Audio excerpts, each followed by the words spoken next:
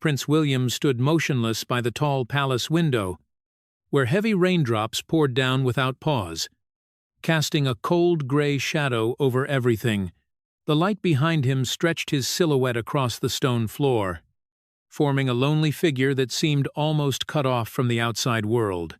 In his hand was an old piece of paper, its edges worn, as if it had been buried in darkness for many years before finding its way back.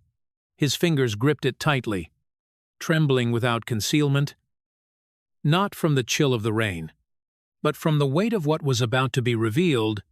The monarchy does not collapse because of politics.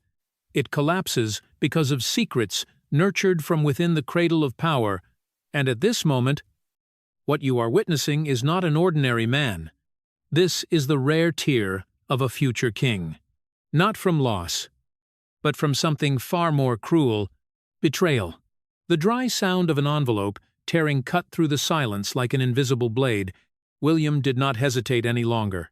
The paper unfolded, and in that instant, everything seemed to stop. The imagined camera moved closer, each word appearing clearly. Cold and unforgiving. You do not carry the blood of cowardice, but your father does. No one knows exactly where this letter came from. No official seal, no archive record. But what makes it dangerous is not its origin, it is its consequence. If these words are true, they do not simply break a relationship. They have the power to shake the image of King Charles III, and beyond that, the trust that an entire nation has placed in the monarchy. The question now is no longer who is right or wrong. It is about choice. If you were in William's position, when the truth could destroy your own father's throne, what would you do? Remain silent to protect the family, or speak out to free yourself? Comment number 1 if you choose truth, and number 2 if you choose duty. The rain had not stopped when Prince William left the palace and made his way toward Clarence's house. The gray sky felt as heavy as his mind, where the questions raised by that letter still had no answers. He did not come here for ceremony, nor for any official meeting. The reason was simple, almost unquestionable. A set of documents related to a charity that he needed to review, but deep down, William understood that something else was pulling him here. A vague yet persistent instinct. Clarence's house was quieter than other royal residences. It carried an atmosphere of age. As if forgotten by time, long corridors, dim yellow lights, and a silence so deep that every footstep echoed clearly. William walked faster than he intended. As if trying to outrun the invisible sense of being watched, the assistant had already left early. No one stopped him. No one questioned him. Everything unfolded too easily. Almost suspiciously, he turned into a rarely used corridor, where wooden doors remained closed under a thin layer of dust. It was here that a small mistake occurred. Or perhaps it was not a mistake at all. William paused before a different door.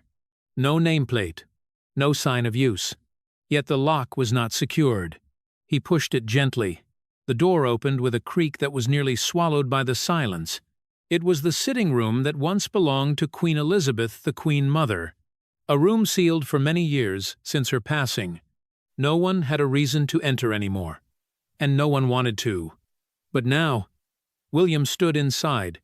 The air was thick with the scent of aged wood and faded perfume. Everything remained untouched, as if time itself had stopped. An armchair near the fireplace, portraits on the walls, and in the corner, a classic dressing table covered in a thin layer of dust. That was what drew his attention. William stepped closer, his gaze fixed on the main drawer. Something felt wrong. He pulled. It would not open. A stubborn resistance, as if it had been locked from within. He hesitated for a brief moment, then applied more force. A sharp click broke the silence. The drawer opened. But not only that, a panel behind it suddenly shifted, revealing a hidden compartment no one had known existed. Inside, there was not much, only a single envelope, tied with a red ribbon that had darkened over time. It lay there neatly. As if placed deliberately for someone specific to find, William picked it up, his heart beat faster. On the surface of the envelope, the handwriting was clear and unmistakable. To William, when you are old enough to endure. There was no official seal, no royal insignia. That made it more dangerous than any classified document. He opened it without hesitation. The paper inside had yellowed with age, but the writing remained clear. The sender signed the name Paul. Paul was not an unfamiliar name. A former servant who had worked in the palace for many years before leaving in silence and passing away shortly after. He never appeared in the press. No statements. No scandals. A man almost invisible in the official history of the monarchy, and perhaps for that reason, what he wrote carried even greater weight. The letter was not long, but every line felt heavy with a buried secret. Paul wrote that he had remained silent for 28 years, not because he did not want to speak, but because he understood the cost of truth in this world. He wrote about a night, the night before Princess Diana stepped into the marriage that would change her life forever. According to him, Diana pleaded, not for fame, not for status, but for something very simple, a chance not to enter a marriage that she already knew was a mistake.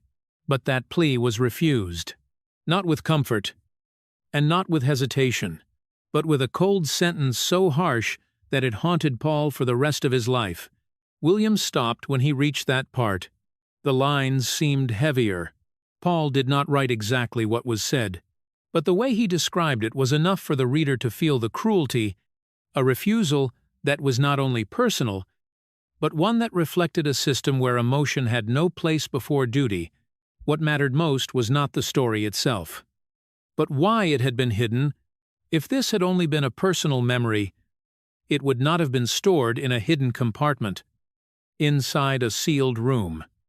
With a message clearly addressed to William, that suggested that someone had known, and that person wanted to ensure that at the right moment, the truth would be delivered to the right person. William folded the letter, but his mind could not stop. Everything began to connect in a disturbing way. The first letter, the words about betrayal, and now the story of Diana, they were no longer separate fragments. They were forming something larger, more complex, and more dangerous. In the final line, Paul wrote a sentence that he must have known would change everything. This letter is only a clue. If you truly want to know the truth, find the one person who can explain it all. The name mentioned was not long, but it was enough to make William pause. Princess Anne. The car sped through the dense night, headlights cutting across empty roads leading to the quiet countryside where Gatcombe Park stands. Prince William did not turn on music, did not make any calls, and allowed no sound to interrupt the storm of thoughts in his mind. Every detail he had just uncovered at Clarence House was no longer isolated. They were connecting in a way that left no turning back. The final name in Paul's letter was not a random suggestion. It was a door, and William chose to walk through it. When the gates of Gatcombe Park opened, everything inside appeared calm. Almost suspiciously so. A soft yellow light came from the main house. Not too bright, but enough to suggest that this place never truly slept. William stepped out of the car, the cold night wind cutting through him, but it did not slow him down. He walked straight inside without announcing himself. Princess Anne was sitting by the fireplace when he entered. She did not turn immediately, only placed her teacup down gently, as if she already knew exactly who had arrived. No surprise, no questions, only a heavy silence that lasted several seconds before she spoke. William did not waste time. He stepped forward and placed the letter on the table in front of her. No long explanation, just a look, and that was enough. Anne looked down at the envelope, her gaze lingering longer than usual. A quiet sigh escaped her. Soft, but enough to crack the composure she always maintained in public. At first, she refused. Not with anger, but with a short and firm sentence, "Some things are better left buried." But William did not step back. He was no longer the boy who accepted prepared answers. He stood there, silent but unyielding. As if that silence itself forced Anne to face the past, finally, she closed her eyes for a brief moment, then opened them. When she spoke again, her voice had changed. It was no longer the voice of a royal protecting the institution, but of someone who had kept a secret for far too long. Anne did not begin with Diana. She began with the memos, 14 of them, drafted in secrecy, signed by King Charles III when he was still Prince of Wales. These documents were never made public. They did not exist in any official archive accessible to the public. They were stored in a separate system, completely removed from what is called royal history. According to Anne, these memos were initially presented as part of a crisis management strategy, a way to control image, to protect the stability of the monarchy as the marriage between Charles and Princess Diana began to fracture, but in reality, they went much further. It was not only about infidelity, not only about personal conflict. The documents outlined a detailed plan to reduce Diana's influence over the two princes, step by step, systematic, calculated, from controlling visitation schedules to shaping internal narratives, even to how psychological reports were written and archived. William stood still as he listened. Memories he once believed were scattered began to take clearer form. The times he was separated from his mother with explanations that seemed reasonable, the moments when Diana was not allowed access to her children in the way she wished.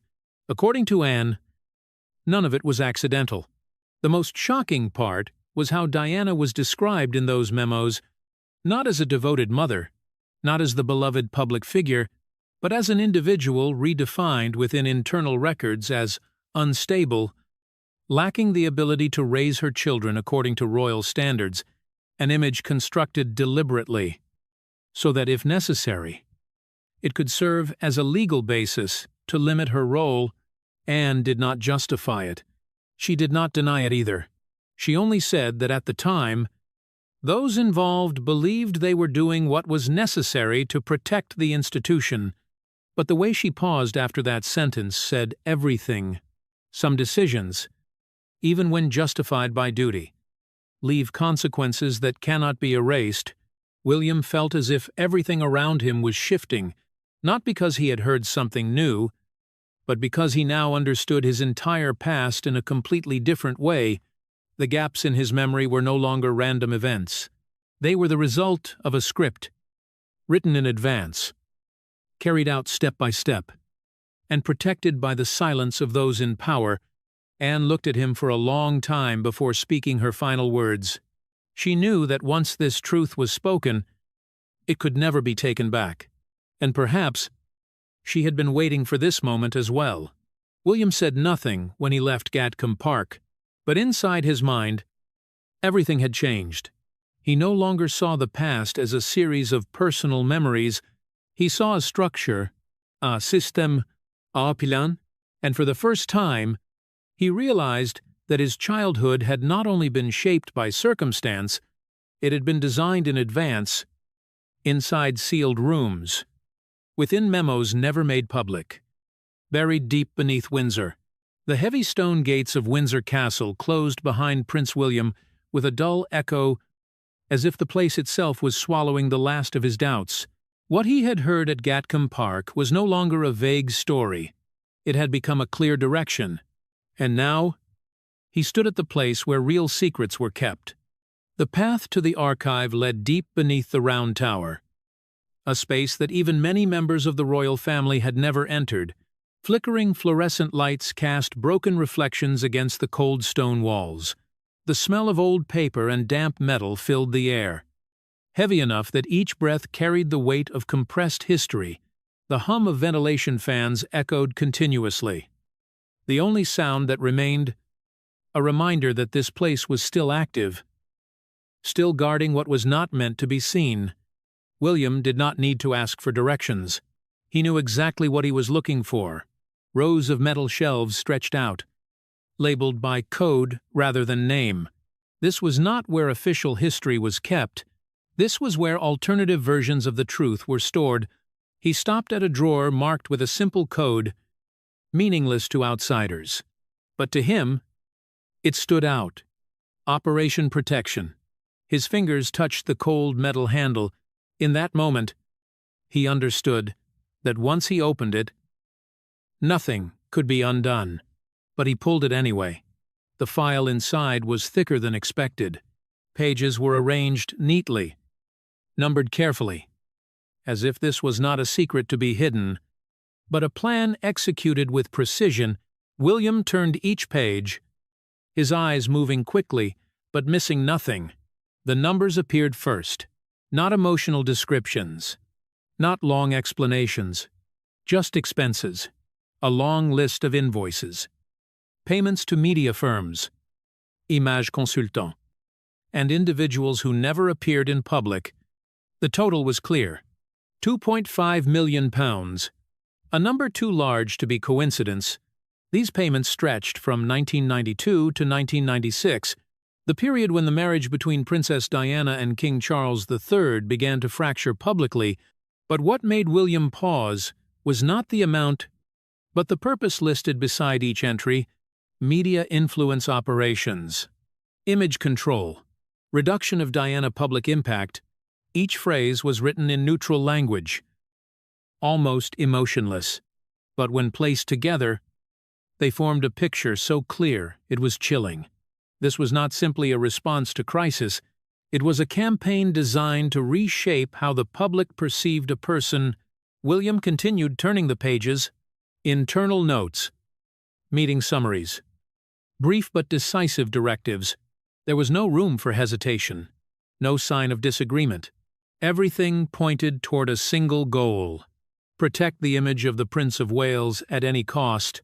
Then he saw it, a draft speech, printed on official royal paper. At the top corner was the name Charles. The original content did not match what the public had once heard. It contained passages of regret, words that came close to an apology to Diana. Not perfect, but enough to show some level of acknowledgement, but all of it had been changed. Lines of red ink cut across the paragraphs, striking out sentence after sentence. In the margins were short notes, written quickly but clearly. Do not show weakness. Do not admit fault. Emphasize duty. The removed passages were replaced with firm statements, almost cold in tone. No trace of personal emotion remained. Only role, responsibility, image. William held that page longer than any other document, not because it was more important, but because it captured the exact moment. A choice had been made, not in words, but in action, a decision recorded in red ink, impossible to erase. In that moment, everything became clear in a way he could not deny. This was no longer a story about family misunderstandings. It was a series of deliberate decisions repeated over time, moving in the same direction. And that direction did not always place family first. The space around him seemed to narrow. The hum of the ventilation continued steadily. But now it sounded like a cold reminder that what he held in his hands was real, not speculation, not second-hand accounts, evidence. William placed the file down, but did not remove his hand immediately.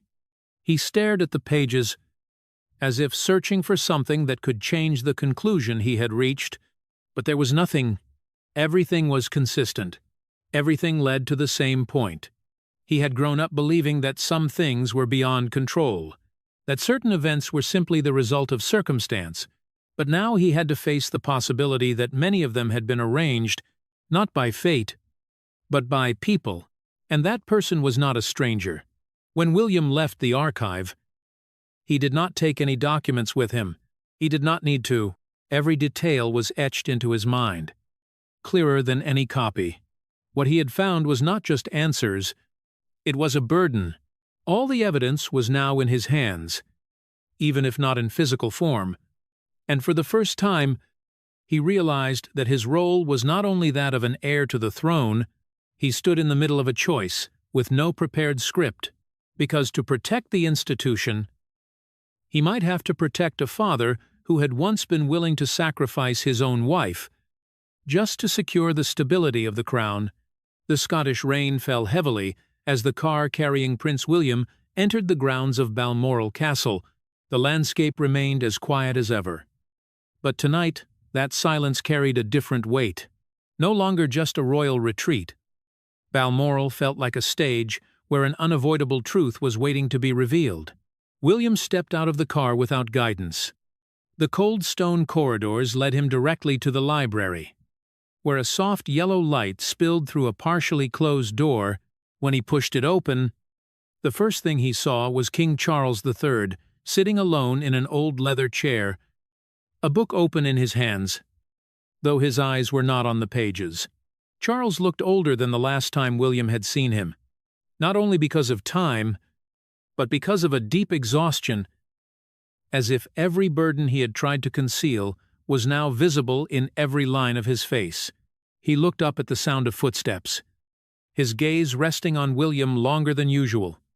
As if he had already anticipated the reason for this meeting, there was no greeting, no formality.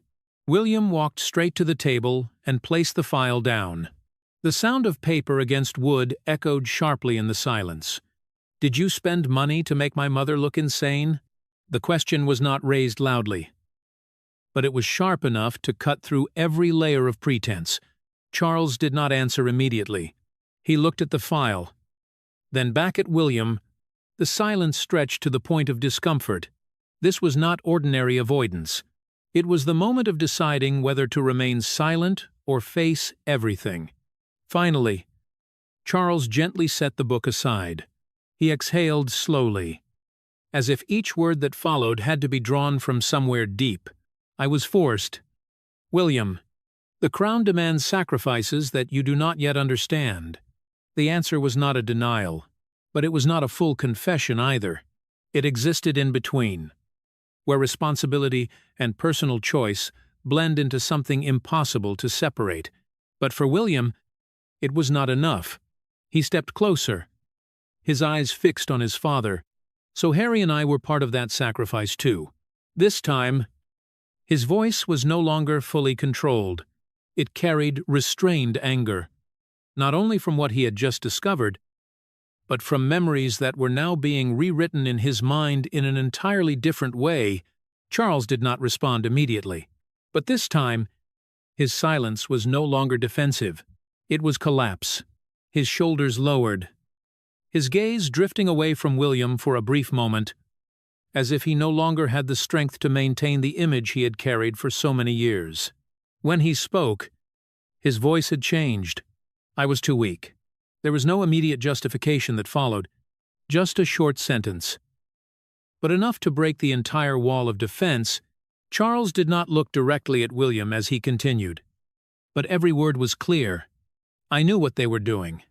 The men in gray suits, they said it was the only way to protect everything, to keep it all from falling apart, and I was not strong enough to say no." That unofficial name was not unfamiliar. The men in gray suits, powerful advisors behind the scenes. Figures who never appeared before the public yet had the ability to shape the most critical decisions. For years, they had been a vague concept, but now they had become an undeniable part of the story. A single tear rolled quietly down Charles' face. Not dramatic, not loud, but enough to change the entire atmosphere of the room. This was no longer a king defending his decisions. This was a man facing the consequences of what he had failed to do. William stood there, motionless for several seconds. Everything he had been searching for, every answer he had followed step by step, was now laid out before him. But instead of bringing relief, it only made everything heavier, because the truth was not only in the actions that had taken place, it was in the choices, and in this case, the choice had not favored family. William did not say anything more. There were no questions left that could change what had already been admitted. He looked at his father one last time, not with explosive anger, but with a deep and quiet disappointment that was far more painful For the first time, he did not see a king standing before him. He did not see the head of an institution that had lasted for centuries. He saw a man who had not been strong enough to protect those closest to him. William turned and walked out of the room. No one stopped him. No one called his name. The door closed behind him, cutting that space off completely from the outside world. When he stepped outside, the Scottish rain had not stopped. The cold drops fell against his face, blending with emotions he could not name. But his steps did not slow. He had his answers. But those answers were not an ending. They were the beginning of another choice. More difficult, more dangerous. And now, he was heading toward the one person he believed could help him understand what to do next. The rain seemed to follow Prince William all the way back to Kensington Palace, like a veil that could not wash away what he had just witnessed at Balmoral Castle. But when the door closed behind him, the space inside was entirely different, warm, quiet, and most importantly, real. Catherine, Princess of Wales, was waiting for him. No rushed questions, no panic, just a warm cup of tea placed on the table, as if she already knew that what he needed was not advice, but a place to pause. William stepped in, his gaze resting on her longer than usual. For a brief moment, he hesitated, but then everything he had held inside throughout the journey began to surface. He told her everything, leaving out nothing, from the first letter, to the sealed room, to the confession at Balmoral.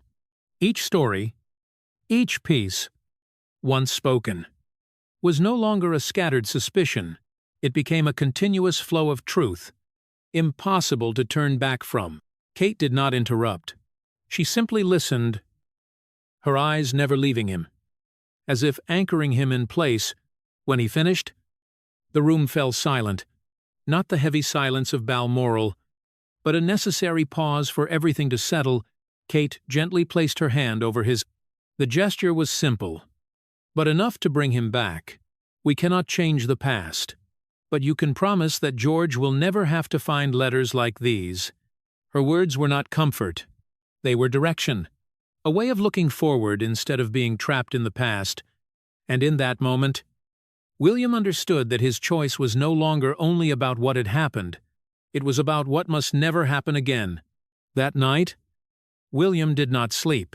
He sat alone in his study, in front of the draft speech for the upcoming mental health event, a document that had been carefully prepared, complete, proper, and entirely within royal standards. But now, it felt empty. He read each line again, familiar words, safe language, phrases repeated countless times before. But after everything he had learned, they carried no meaning. They were just another layer of silence. William picked up a pen. Without hesitation, he began crossing things out, one sentence at a time, one paragraph at a time. Words designed to offend no one disappeared. In their place, he began to write again, not in the language of an institution, but in the voice of a human being. He did not mention names. He made no direct accusations. But every sentence carried a clear message. That silence is not always strength. That hiding the truth protects no one. It only prolongs pain. When the day of the event arrived, the atmosphere in the hall was, as it always had been, formal, controlled, perfectly arranged. But beneath that surface, there was an unspoken anticipation. William stepped onto the stage, the lights shining directly at him, blurring everything below. He began to speak, not following the old script, not in the familiar rhythm. His voice was slower, but firme. Each sentence was not just to fulfill a duty, but to make a statement. Then he paused for a brief moment.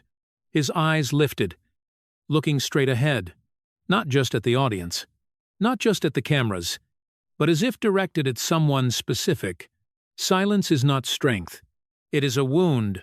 The sentence was not long, but it echoed clearly in the space, impossible to misunderstand.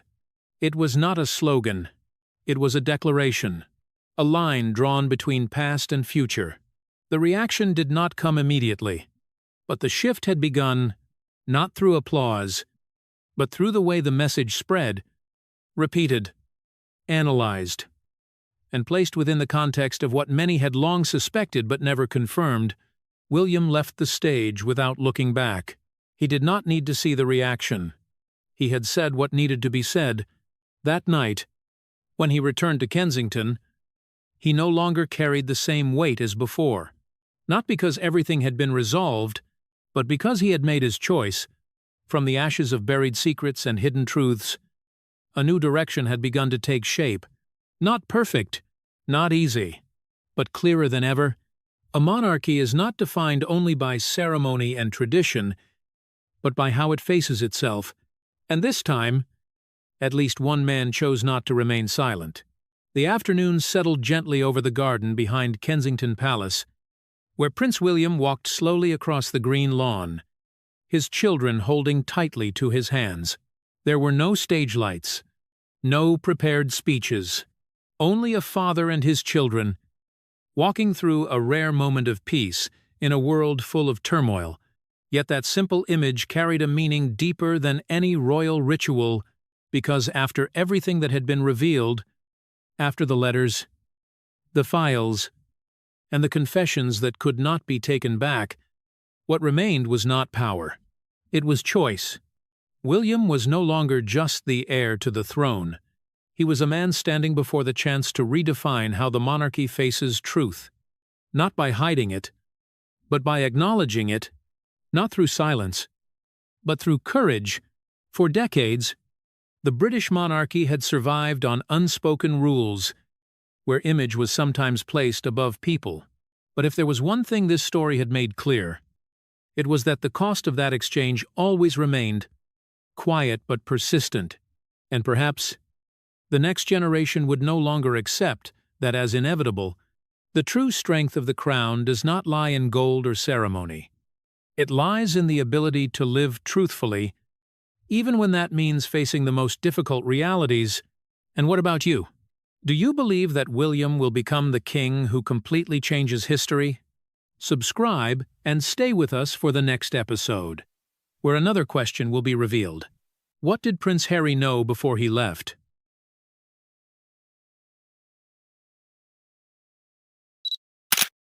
The sharp sound of a gavel struck hard, echoing against the cold stone walls of the courtroom in Edinburgh. The air seemed to thicken, almost frozen. As the judge delivered the final decision, the deportation order had been issued, and then a cold, decisive voice cut through the silence. Balmoral Castle is not a five-star restaurant for outsiders.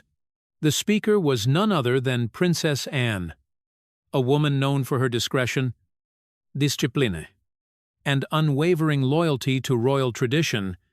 That moment was not merely a legal declaration. It felt like a blade slicing through the polished surface that the British royal family had carefully maintained for decades. Anne was never one to display conflict in public. She always chose silence, discipline, and the protection of the family's image at all costs. So what had changed? What had pushed a woman of steel like Anne to step directly into the center of a legal storm, confronting it openly and without compromise?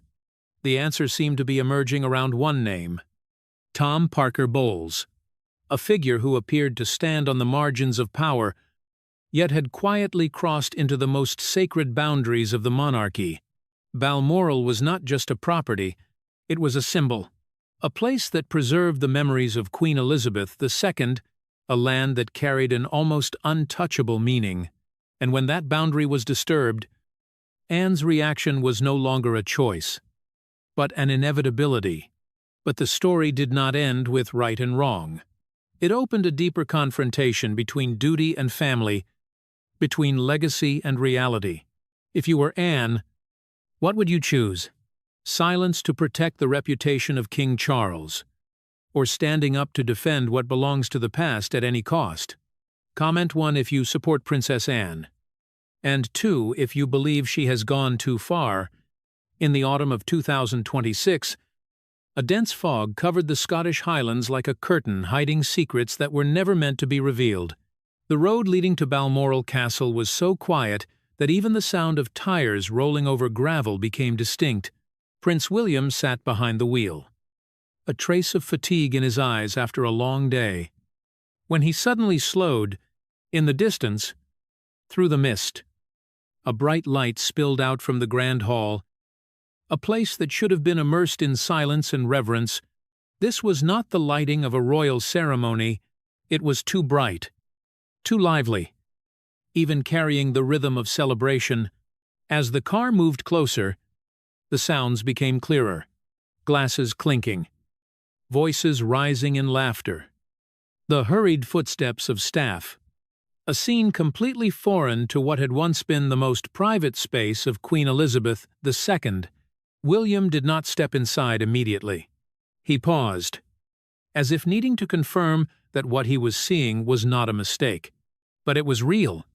The doors opened, revealing a scene that would shock anyone who understood the true value of Balmoral. At the center of the room, Tom Parker Bowles stood among a group of chefs and business partners. Long tables were arranged like those in a fine dining restaurant. White porcelain plates, crystal glasses, elegant tablecloths. Everything perfectly prepared for an exclusive tasting event. The dishes were presented with intricate detail, reflecting modern culinary style, entirely detached from royal tradition. But the shock was not in the luxury. It was in the location itself. This was where Queen Elizabeth II had spent the final days of her life. This was where the family had gathered in silence, in grief, in moments of privacy that the public had never witnessed. And now? It had become a stage for a commercial project. Laughter echoed freely, without restraint. One of Tom's partners raised a glass, speaking about brand expansion potential. Another discussed turning the royal experience into a commercial product. Words like exclusive, premium, legacy were spoken. But in their tone, they no longer carried reverence. They had become tools. Then the door opened once more. Princess Anne stood there, her coat still marked with raindrops, her hair slightly disheveled by the wind. She did not need to raise her voice. Her presence alone was enough to halt the atmosphere. The laughter faded. Eyes turned toward the entrance. Tom turned, surprised for a brief moment, but not unsettled. He set his glass down, offering a faint, almost challenging smile. Anne stepped forward, her gaze sweeping across the room, stopping at the tables arranged like a restaurant. Then she spoke, slowly but with cutting precision. "Tom, who gave you permission to turn my family's altar into a buffet?" No one responded immediately. A few exchanged glances, clearly unsure how to react. This was no longer a tasting event. This was a confrontation. Tom did not avoid it. He gave a slight shrug, as if the question did not trouble him. "Your Royal Highness, I believe we are living in a new era. Legacy is not only to be preserved, but also to be developed." At first, the answer sounded reasonable, but in this context, it felt like an insult wrapped in modern reasoning. Anne did not respond at once. She looked directly at Tom, her eyes not filled with anger, but with a coldness that was impossible to read, because the issue was not just a gathering, it was a boundary, and that boundary had been crossed. Behind them, William remained still. He did not intervene, but his expression said everything. This was no longer a personal matter between Anne and Tom. It was a clear manifestation of a growing conflict within the royal family. On one side were those who believed tradition must be protected at all costs. On the other were those who saw opportunity within those very values. And the most striking detail was not Tom's actions, it was his confidence. Tom did not act like someone taking a risk. He acted like someone who knew he would not face consequences, as if there was a shield behind him, strong enough to protect every decision, no matter how controversial. The question was, where did that shield come from? In a family where every move is observed, where every action carries symbolic, meaning the fact that someone like Tom could freely organize such an event at Balmoral could not be mere coincidence. It required permission, or at least silent approval from someone with power, and when the name King Charles III began to surface in quiet whispers, everything suddenly became more complicated. Because if that were true, then this was not just a disputed gathering, it was a sign of a deeper fracture, where power, family, and legacy were colliding head-on. But in that moment, in the brightly lit room within the Balmoral mist, everything was only just beginning. And Tom's confidence was not accidental. He believed he held a talisman, an invisible power strong enough to make even the oldest principles begin to tremble. If the party at Balmoral Castle was a surface shock, then what lay behind it was the most dangerous part of the story. Because Tom Parker Bowles was not the kind of man who acted on impulse, his confidence in that room did not come from a fleeting moment of inspiration. It came from a carefully prepared foundation, a kind of talisman placed directly into his hands by someone no one in the family could easily confront, and that name was Queen Camilla. According to internal sources, months before the incident at Balmoral took place, an internal document had been quietly signed. There was no press release. There was no public announcement. But within the royal system, it carried the weight of authorization. That document granted Tom the right to conduct surveys and limited use of certain areas within royal estates, with the stated purpose of promoting British culinary culture internationally. At first glance, it sounded reasonable. At a time when the British royal family was attempting to modernize its image, combining heritage with cultural activities could be seen as a strategic move, but the problem lay in how it was carried out. There was no broad consultation, no consensus from all key members, and most importantly, no clearly defined limits were publicly stated. That meant, in practice, Tom's authority was almost unchecked, and that was precisely the point Princess Anne could not accept. The relationship between Anne and Camilla had never truly been smooth. For decades, they maintained a fragile balance, where polite smiles concealed deep disagreements. Anne, with her traditional mindset and absolute loyalty to the legacy of Queen Elizabeth II, always viewed the role of the monarchy as a sacred duty. To her, every castle, every ceremony, every symbol carried a value that could never be commercialized. Meanwhile, Camilla held a more pragmatic view. She understood that times had changed, and that to survive, the monarchy could not rely solely on the past, but beneath that reasoning lay another motivation, one rarely spoken aloud. It was the desire to secure a position for her own children, especially Tom Parker Bowles. Before every door to power closed, in a system where royal blood still determined everything, people like Tom always stood at the edge. No title, no official role, yet directly connected to the center of power through Camilla, and that created a dangerous gray area, where power was not clearly defined but could still be exercised. The contract worth £5 million that Tom signed with commercial partners was the clearest evidence.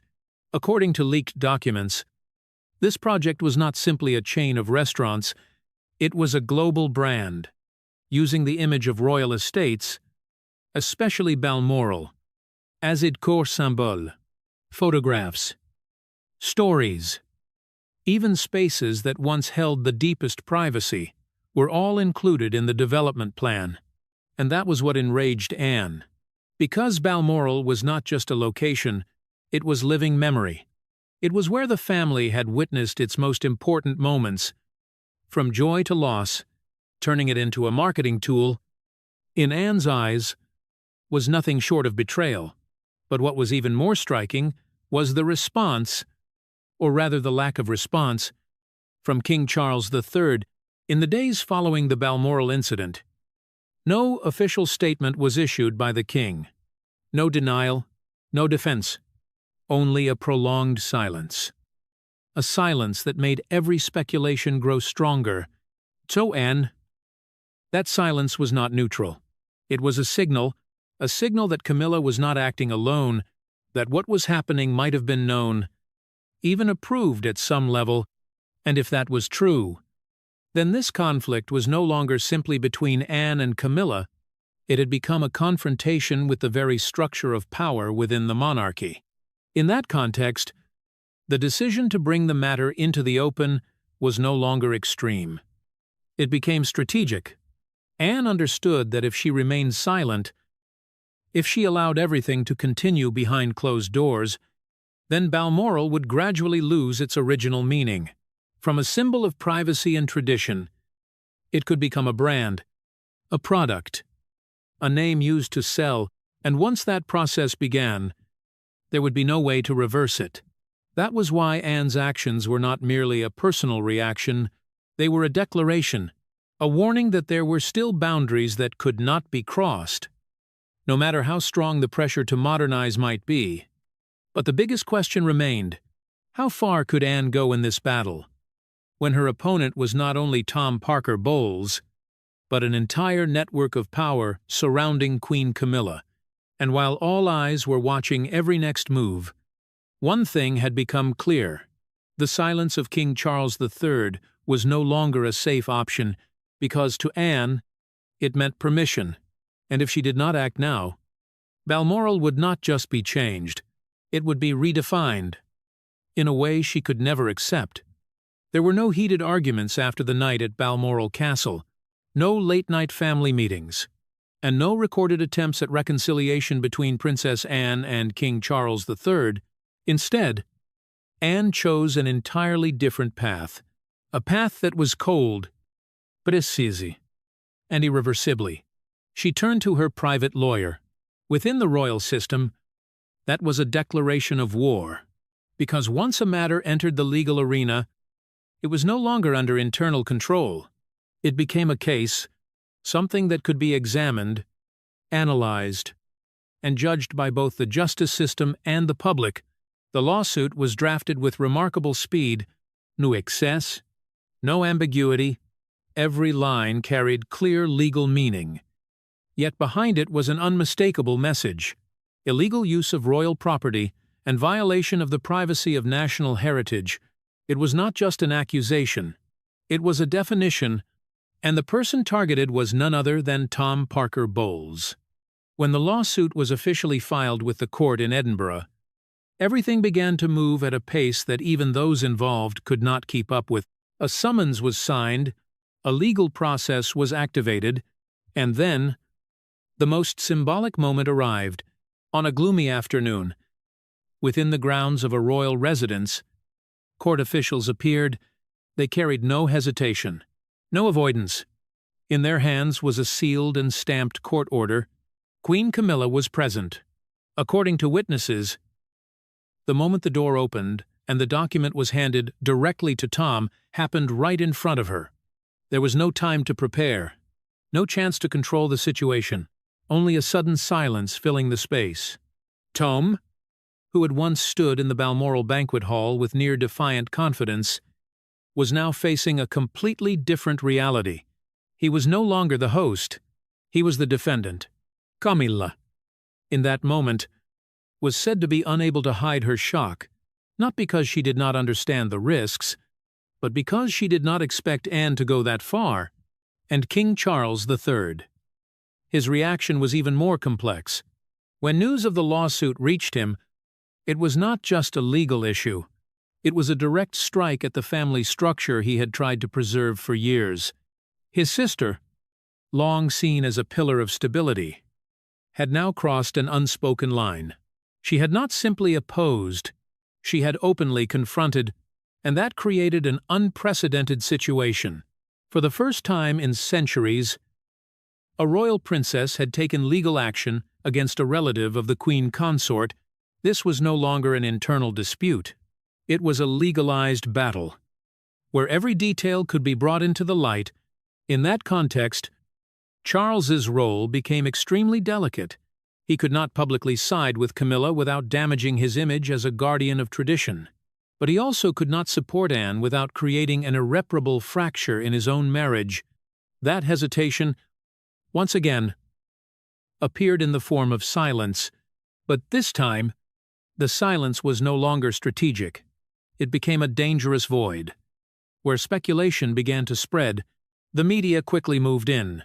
Anonymous sources started to emerge, details about the £5 million contract, about the internal document signed by Camilla, about the party at Balmoral. All gradually came together into a complete picture, and the public, as always, was drawn in across forums. The question was no longer simply who was right or wrong. It was what the monarchy was becoming, a symbol of tradition, or a brand being reshaped to fit the modern age.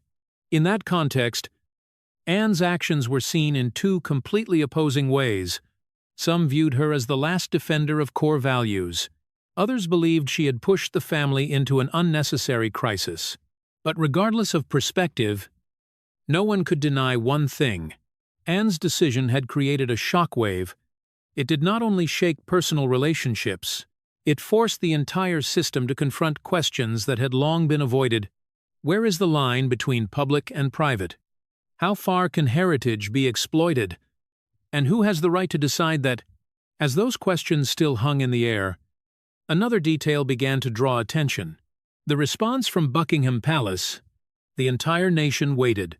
A statement, an explanation, a sign that the monarchy was still in control. But what they received was worse than silence. There was no official announcement in the first days. No spokesperson stepped forward to calm public concern.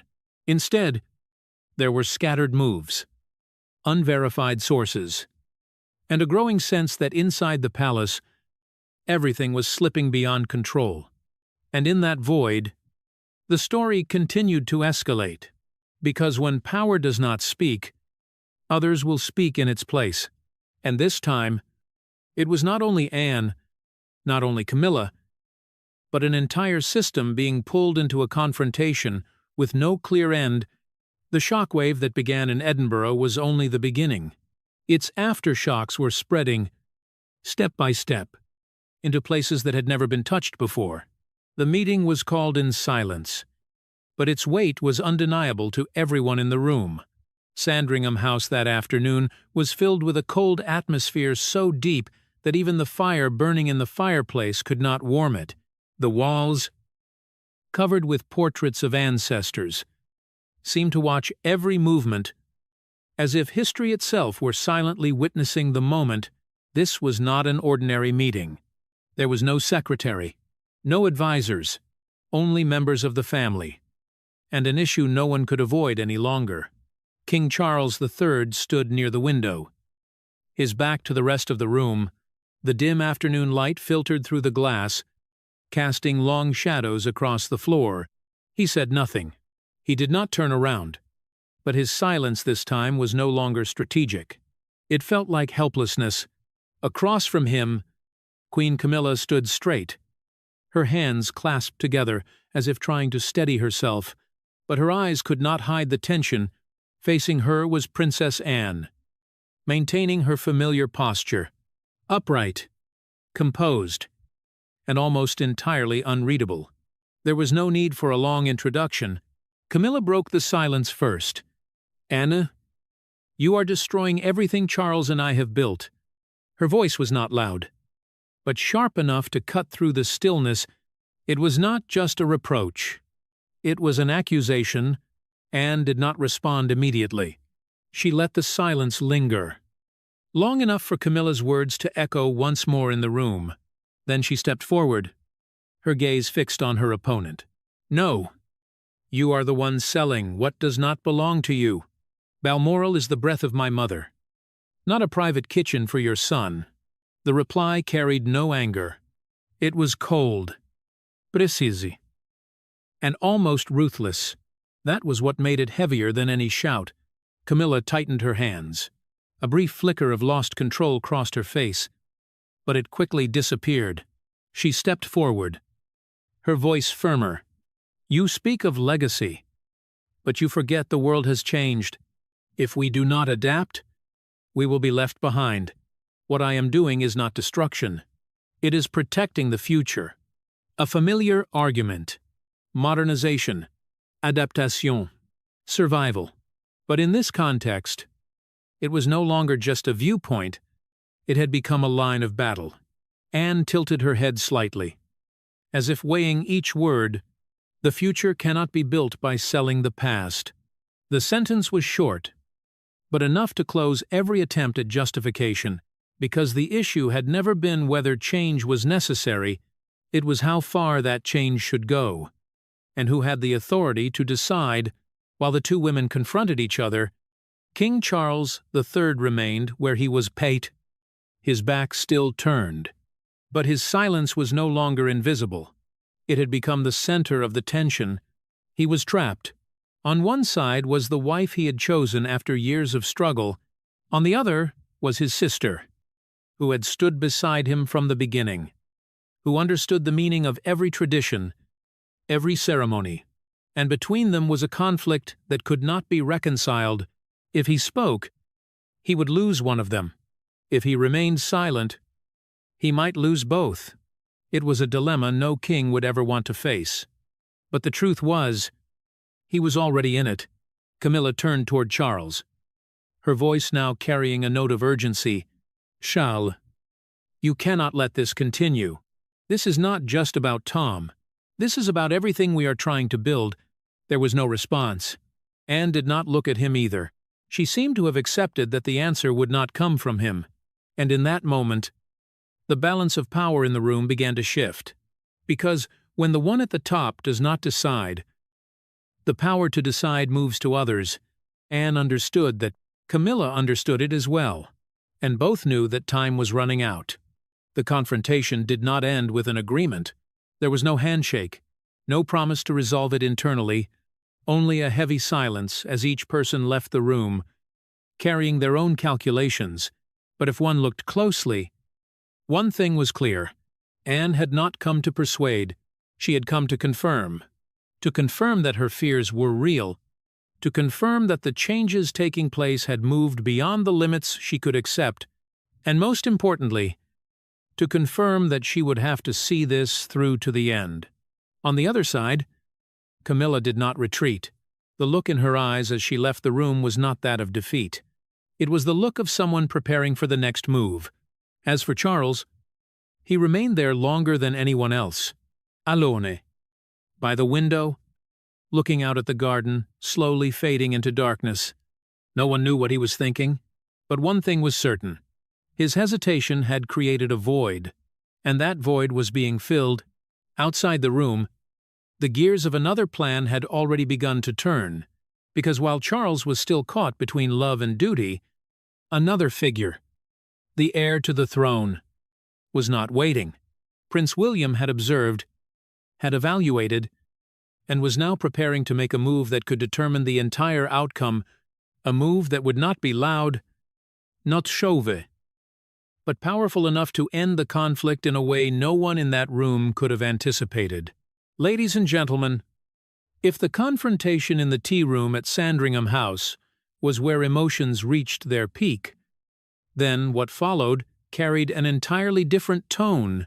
No more arguments, no more direct declarations. Instead, there were quiet, precise, decisive moves. Coming from someone who had barely been at the center of the controversy before, Prince William. William did not choose to publicly support Princess Anne. He understood that any public move could push the situation beyond control, but that did not mean he stood aside. On the contrary, he began to act in a way that only those who truly understand the structure of royal power. In the weeks that followed, a chain of evidence began to be assembled, quietly, without leaks, but precise enough to form a case that could not be denied. At the center of that case was a detail that seemed minor, yet carried extremely serious legal weight. The use of royal helicopters for personal purposes. According to the documents provided, Tom Parker Bowles had repeatedly used aircraft owned by the monarchy to travel between locations connected to his business project. These flights were not part of any official schedule. They were not approved through standard procedures, and most importantly, their costs were recorded in an unclear manner within internal reports. In a system where every expense must be strictly controlled, this was not just an oversight. It was a violation. When this evidence was delivered to Anne's legal team, the direction of the case began to shift. From a dispute over the use of space, it became a matter involving the misuse of public assets. And once that element entered the file, the seriousness of the case increased significantly. The hearing in Edinburgh took place in an atmosphere of unprecedented tension, not only because of the identities involved, but because of what could be exposed if the case were pursued further. When the judge read the interim decision, the room seemed to hold its breath. All activities of Tom Parker Bowles at Balmoral Castle were suspended immediately. It was not a final verdict, but it was enough to trigger a chain reaction. Commercial partners began to withdraw. Ongoing negotiations were frozen. And more importantly, a possibility began to circulate in behind-the-scenes discussions. The possibility of expanding the investigation into related financial funds. At the center of those concerns was Queen Camilla. Although she was not directly named in Tom's operations, her role in signing the internal document meant she could not remain entirely separate, and in a legal system where every decision can be traced, the risk of deeper scrutiny was very real. That was the point at which Camilla was forced to make a choice: continue the confrontation and accept the risk of a full-scale audit, or step back, making a strategic retreat to protect what remained. Based on what followed, her choice became clear.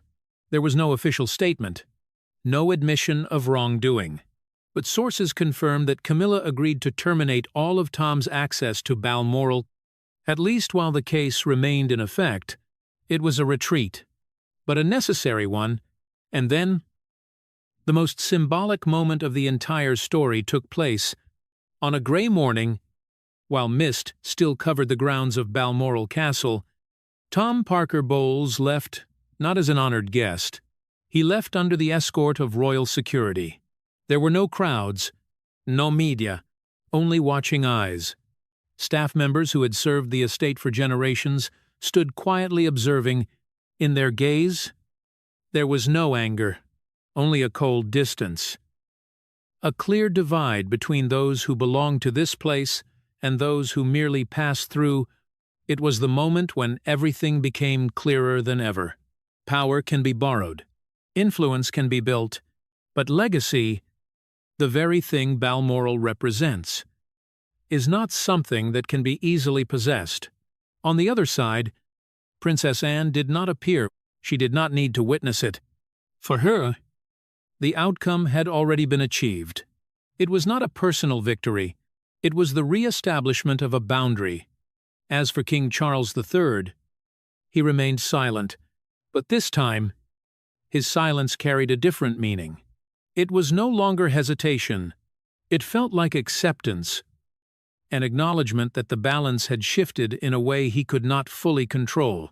And Prince William, though absent from every image related to the case, was perhaps the one who understood that best. His move did not simply resolve a crisis. It sent a message that the next generation was ready to act when necessary, and that they would not hesitate to use every tool available to protect what they believed was right. The case may have closed on paper. Activities may have been suspended. The parties may have stepped back for now. But what had happened could not be erased, because within the monarchy, a fracture had formed, and once such a fracture appears, it is no longer only about the present. It becomes a sign of deeper changes, unresolved conflicts, and a future no one can predict with certainty. The case may have ended in court, but the real battle, the battle over power, over legacy, and over the definition of monarchy in a modern age, may only just have begun. There are stories within the royal family that do not end when a verdict is delivered. They continue to live, quietly and persistently, as a reminder that power lies not only in what is made public, but also in what is kept behind closed doors. The events at Balmoral Castle are one of them. It is not merely a legal dispute. It is a turning point. A moment that forced the British royal family to confront a question it had avoided for far too long. Where does the true boundary of power lie?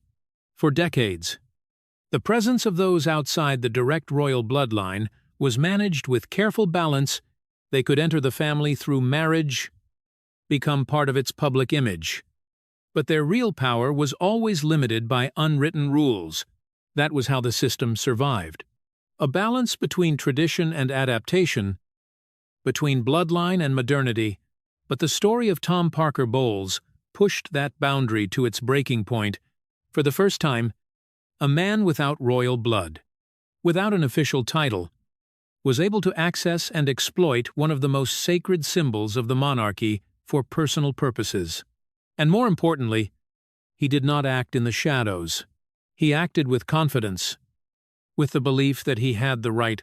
That belief did not appear on its own.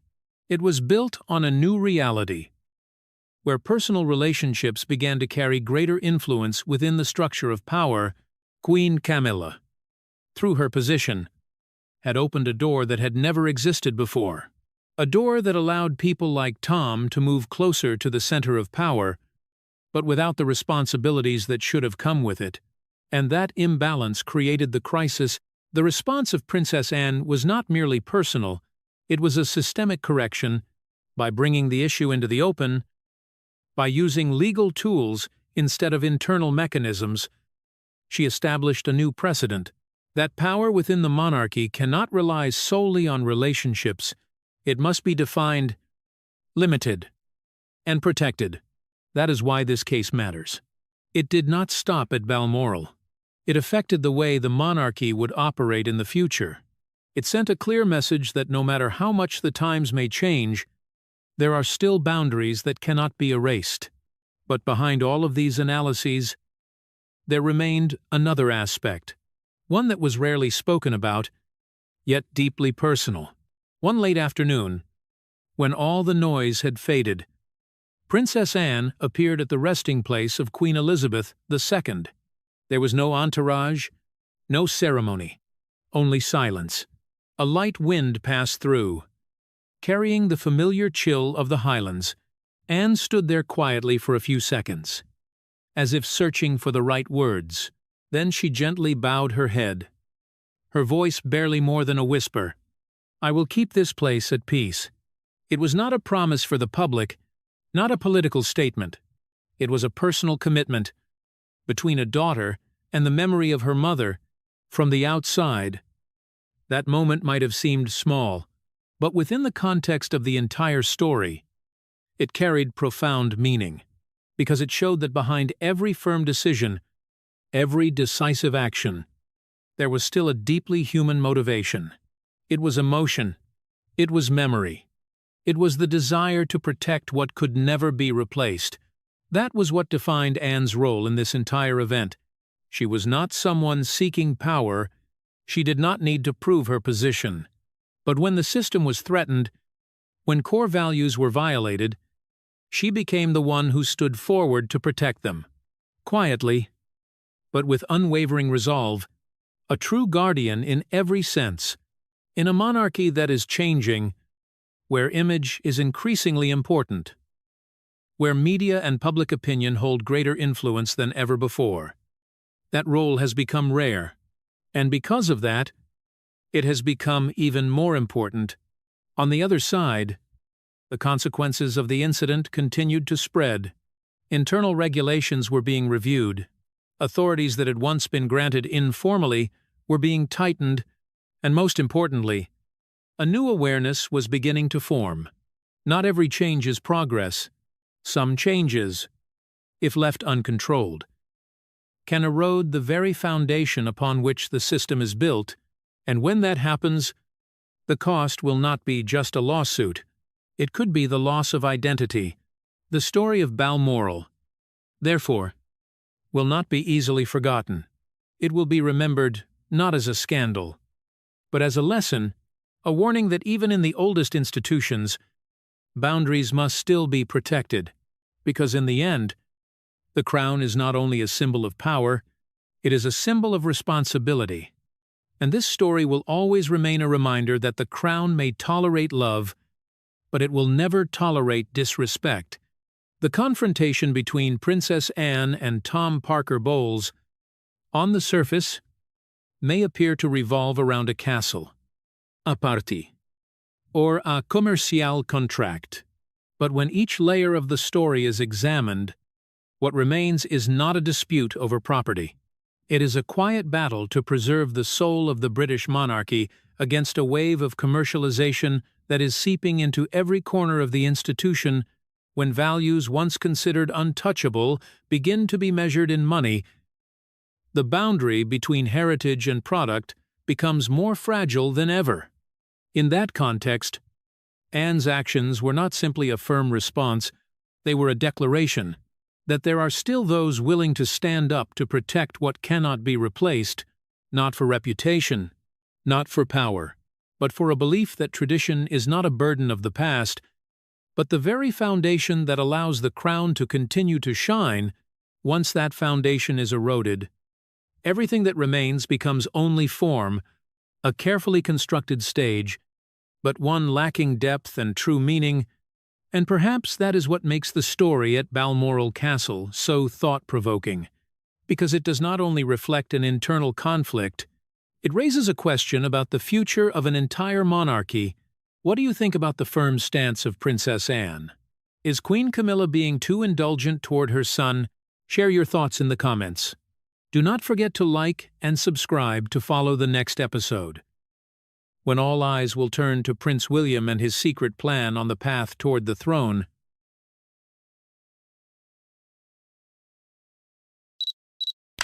In a room thick with the scent of medicine and oak at Windsor, the clock had just struck 2 in the morning. A faint yellow light fell across the pale face of a king standing at the fragile boundary between power and surrender. A thin hand trembled slightly, yet remained steady enough to hold the pen and sign a political testament that could shake an entire century.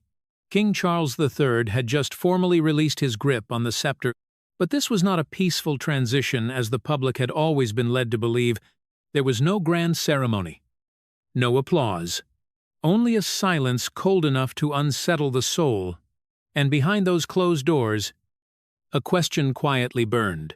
Was this the choice of a father, or the result of an arrangement that could not be resisted? Outside, the royal family continued to appear with perfect smiles, flawless formal attire, and ritualized handshakes. But deep within the palace, everything seemed to be fracturing. The king's frailty, the whispers of power, and the name Camilla were gradually becoming the center of suspicion.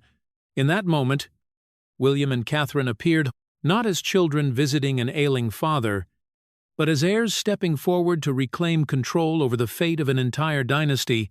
Was this the final sacrifice of a father for his son, or a purge concealed beneath the surface of family and duty?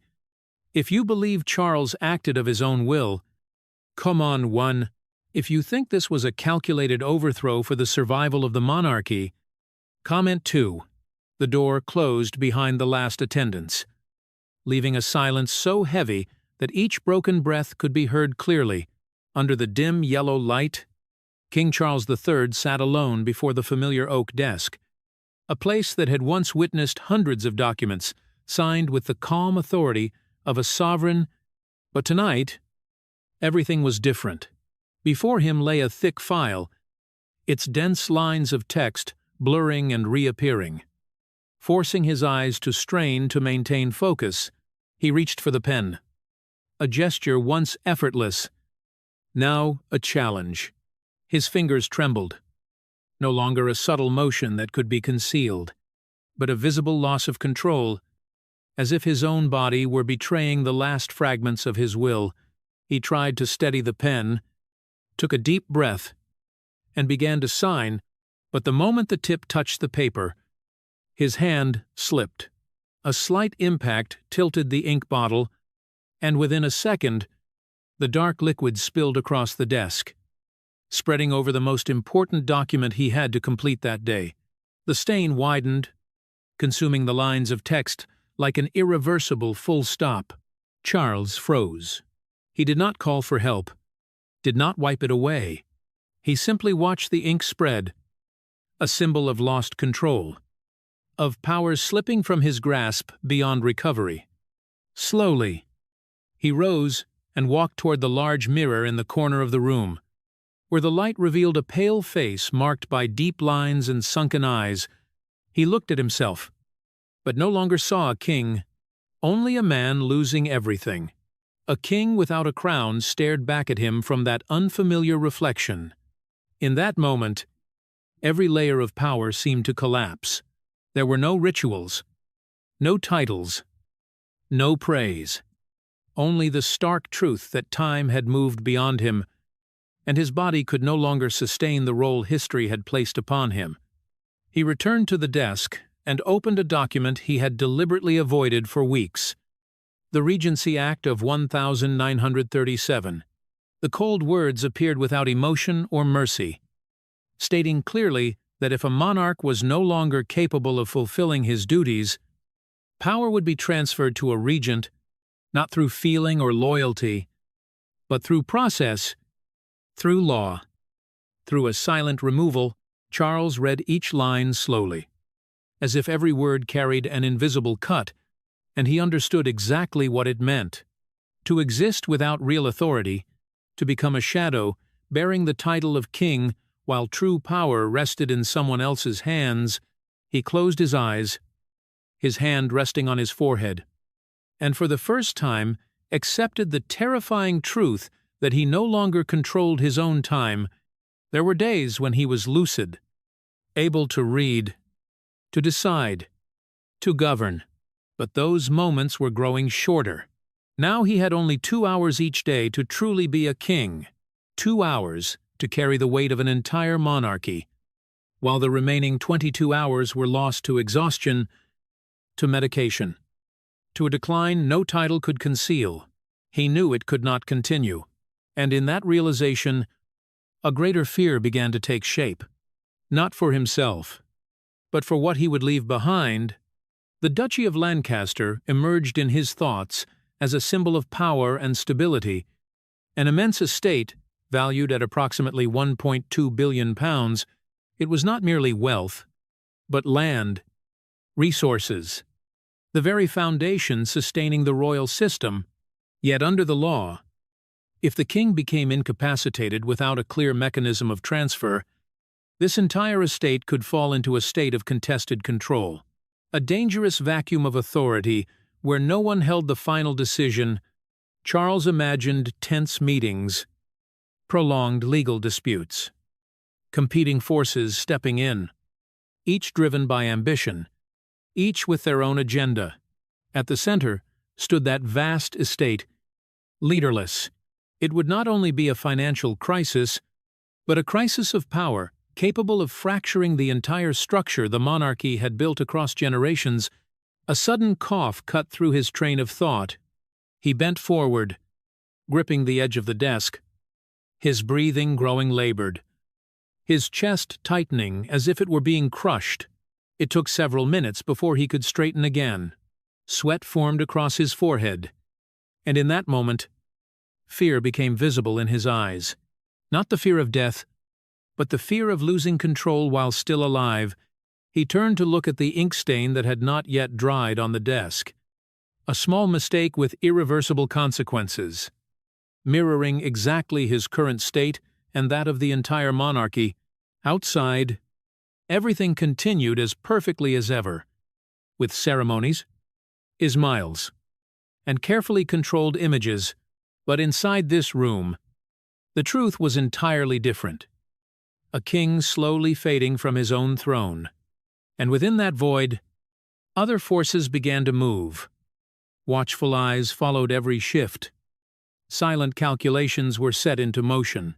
Charles understood that he was not the only one who had noticed, and certainly not the only one preparing for what would come next. He sat down quietly, fully aware that a decision had to be made immediately, before everything slipped beyond control. But as darkness began to cover the king's bedchamber, as the light grew weaker, Another shadow quietly moved along the long corridors of the palace. It carried no medicine, no comfort, but a plan to take control of the entire treasury, a plan subtle enough that no one would notice until it was far too late. The darkness within the palace was no longer simply the absence of light. It had become a cover for silent calculations operating beneath the surface. As King Charles III gradually lost his ability to control, a vacuum of power began to form.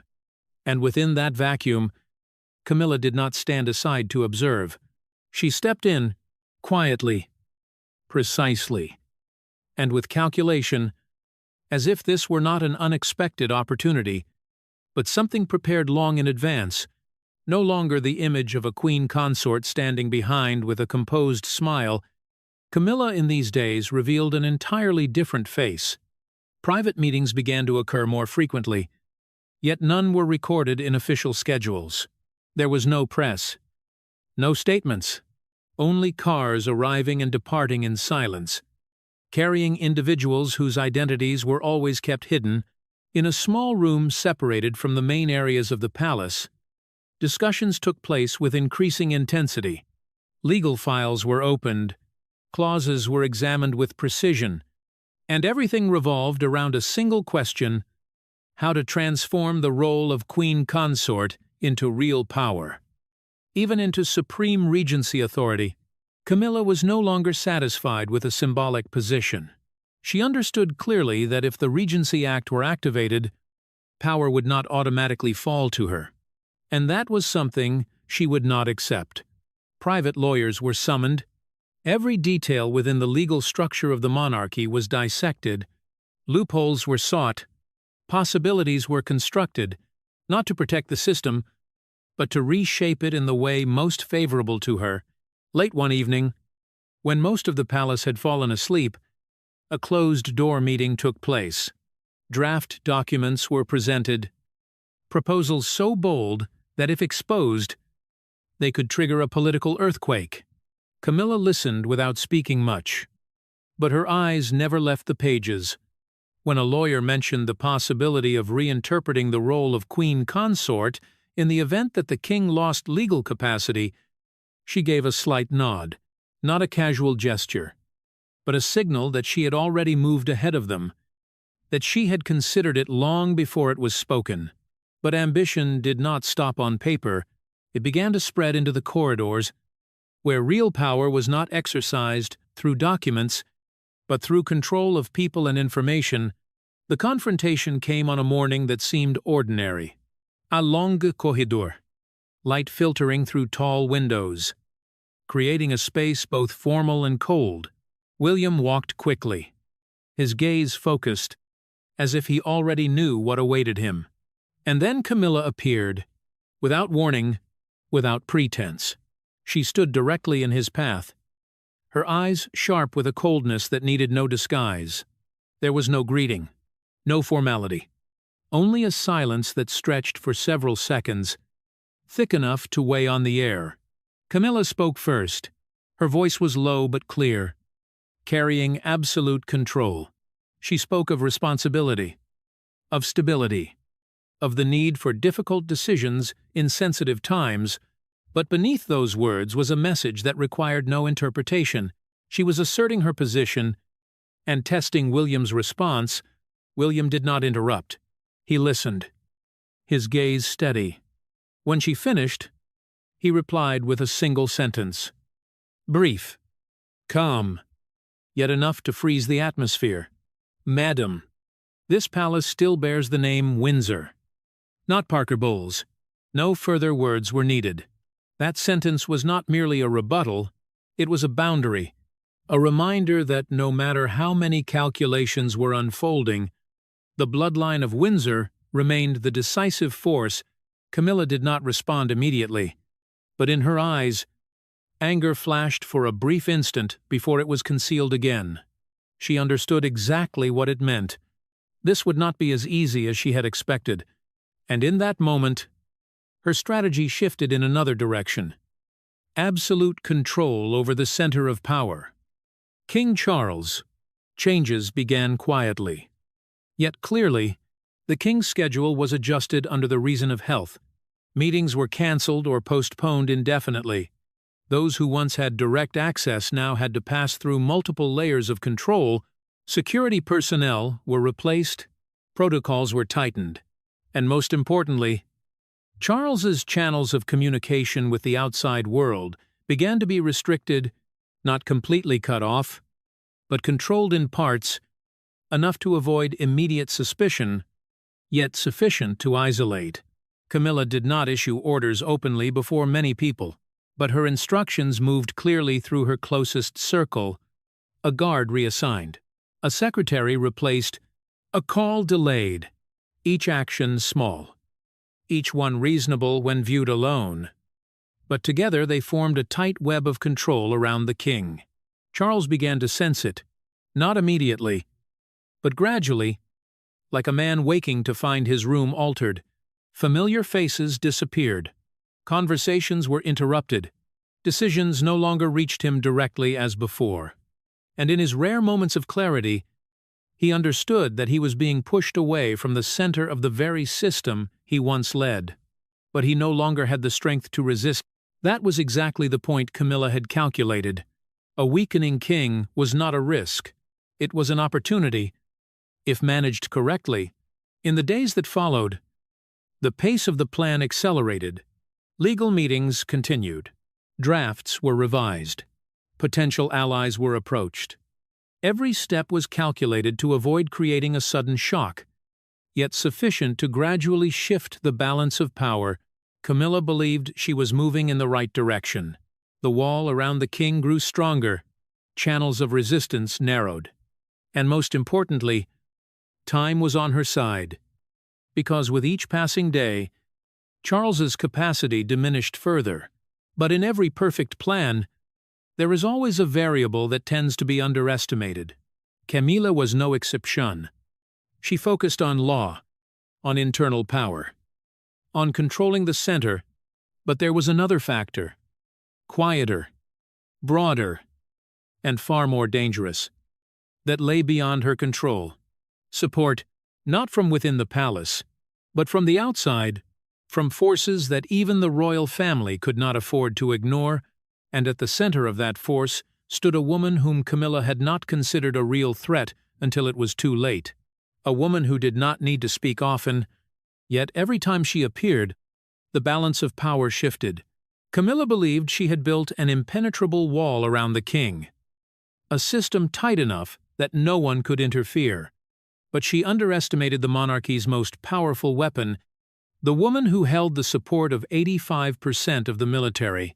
The room at Kensington was submerged in darkness, lit only by a desk lamp casting a pale yellow glow over a thick file resting on the wooden surface. Catherine sat motionless, her hands resting lightly on the unmarked black cover, her gaze lingering longer than usual, as if making a final decision before crossing a line she knew she could never return from. For years, she had existed within the perfect framework of the royal family. Always composed, always controlled, always presenting an impeccable image to the public, but tonight, those rules were no longer enough to protect what was slipping away. A monarchy fracturing from within, where power was no longer held by tradition, but pulled toward increasingly visible personal ambitions. When the file was opened, there were no harsh accusations, only numbers. Cold, precise, and unforgiving. Catherine turned each page slowly, missing nothing. Unusual expenditures appeared line by line, funds moving through layers of intermediaries, auxiliary accounts that appeared in no public report. Each figure alone might seem harmless, but when connected, they formed a system sophisticated enough to conceal its true purpose. Her gaze sharpened as certain names began to repeat, not directly, not explicitly, but enough to create a trail that anyone experienced could follow to its endpoint. Camilla. There was no signature, no formal directive, but personal links, intermediary organizations, and disguised transactions painted a picture that, once exposed, would be impossible to contain. Catherine closed the file, but did not remove her hand immediately. She understood that what she held was not merely evidence, but a tool capable of shifting the entire balance of power if used at the right moment. Yet she was not someone who relied on a single strike. The black file was only a final option. Before that, she had already prepared another strategy, deeper, more sustainable, and far harder to refute. Quiet meetings with the Privy Council had taken place over several days, without schedules, without official record. In those meetings, Catherine did not appear as a wife or a royal figure, but as someone presenting data. In each meeting, she spoke little. She did not call for loyalty, did not apply emotional pressure. She placed on the table numbers, surveys showing a rapid decline in public support, media projections of the consequences if a power crisis erupted, political analyses outlining a clear scenario. If executive authority was not transferred to William at this moment, support for the monarchy would not merely decline, it would collapse completely. This was not a vague warning, but a downward curve accelerating towards zero. Those in the room could not argue, because numbers carried no emotion, yet held a weight that rendered all arguments meaningless. Catherine did not force them to choose, but the way she presented the facts made every other option unacceptable. It was that calmness that made her formidable, because she did not fight with emotion, but with truth arranged in a way that could not be denied. Yet she also understood that time was not on her side. While she built consensus, Camilla was tightening control around King Charles, layer by layer, day by day, turning him into an isolated center within his own palace. Without direct action, everything could slip beyond control before any formal process could be activated. That was why Catherine moved into a phase that even those who knew her best could not have anticipated. The call was made late in the evening, without a secretary, without notice, a direct line connecting two women standing at opposite ends of an undeclared power struggle. When the call was answered, there were no polite greetings, no familiar layer of courtesy. Catherine spoke immediately, her voice calm but sharp, each word delivered clearly, without haste, yet leaving no room for misunderstanding. She did not circle around the issue, did not imply. She spoke of the king's honor, of responsibility to the monarchy, and then delivered a statement prepared with precision. A final line, for the honor of the king, step back, or everything will be exposed on the sun tomorrow morning. There was no dramatic threat, no raised voice, yet that calmness made the statement heavier than any warning. On the other end, silence stretched. Catherine did not need to see to know that Camilla understood exactly what had been said. This was not psychological pressure. It was a declaration that the game had entered a stage without limits. Catherine did not wait for a response. She ended the call, placed the phone down, her gaze unchanged. There was no hesitation, no regret, no fear, because for her, this was no longer a choice, but a necessity. She looked again at the black file, which was no longer just evidence, but a switch capable of triggering a political earthquake if required. Yet she also knew that real power did not lie in exposure, but in making the opponent believe she was willing to do it. Outside, the palace remained quiet, with no sign of the storm forming, but inside, small movements were beginning to connect. The private discussions within the Privy Council were no longer scattered conversations, they were becoming consensus. Those who had hesitated began to shift their positions, not because of pressure, but because they understood that if action was not taken now, the cost would be far greater. Catherine did not need to appear again, did not need to speak further, because what she had already presented was enough to set the machine in motion. She stood, walked to the window, and looked out at the silent night covering the entire grounds, where everything seemed calm, as if nothing were happening. She did not stand there long, only a moment, then turned back, as if confirming that everything was ready. There was no longer room for hesitation, no space for error, because everything had been placed exactly where it needed to be, at Windsor. As the clock began to chime, slow and heavy, marking each irreversible second, the final decisions were set into motion. No longer plans, no longer projections, but action. And when the clock reached 2 in the morning, the moment when everything seemed to be in its deepest sleep, in reality, it was the moment when a coup formally began, initiated not by noise, but by the precise movement of pieces that had been positioned long before. Night fell over Windsor with a heavy stillness. Not peace, but the feeling of something waiting to erupt in absolute silence. The long corridors were nearly soundless. Lights were kept low, enough to see, but not enough to reveal. Every step of the guards echoed more clearly than usual, as if the space itself were listening. There was no announcement, no ceremony, no visible sign. Yet those who needed to know were already present. A transition was underway, not before the public, but in the shadows, where real power was decided.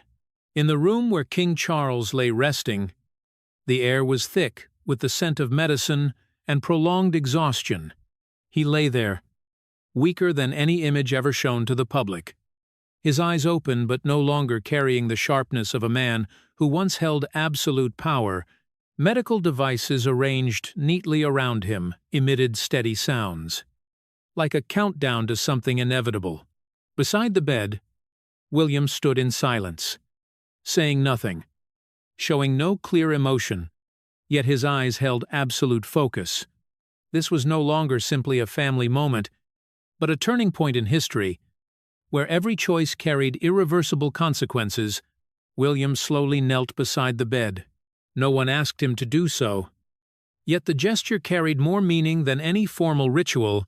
In that moment, he was not only the heir, but a son facing his father at his most fragile point.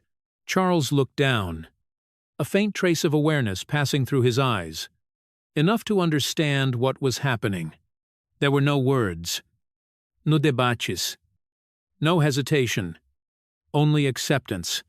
His hand trembled slightly, yet he lifted it and placed it upon William's head.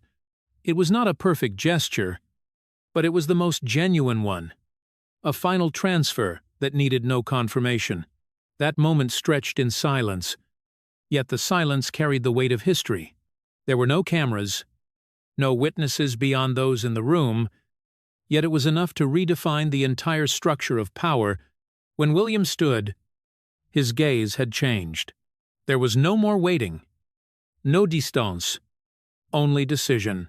He looked toward the table, where the document had already been prepared. No decoration, no excess, only clear, precise, irreversible terms. The document establishing the regency. A man stepped forward and offered the pen. Without a word, William took it, his fingers tightening slightly, as if fully aware of the weight of the moment. He glanced over the final lines, not to read, but to confirm that there was no way back. In his mind, a series of images passed quickly. The years of waiting, the pressure, the eyes of the public, and everything unfolding within the palace at that very moment. But it lasted only a brief instant. Then he lowered the pen and signed. The signature appeared firm, without tremor, without hesitation. In that moment, everything changed. Charles remained king in name, but real power had left him. From this second forward, William was no longer just the heir, he was the one holding authority. Not in the future. But now, a guard stepped forward carrying the royal seal. All eyes turned to the next action. No one spoke. Yet everyone understood this was the point of no return. The seal was pressed onto the document with measured force, The sound was soft, yet unmistakable in the stillness. It was not loud, but it felt like a door closing forever. A reign did not end, but its nature had changed. At that very moment, the door swung open. Camilla entered. Faster than usual, her gaze no longer carrying its usual control. Replaced by visible tension, she had sensed something was happening, and she had come to stop it. But a single glance around the room told her she had arrived too late. Her eyes fixed on the sealed document, then shifted to William. Then to those around him. No one spoke.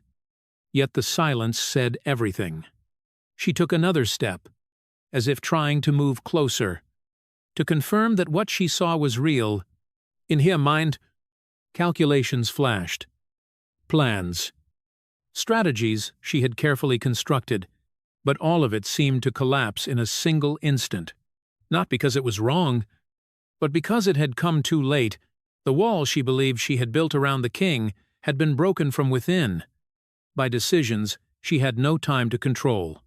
What stopped her was not only the signed document, but the reaction of those in the room, the guards, those who had once received indirect instructions from her, now lowered their heads in unison. Not as formality, but as clear recognition. They bowed to William. That moment struck like a direct blow. Without words, without argument, loyalty had shifted, and when that happens, any remaining power becomes an illusion. Camilla said nothing, but her eyes moved across every face, searching for hesitation, for a fracture she could use to turn the situation. There was none. Everything had been arranged too precisely, too completely, leaving no space for resistance. William did not step forward. He did not need to assert anything. Simply by standing there, he was the center of the room, the point where all attention and all decisions converged. There was no official announcement, no public declaration. Yet everyone understood that power had changed hands, not in title, but in reality. Camilla turned away. Not in acceptance, but in recognition that at this moment, she had no tool left to alter the outcome. The door closed behind her, this time not to preserve secrecy, but to close a chapter she had believed she would control until the very end.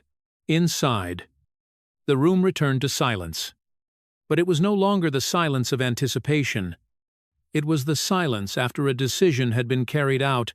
William looked once more at the document, then shifted his gaze to Charles. No words were needed. No confirmation required, because everything was complete. In a rare moment of clarity, Charles seemed to understand. There was no struggle left in his eyes, only a quiet release. Not defeat, but the end of a role he no longer had the strength to carry. Outside, the sky began to change color. The first light filtered through the tall windows of Windsor, falling across stone walls that had witnessed countless upheavals across centuries. But this morning was not like those before. It did not simply mark the end of a long night. It marked the beginning of a new order. A monarchy not overthrown by force, but reshaped by decisions carried out in absolute silence. And as the sun finally rose above Windsor, its light spreading across the palace, somewhere behind those walls, a truth had been permanently established. Power had shifted. The balance had tilted beyond reversal. And while a new system began to take form, one figure was left behind. A queen standing amid the ruins of her own ambition, without allies, without power, and without a path back into a game that had already closed. Dawn spread across the stone walls of Windsor, gentle yet far from peaceful. Because that light did not merely illuminate a new day, it exposed the outcome of a silent power struggle. What happened during the night was not a chaotic collapse, but a final move calculated to the smallest detail. King Charles, in his weakest state, had made his most decisive choice not to preserve power for himself, but to protect the monarchy from manipulation and internal fracture. It was not a retreat, but a strategic sacrifice, a necessary step back to preserve the entire board. In the mind of the public, an image began to form. It did not need to be officially announced, yet it was clear enough to be felt. William and Catherine stood side by side, hand in hand, stepping onto the balcony that had long symbolized continuity and stability. There was no cheering, no ceremony. Yet there was a quiet recognition that power had transferred, that a new order had been established, and behind them, beyond the heavy curtains of the palace, Camilla remained only a fading shadow, present yet without influence. A complete contrast to the ambition she had once pursued. The British monarchy has never been only about shining crowns or flawless diamonds. Behind it lie scars, silent battles, and decisions that are ruthless yet necessary for survival. So what do you think about Catherine's move? Was it the act of a protector of the monarchy, or the calculated step of an ambitious woman? Leave your thoughts and do not forget to subscribe so we can continue bringing you the hidden stories behind palace doors.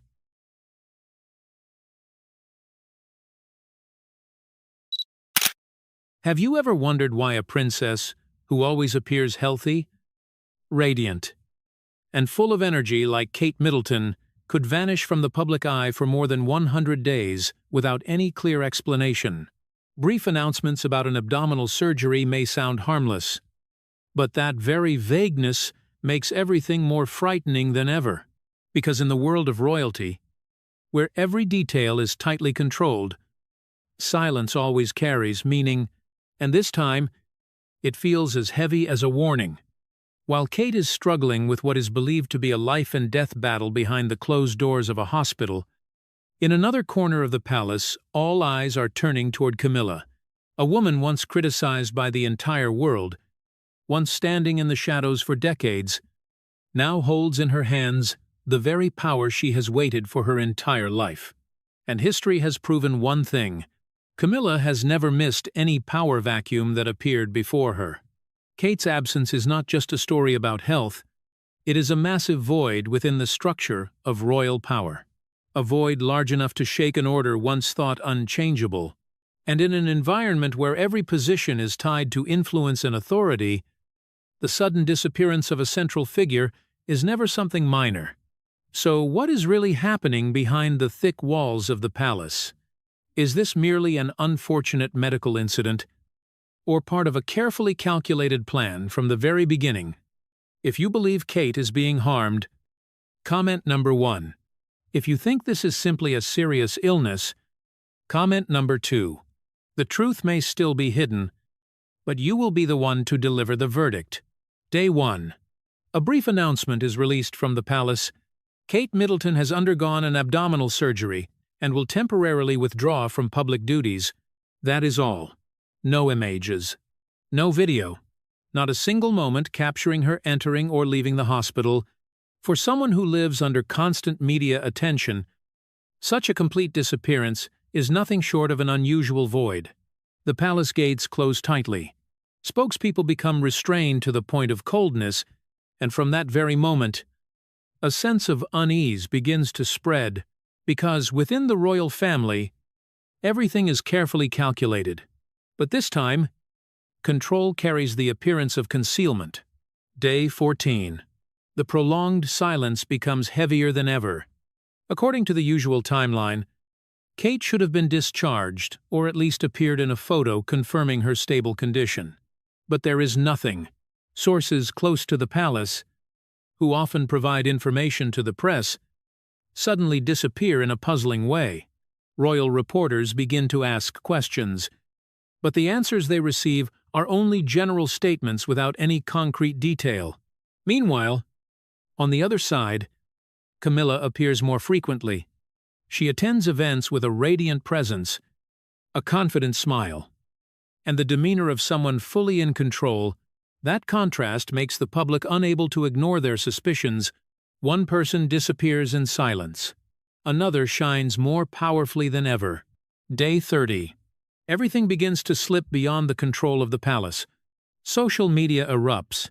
The hashtag #WhereIsKate spreads at a staggering speed, millions of people around the world begin asking questions.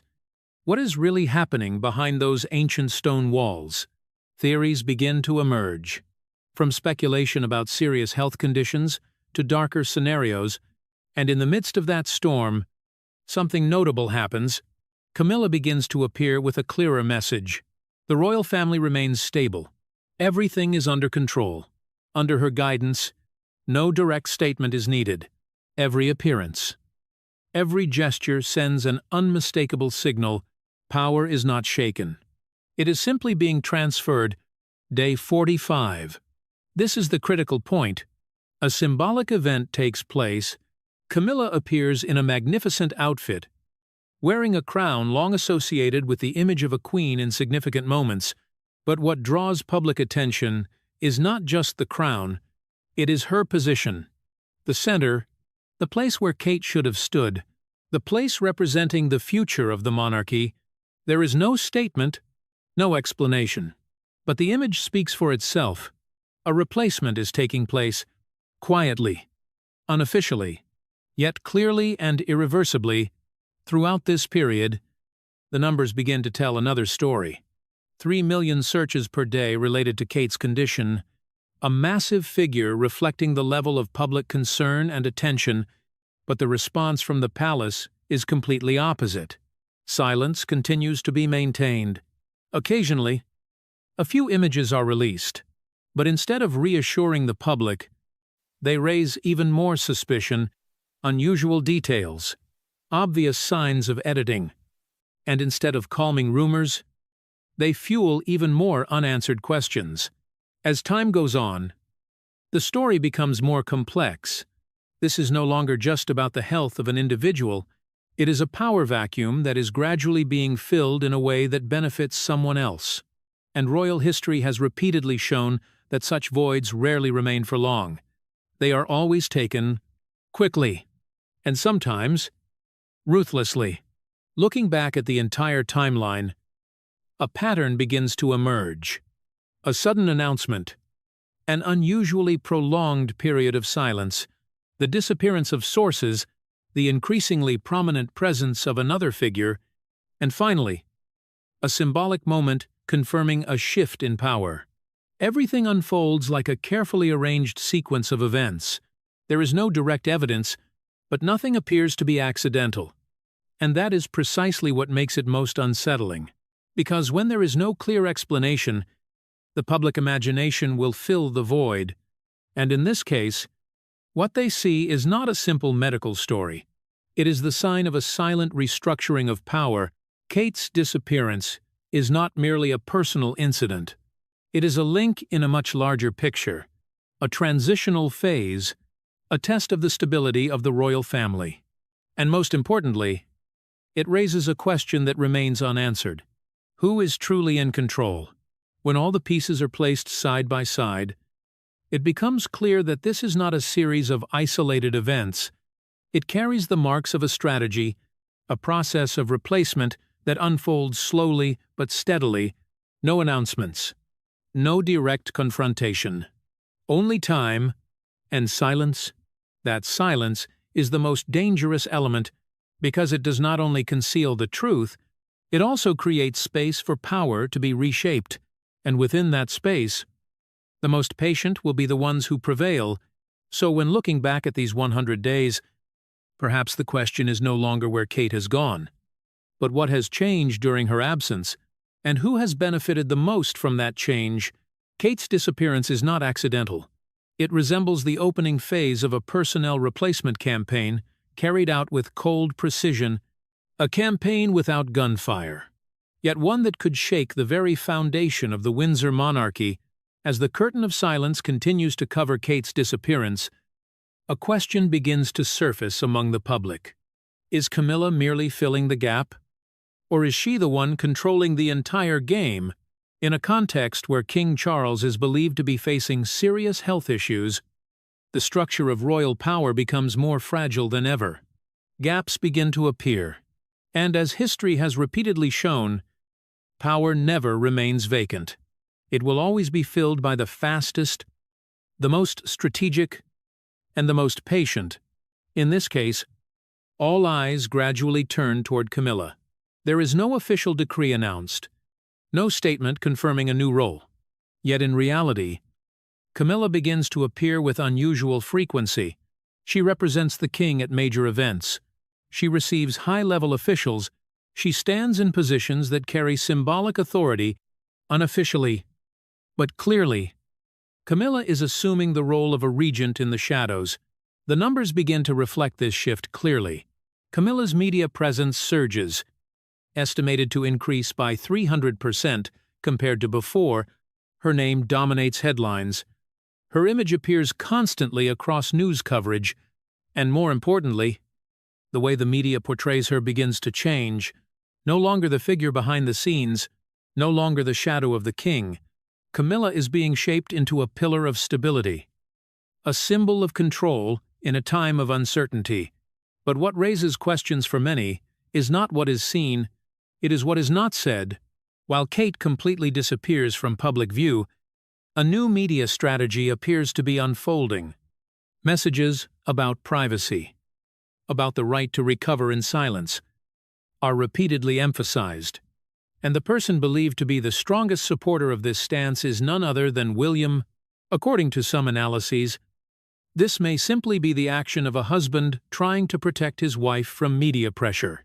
But there are also darker interpretations, that this position may have unintentionally, or perhaps deliberately, created a barrier between Kate and the public, a barrier that makes information about her increasingly scarce, a barrier that gradually normalizes her absence, and the question arises, who truly benefits from this isolation? Camilla, with decades of experience living at the center of media scrutiny and controversy, understands the power of image and presence. She understands that in the modern world, power lies not only in titles, but also in visibility. The one who appears more often, the one who controls the narrative more effectively, will shape public perception. Viewed from this perspective, the strategy of protecting privacy may carry another meaning. Not only to protect Kate, but also to reduce her presence in the media, and when a central figure gradually disappears from view, the space they leave behind will quickly be filled by someone else. In this case, that person is Camilla. Step by step, she appears in places where Kate once stood, step by step. She assumes roles that carry symbolic weight. There is no official replacement, no declaration confirming it, but in the perception of the public, a transfer is quietly taking place. Some observers argue that this is merely a coincidence of circumstances, that Camilla is simply doing what is necessary to keep the royal institution functioning smoothly during a difficult time. But others believe that everything is unfolding too perfectly to be mere coincidence. Kate's disappearance, the weakening of the king, the rise of Camilla's presence, the shift in media portrayal, everything seems to be converging toward a single point, a point where power is being redefined. What is notable is that throughout this entire process, there has been no move from Camilla to reduce the attention on herself. On the contrary, she appears to accept, even embrace the spotlight. This stands in complete contrast to the cautious image she once built in the past. Perhaps, after many years in the shadows, this is the very moment she has been waiting for. A moment where all conditions converge, a moment where the greatest obstacles gradually disappear, and a moment where she can step forward without facing strong resistance. Of course, all of this remains at the level of analysis and speculation. There is no concrete evidence proving that Camilla is directing the entire story, but in a closed system like the royal family, where information is tightly controlled, the absence of evidence does not mean that nothing is happening, and it is precisely that ambiguity that makes the story more compelling than ever. As Kate is pushed into the shadows of the hospital, as information about her becomes scarce and difficult to verify, on the other side, Camilla shines with an intensity never seen before. It is not only her appearances, it is also the way she controls the narrative, the way she shapes her image. and the way she gradually asserts her position. Some call it adaptation. Others call it opportunity. But there are also those who believe it is the result of a plan prepared long in advance, whatever the truth may be. One thing cannot be denied. The balance of power within the royal family is shifting, and that shift does not happen loudly. It happens in silence, in gaps of information, in decisions that appear harmless, and at the center of it all, Camilla stands firm, not as a temporary substitute, but as a true central figure of this turbulent period. The final question remains, is she merely taking advantage of an opportunity, or is she the one who created that opportunity from the very beginning? And perhaps the answer will never be made clear, but what is unfolding before the public is enough to make people think that in the world of power, every silence carries value, and every appearance carries a message. While Kate remains a great question, Camilla has become the answer the public is forced to see. Ladies and gentlemen, if the 100 days of Kate's disappearance is a curtain of concealment, then the scandal of the leaked medical records is the first tear that allows people to glimpse what is hidden behind. Everything began when information about a security breach at the London clinic suddenly came to light. According to what was revealed, one or more individuals attempted to gain unauthorized access to the medical records of royal family members being treated there. At first glance, this may seem like a rare violation of privacy, but not an unprecedented one. However, what makes this incident unusual lies in a critical detail. The target was not the records of King Charles, who was also receiving treatment at the same time. It was Kate. That choice immediately raises a series of questions. If the goal were simply sensational news, the king's records would surely be far more valuable, but whoever was behind this incident did not think so. They focused on one person only, and that leads the public to suspect that this was not a spontaneous act. It was a targeted mission.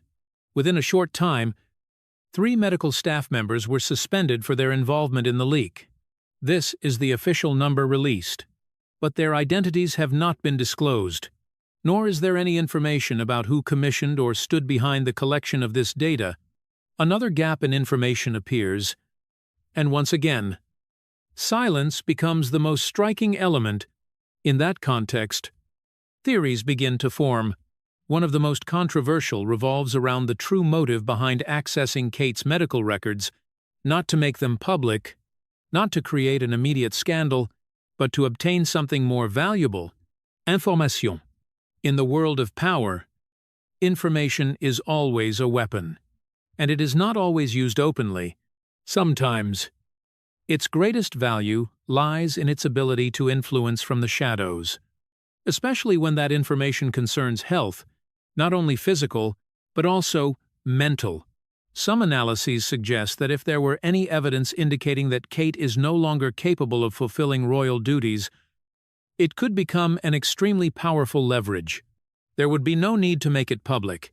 It would only need to reach the right people, at the right time, and in closed-door meetings of advisory councils, where the future of the monarchy is discussed.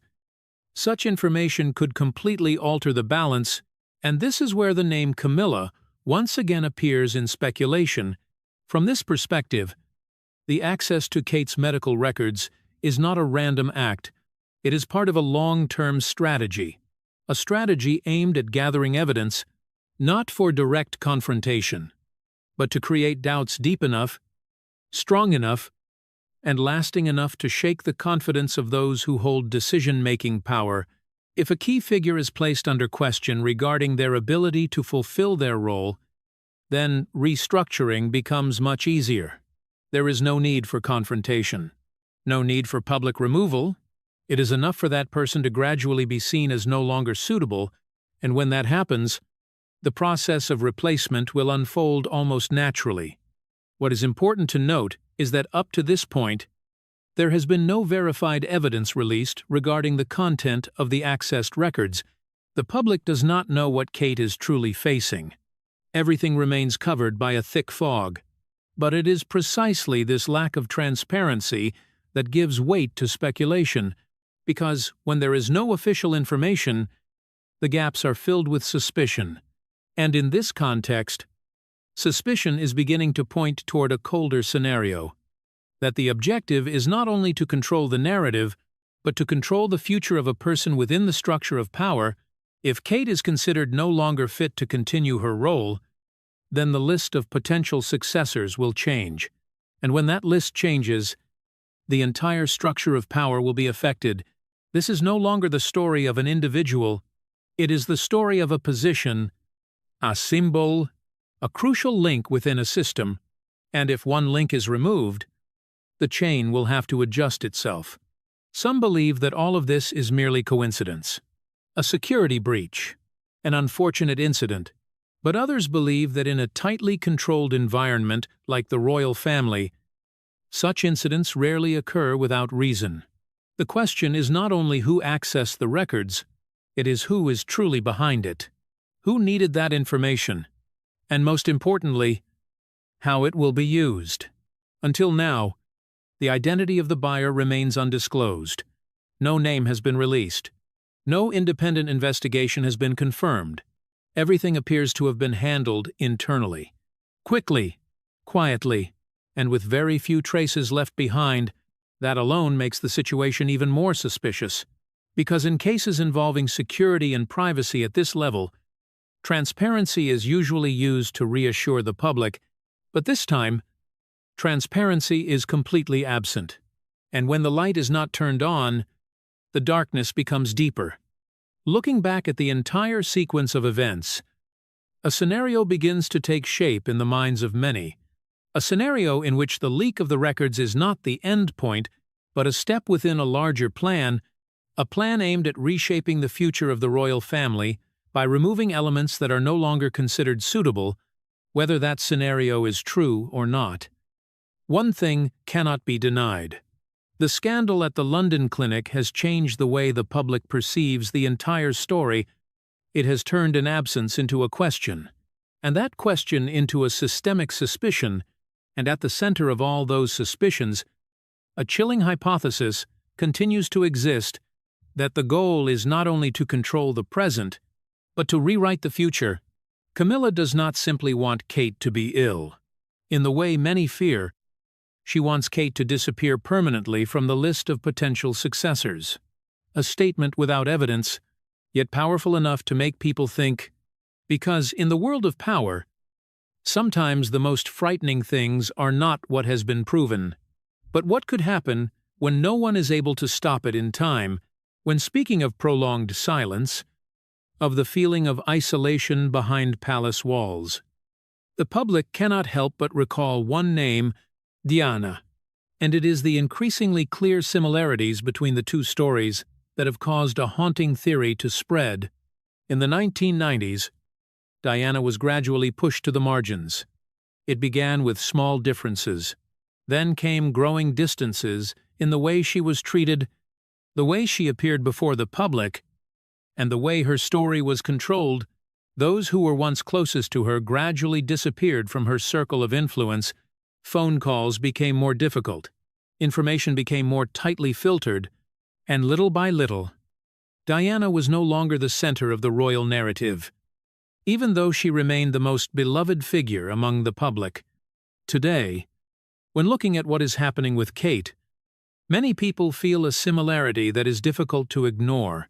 It is not an exact repetition, but it carries familiar signs: a sudden disappearance, a long period without public appearances, a curtain of silence justified as protection of privacy, and most importantly, a flow of information so tightly controlled that it becomes almost absolute. If for Diana, the isolation unfolded gradually over many years, then for Kate, everything seems to be happening faster, more efficiently, and more discreetly. There are no shocking interviews, no public expressions of pain, only absence. An absence long enough to raise questions, yet discreet enough that no one can provide a definitive answer. In that context, the role of Camilla continues to be at the center of debate. On the surface, she appears as a composed woman, a caring mother-in-law, a figure trying to keep everything stable during a difficult time. Official messages consistently emphasize sympathy and the desire to protect Kate from public pressure. But as with earlier parts of the story, what draws attention is not only what is shown, it is what is missing. There are no direct images of Kate for an extended period, no detailed updates, no clear confirmation of her current condition. And more importantly, no sign that she is maintaining contact with the outside world in a way the public can verify. Some believe this is simply how the royal family handles a sensitive health matter, that limiting information is necessary to ensure privacy, but others argue that this very limitation has unintentionally created a form of soft isolation, a state in which an individual still exists in name, but has almost disappeared from the flow of information and influence. When placing the two stories side by side, the similarity does not lie in specific details. It lies in structure. A central female figure, a complex system of power, a gradual reduction in visibility, and a layer of explanation built around it all. However, it must be acknowledged with caution that these comparisons are largely based on public interpretation rather than verified evidence. There is no official documentation showing that Kate is being confined or deliberately isolated, and there is no confirmation that any individual is controlling information in a negative way. Even so, in an environment where information is always limited, public perception can become a force that shapes the narrative, and in this case, that perception is leaning toward a more troubling scenario. That silence is not only a protective measure, it may also be a tool. If Diana was once a victim of emotional fractures and betrayal within personal relationships, then the hypothesis now being discussed carries a different tone. A theory suggesting that Kate may be facing a more systemic form of pressure, not public, not confrontational, but quiet and prolonged. This leads to another interpretation of the entire sequence of events, that what is unfolding is not merely a medical incident, but a process of controlling information related to health, a process in which who knows what, and at what time, becomes the decisive factor. Of course, all of this remains at the level of hypothesis, but it is precisely the absence of clear information that allows such theories to exist, and that is where the past and the present intersect, not in how identical the two stories are, but in how both create a void large enough for the public to begin asking questions. Within that void, memories of Diana return. Images of a woman once placed in a difficult position, emotions that have never fully settled, and when those emotions are reawakened, the way the public views the present also begins to change. It may simply be a coincidence of circumstances, it may be how the royal family handles a complex situation, but it may also be, as some fear, a sign of a pattern repeating itself in a more sophisticated form. If Diana once became a symbol of vulnerability within a closed system, then the question now is this: is Kate stepping into a similar role, but within a more modern context, where everything is more tightly controlled and harder to recognize? If Diana was a victim of betrayal within personal relationships, then according to many emerging theories, Kate may be caught in a different kind of pressure, a pressure related to image, health, and her role within the structure of power, an unverified theory, but one powerful enough to make people pause and reflect, because in the world of royalty, where things are rarely spoken directly, sometimes silence tells the most powerful story, and when all the pieces are placed together again, the picture we see is no longer a series of disconnected events. It is a timeline filled with unusual gaps, difficult coincidences, and silent shifts of power. From the very first day, with the cold announcement of a surgery, to the weeks of complete absence from Kate, from the global wave of speculation, to the increasingly frequent appearances of Camilla in a central role, and then the peak, The medical records leak, where all questions begin to point toward a single focus. Throughout those 100 days, one thing cannot be denied. The balance of power has shifted. No official declaration is needed. No public ceremony is required. Only prolonged silence on one side, and a strong presence on the other. Camilla has stepped out of the shadow of the past to become the center of the present, and whether by chance or by design, every development appears to reinforce that position. What we have witnessed is not merely the story of a woman undergoing medical treatment, it is the story of how power operates when it is not under scrutiny. It is how information can be controlled, directed, and even removed entirely from public view, and most importantly, it is how a void can be filled so quickly that people begin to forget who once stood there. It may all be coincidence.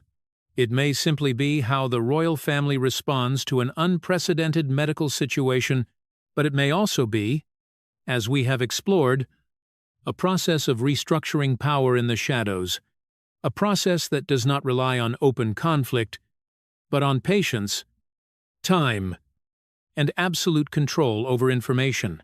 Camilla's crown may have been forged through years of endurance and waiting, but to maintain it requires more than that. It requires voids. It requires the disappearance of those who could stand in the way. And in this story, Kate Middleton is that figure. The biggest question still lies ahead. If one day Kate returns to the public eye, will everything be able to return to what it once was? Will her image remain intact in the hearts of the people, or will what remains be only a shadow, a symbol faded by months of absence and unanswered questions? We may not have all the answers, but we have the right to ask questions. And sometimes, those very questions are what prevent the truth from being buried forever. Thank you for staying with us. If you believe Kate deserves transparency and protection, please like this video. And do not forget to subscribe to the channel so you do not miss the next part, where we will dive deeper into another controversial detail, the photograph believed to have been edited, who was behind it, and whether we have all been misled all this time.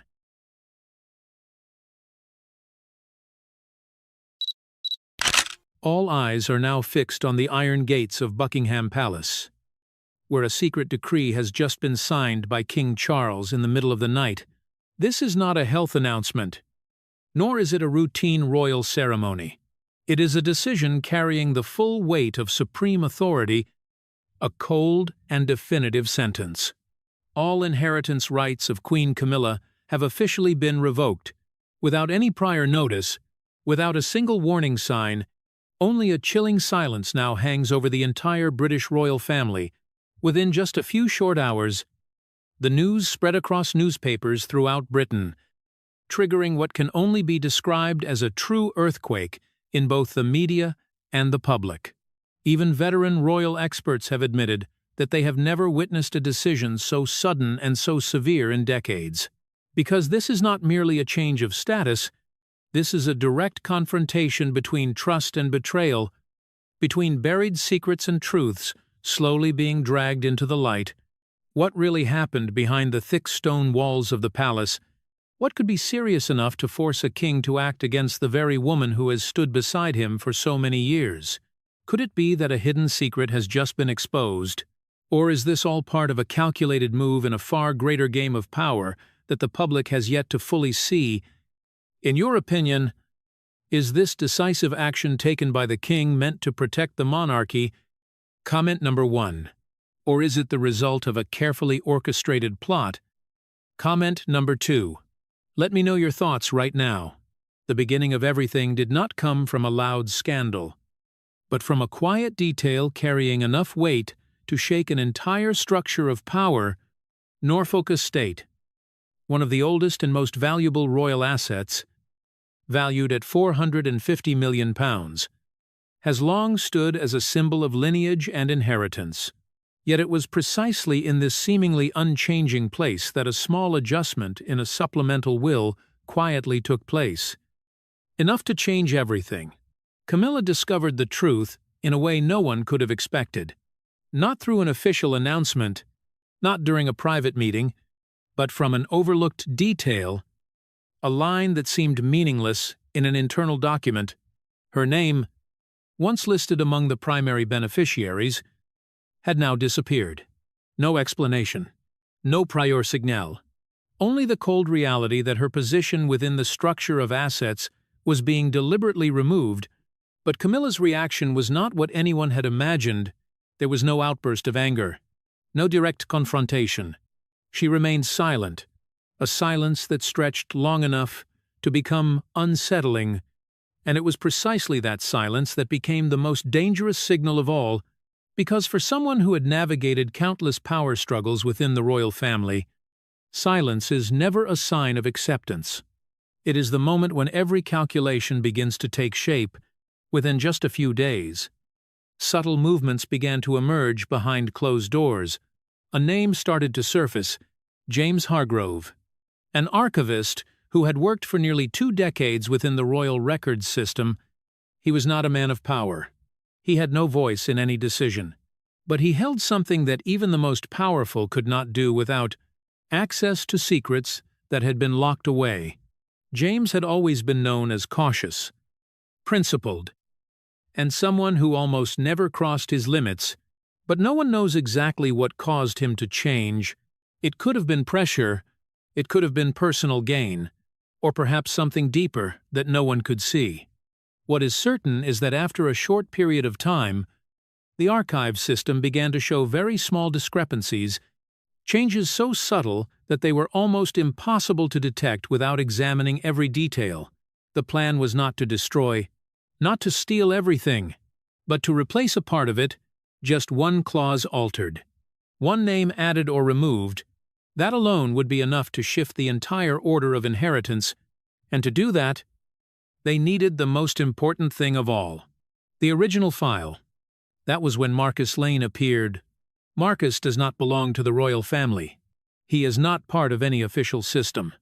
He is the kind of man who exists in the gray zone, where the line between legal and illegal is almost impossible to define. The assignments he takes are always the kind that cannot be traced back to anyone. And for that reason, he becomes the perfect link in this plan. One evening on the M25 highway, everything is arranged to look like a random incident. Heavy traffic, endless lines of headlights. A minor collision ahead slows the flow of cars. No one suspects anything. No one pays attention. And in that brief moment, Marcus and his associates move in on the target. There are no gunshots, no chaos, just a sequence of swift, precise, and almost invisible actions. When the vehicle begins moving again, no one realizes that the most important item is already gone. The original file has disappeared. On the surface, it appears to be nothing more than a rare robbery, an incident that can be explained, but for those who understand the true value of that document, this is not simply an accident. This is a direct strike at the very core of the royal inheritance system. While the plan continues to unfold behind the scenes, a copy begins to be prepared. Edits are carried out with extreme care. Every sentence is considered. Every detail is controlled. Everything seems to be moving toward a perfect conclusion. But they miscalculated one thing. King Charles is not a man who is easily deceived. Behind his calm exterior lies sharp observation and a cautious instinct shaped over many years. He understands that within a system like the monarchy, nothing unusual ever happens by chance.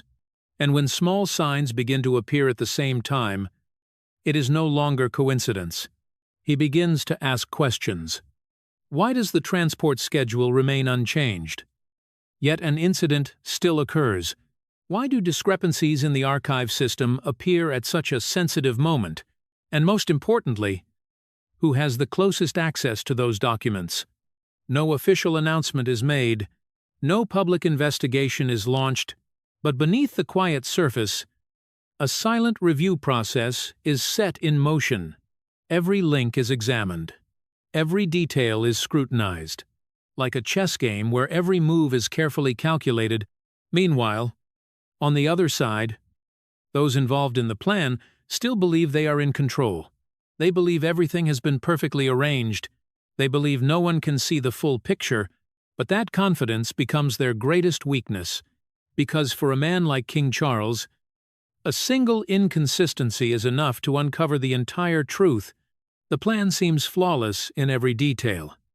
Yet a cautious man like King Charles cannot be fooled by such simple scenarios. The first mistake does not come from a major action, but from a moment that appears harmless, a quiet afternoon tea, where everything unfolds according to familiar royal protocol. Soft light filters through tall windows, the gentle sound of a spoon touching fine china, and polite conversations drift by, as if nothing unusual is happening behind the thick palace walls. Camilla appears with her usual composed demeanor. Not a single sign of tension. No indication that she stands in the middle of a high-risk game. But within that confidence, a flaw emerges. As the conversation turns to royal estates and their future, she casually makes a remark without realizing how dangerous it is. The future of Norfolk will be arranged in a more reasonable way, a short sentence, not direct, not clearly assertive, but the issue lies in the timing. At that moment, the original file related to Norfolk Estate is still officially recorded as missing. No one outside the internal investigation circle can know its true status, and certainly no one can speak about the future of that estate with such certainty. That moment lasts only a few seconds. The conversation continues as if nothing has happened. But for a man like King Charles, every small detail carries, meaning he does not react immediately, he does not interrupt, he shows no sign of suspicion, but his gaze changes. Acquiesce attention. Enough to register that something does not align. For many years, he has learned to read between the lines, to listen to what is not being said, and Camilla's statement, no matter how subtle, reveals one thing. She knows more than she should. After the afternoon tea, there is no confrontation, no direct questioning, but only a few hours later, a confidential directive is issued, not through official channels, not recorded in any public document. An order delivered in silence, directed toward a force that very few within the royal family have ever dealt with directly. MI5. This special security unit is not called in for ordinary matters. Their involvement means the threat has moved beyond internal boundaries, and this time, their task is not to protect from the outside, but to investigate from within. The review begins immediately, but entirely in the shadows. No public presence, no visible sign that an investigation is underway. Every individual with access to the files is placed under observation. Every unusual activity, no matter how small, is recorded and analyzed. Camilla has no idea that she has become the center of a tightening circle of suspicion. She continues to move through her usual schedule, appearing before the public with a flawless image, but behind the scenes, every step she takes is now under an invisible layer of surveillance. King Charles does not rush.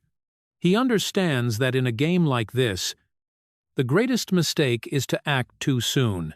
Instead, he waits, he observes, and he allows his opponent to reveal more weaknesses.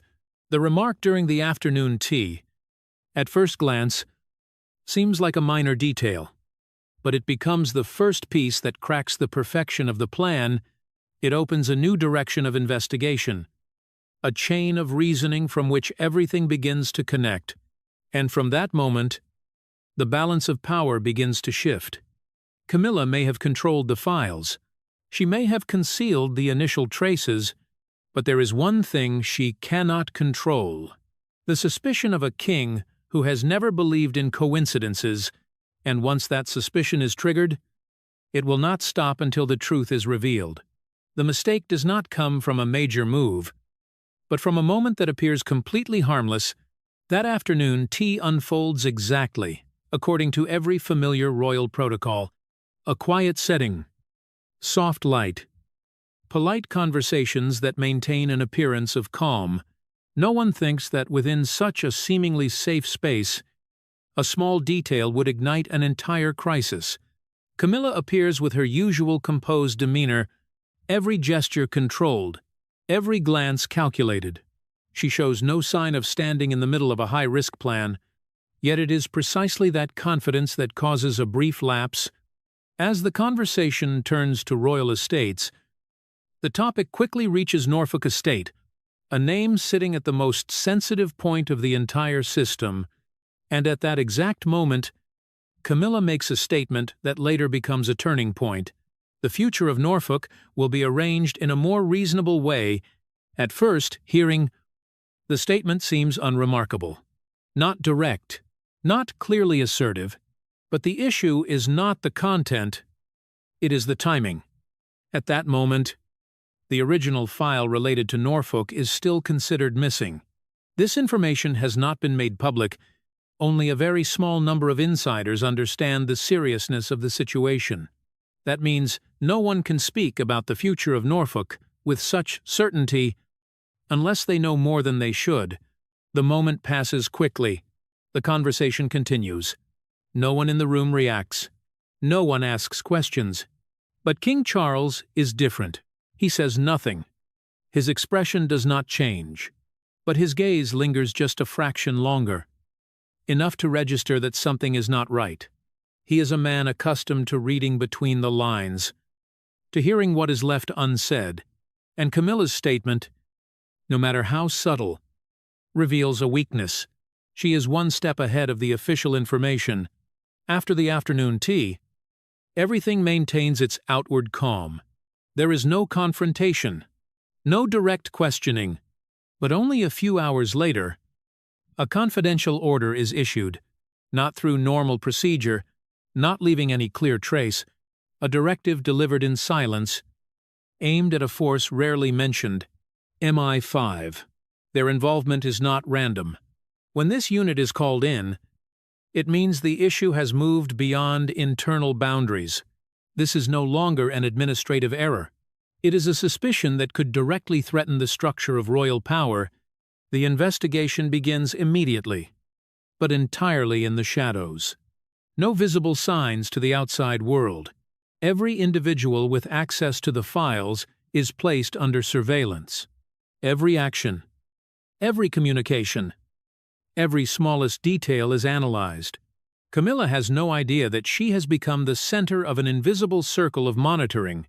She continues to appear in public with her familiar image. She maintains her confidence, but behind the scenes, every step she takes is no longer beyond observation. King Charles does not rush to act. He understands that in games like this, patience is decisive. He does not need to accuse, he only needs to wait. Because once a mistake appears, the next mistakes become almost inevitable, and the remark at the afternoon tea, which seems like a small slip, becomes the first crack, a crack large enough to break the perfect surface that the plan is trying to maintain. From that moment, everything changes, and the game of power enters a new phase, where every word and every gesture can become evidence. The operation does not begin with loud arrests, but with a quiet decision inside a sealed control room. Once suspicion is established, King Charles no longer needs speculation.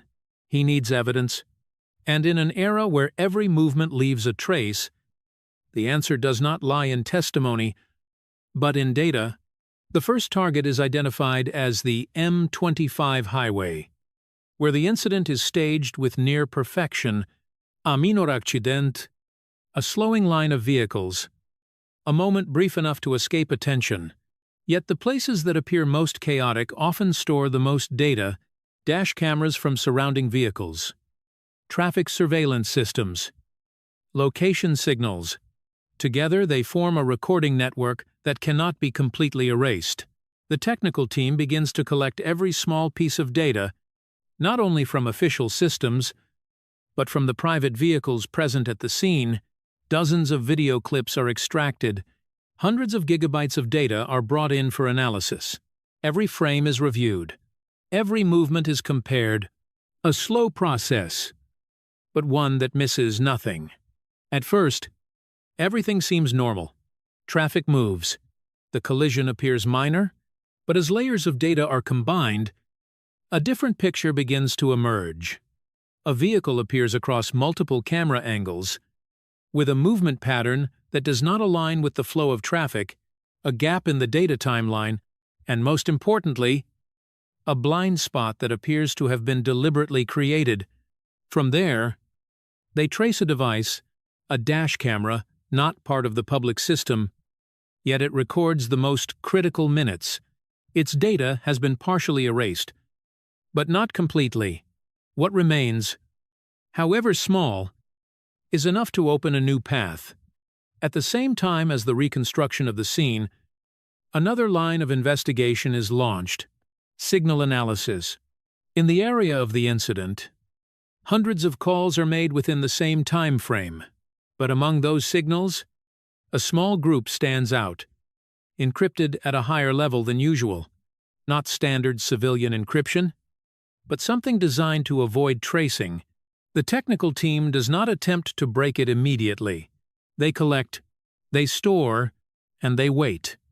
Because in some cases, data does not need to be fully decrypted to have value. Identifying the source and the destination of a signal is enough to reconstruct part of the story, and then a discovery brings the entire control room into silence. 12 calls.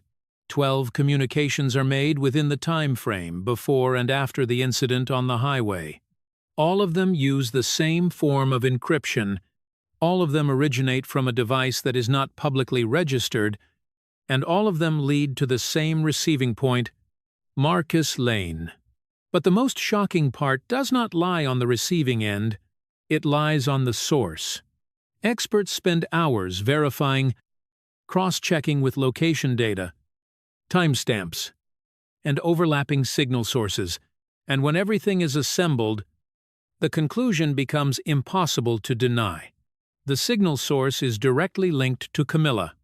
Not speculation, not a hypothesis, but data that has been verified through multiple layers of confirmation, 12 encrypted calls, occurring at the most sensitive moment, directly connecting two critical links in the entire plan. The room falls into a heavy silence. Because from that moment, everything is no longer suspicion. What once appeared as scattered fragments now begin to connect into a complete and logical chain, and the most frightening part is not that those calls exist, it is that they were once believed to be impossible to detect. The digital sweep accomplishes what every sophisticated plan fears most. It does not just find traces, it proves that the traces were never truly erased. From that moment, the entire game changes, and what is about to unfold will no longer be under the control of those who once believed they could manipulate everything from the shadows. The collapse does not begin from the outside, but from the very link that once seemed the safest within the system. James Hargrove, once regarded as a symbol of loyalty and discretion within the Royal Archive, ultimately becomes the breaking point of the entire plan. As the silent surveillance tightens, every move available to him is gradually reduced until there is no escape left. The arrest is carried out swiftly, cleanly, and almost without a sound. There is no chaos, no resistance.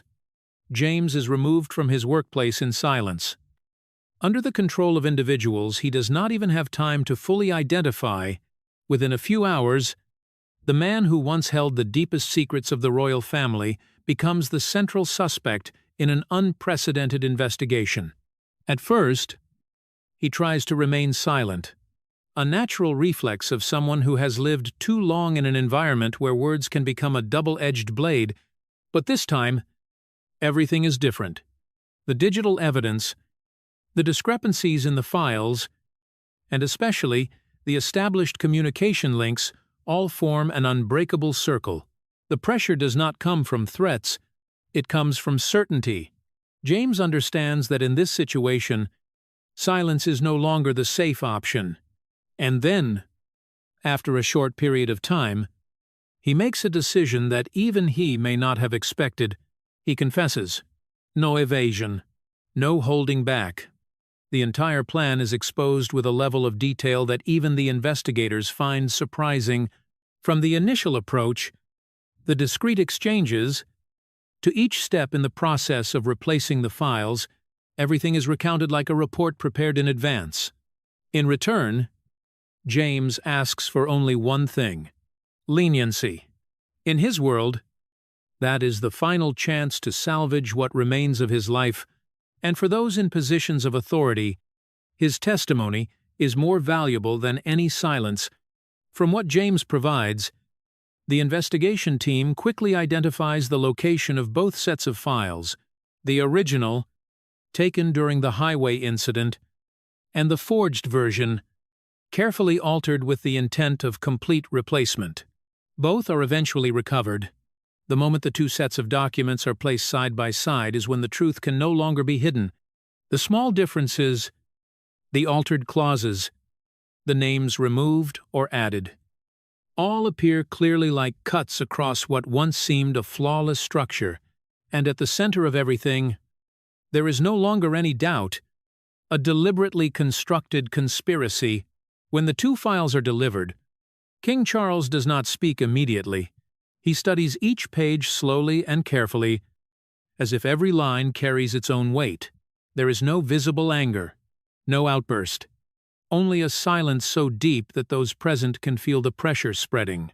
Because he understands that from this moment, every decision that follows will not affect just one individual, but the entire image and survival of the monarchy. A choice stands before him: make everything public immediately and trigger an unprecedented shock, or control the information. Keep everything contained and prepare for a more decisive move. King Charles chooses the second option. There is no announcement, no leak. Everything is kept in absolute secrecy. But behind that silence, another scenario is being prepared: an unavoidable confrontation where all those involved will have to face the truth. With all the cards in his hand, King Charles does not choose immediate exposure, but prepares for the most terrifying morning in the green room. That morning begins like any other at the palace, yet the atmosphere is entirely different. At exactly 10 o'clock, the door of the green room closes behind those inside, sealing the space completely from the outside world. There is no press, no outsiders, only key figures, and a tension so dense it can almost be felt in the air. Camilla enters with her familiar composure, her head held high, her gaze steady. She shows no sign of concern, no trace of panic. On the contrary, her confidence carries a hint of defiance, as if she believes that everything unfolding is merely a small wave she can easily overcome. For years, she has stood firm through countless scandals and criticisms, and this time, she believes she will remain in control. King Charles is already there. He does not stand, but sits quietly behind the long table, where the two sets of files are placed side by side. One original, one forged, without any explanation. Their presence already speaks for itself. Yet he does not rush. He allows the silence to linger for a few more seconds, forcing everyone present to confront the weight of the moment. The confrontation begins without a long introduction. The king's voice is low, clear, and fully controlled. He does not accuse immediately. Instead, he presents each piece one by one, like someone dismantling a structure to reveal its core: the discrepancies in the files, the irregularities in the archive system, the gaps in the transport data. Each detail is placed on the table as undeniable evidence. At first, Camilla maintains her position. She does not directly deny, but she does not admit either. She responds with her familiar composure, questioning in return, attempting to blur the certainty of what is being presented. It is a strategy she has used for years, to force the other side to prove more, to buy time, to weaken the pressure. But this time, that strategy no longer works. King Charles does not stop at deduction. He gives a signal, and a screen is turned on. The video begins to play. The image is not perfectly clear, but it is enough to identify Marcus Lane, a closed room, an envelope placed on the table, a note, a brief handshake. No words, but the actions are unmistakable.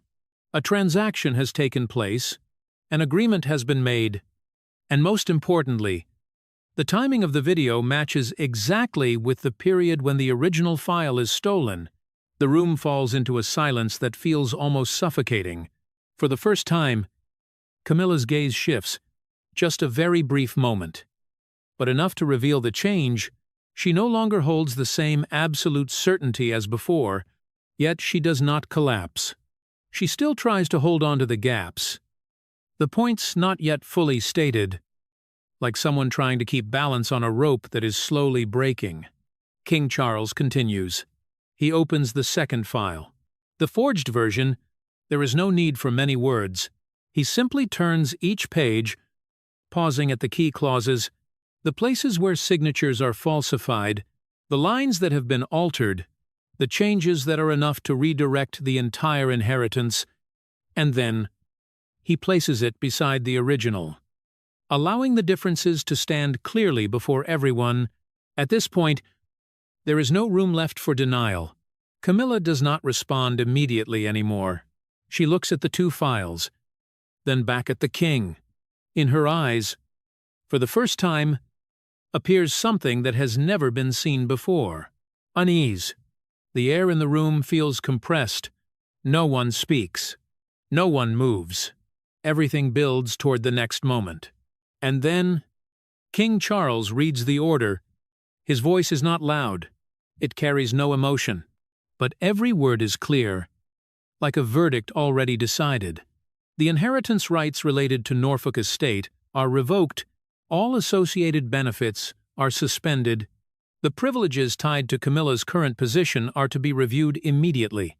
There is no opportunity to respond, no space for negotiation. Everything happens within 15 minutes. 15 minutes to dismantle a structure of power built over decades. 15 minutes to turn someone who once stood at the highest level into the center of an undeniable scandal. 15 minutes to end a journey to the peak of power with a conclusion that perhaps even the person involved could never have imagined. Camilla says nothing more. She does not react. The initial confidence has completely vanished. In its place is a prolonged silence, where every emotion seems compressed beyond expression. She stands there, but she is no longer the same person from just minutes before. King Charles closes the file. There is no further statement, no explanation. The decision has been made, and for him, that is enough. The door of the green room opens. Light from the corridor floods in, cutting across a space that has just witnessed one of the most intense moments. Those outside do not know exactly what has happened, but they can feel the shift. Something has ended. Camilla walks out last, but the person who walks out now is no longer the powerful queen as before, only a figure marked as a culprit within the monarchy. After the door of the green room closes, the aftershock of the decision does not remain contained within that room. It spreads through the corridors, slipping into every shadowed corner of the palace, quickly turning into an undercurrent that cannot be controlled. But the most unsettling part is not the whispers, it is the silence.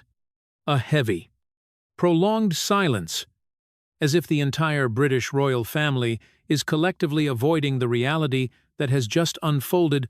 Only a few hours after the confrontation, an official order is issued. Direct, without delay. Camilla is required to leave Clarence House within 48 hours. No exceptions. No negotiation. A brutally short time for someone who once stood at the highest position beside the king. This information is not immediately made public, but internally. It spreads at an astonishing speed. Staff members, Ed, those once familiar with Camilla's presence, are now forced to witness a withdrawal that no one dares to speak aloud. Corridors that were once busy become unusually quiet. More doors remain closed, and every footstep carries a sense of unease. Throughout that period, there is no official statement from other members of the royal family. No defense, no explanation, only a prolonged silence, like an invisible wall separating the event from the outside public. Yet that silence speaks louder than any declaration. It reveals the severity of the situation, and at the same time confirms that this is no longer a personal matter, but a systemic crisis. Inside the palace, King Charles does not appear in public. He remains in private space, avoiding attention. But there is one image that circulates, unofficial, unconfirmed, yet spreading like a symbol, the image of the king holding an old commemorative photograph, a moment that once represented connection, a shared journey.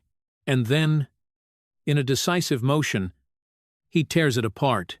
There are no words, no clear expression, but the action says everything. It is not only the end of a relationship, it is a complete severing from a part of the past, a decision that cannot be reversed. Meanwhile, Prince William, who has long kept his distance from controversies surrounding Camilla, finally speaks, not with emotional outburst, but with a brief statement carrying weight. He affirms that he will stand to protect the legacy of his late mother, and at the same time defend the honor of his father in light of what has happened. This is not just a personal statement. It is a clear signal of transition, of a new generation stepping into the center of the crisis, and from that moment, the balance of power within the royal family shifts in a way that cannot be denied. The following days pass under sustained tension. There is no further official information, no public appearance from Camilla, only speculation, theories, and a shared sense that a major chapter in royal history has just closed in the most painful way. Looking back at the entire event, it cannot be denied that this is one of the biggest scandals in modern royal history, not only because of the severity of the actions, but because of the consequences left behind. Trust, the very foundation of monarchy, has been tested like never before, and when trust is shaken from within, everything around it begins to crack. Yet at the same time, this is also a turning point, a moment that forces the monarchy to redefine itself, to confront questions it once avoided. The future of the British monarchy will no longer be the same. What has happened will become an inseparable part of the story it must carry forward. And perhaps the most thought-provoking part is not about who is right or wrong, but about the price paid for power, for ambition, and for decisions made in the shadows. The truth has finally come to light. Thank you for listening to today's commentary. Do not forget to like and subscribe to stay updated on the latest developments of this story. Goodbye and see you again.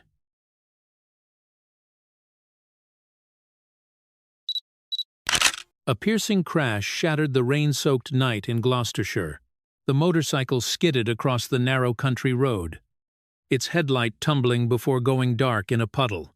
Rain kept falling, thick and relentless, washing over the ground where a man lay motionless by the roadside, his breath shallow and fading. When a nearby farmer ran over and shone his torch on the man's face, he froze, his heart nearly stopping. The man who had crashed was Prince Harry, and the question that echoed in everyone's mind afterward was, why was he in Gloucestershire that night?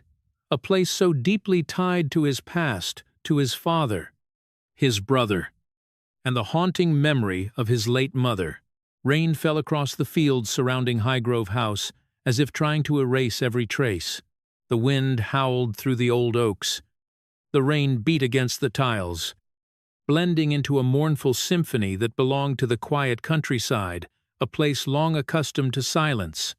Once a symbol of royal family life and warmth, Highgrove now stood dimly lit, its windows glowing faintly as if waiting for someone to come home.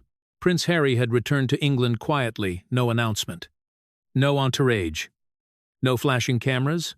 After years apart, it seemed the invisible thread still bound him to this land. Perhaps this trip was nothing more than a private journey, a son quietly visiting the home that once held his happiest memories. But sometimes, fate chooses to be cruel. One rainy night, one old road, one accident enough to awaken the deepest fears in the hearts of those he left behind. No one knew that night would mark the beginning of events that would shake the entire British monarchy. Buckingham Palace had been cloaked in an unusual stillness in recent days. After months of treatment, King Charles had finally completed an important round of therapy. His doctors advised him to leave London and return to Highgrove House, the place where he found the most peace to recover and stay away from stress. The news wasn't made public. It appeared only as a brief line in a palace report. Yet for Prince Harry, that single line was enough to make his heart sink. From his home in Montecito, California, Harry stared at his phone for a long time. On the screen appeared an image of his father, once the symbol of composure, now frail, sitting by the window and gazing out at the old Highgrove garden. It had been years since they'd had a real conversation. Their rare meetings at royal ceremonies were brief and formal, every word measured, every smile restrained. Still, Harry could never forget his father's eyes. Distant, cold perhaps, but carrying something unsaid beneath the surface. People often say the greatest distance between two people is the ocean. But for Harry, the real distance between him and his father was silence. After leaving the royal family, he became the traitor, the son who broke tradition. Meanwhile, King Charles, burdened with pressure, maintained his calm exterior. Though deep inside, disappointment lingered. Whenever Harry's name came up, the king would fall quiet, sigh softly, as if he no longer knew where to begin.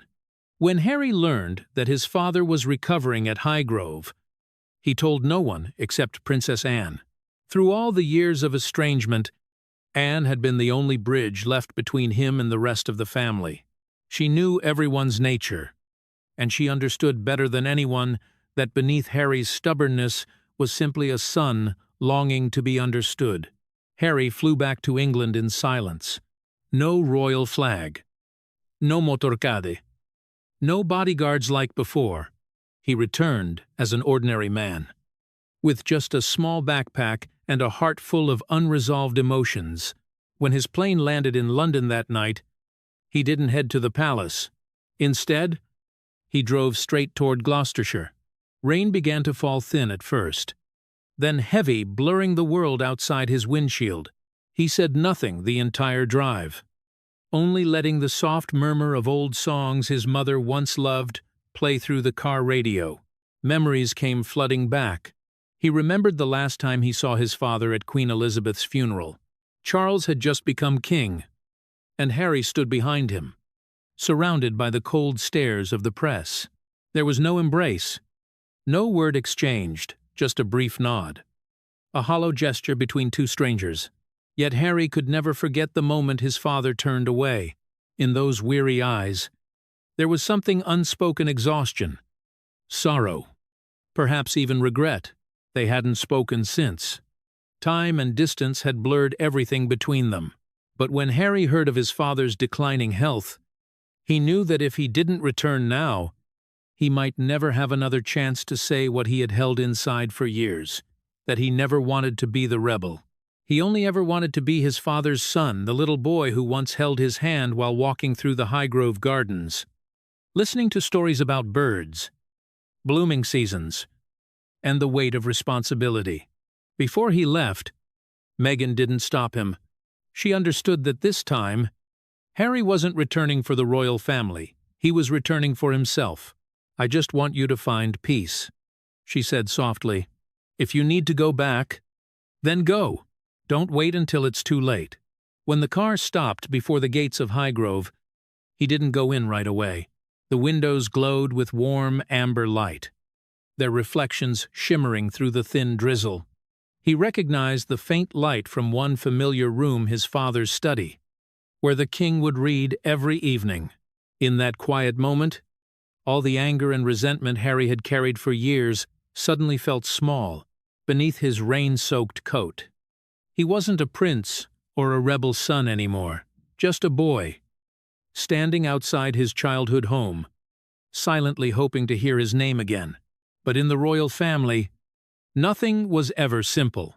Harry couldn't just walk in without permission, so he chose to wait for a signal. A message, or even a faint gesture from within the house.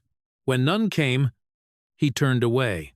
A wave of emotion swept over him, sorrow mixed with calm acceptance.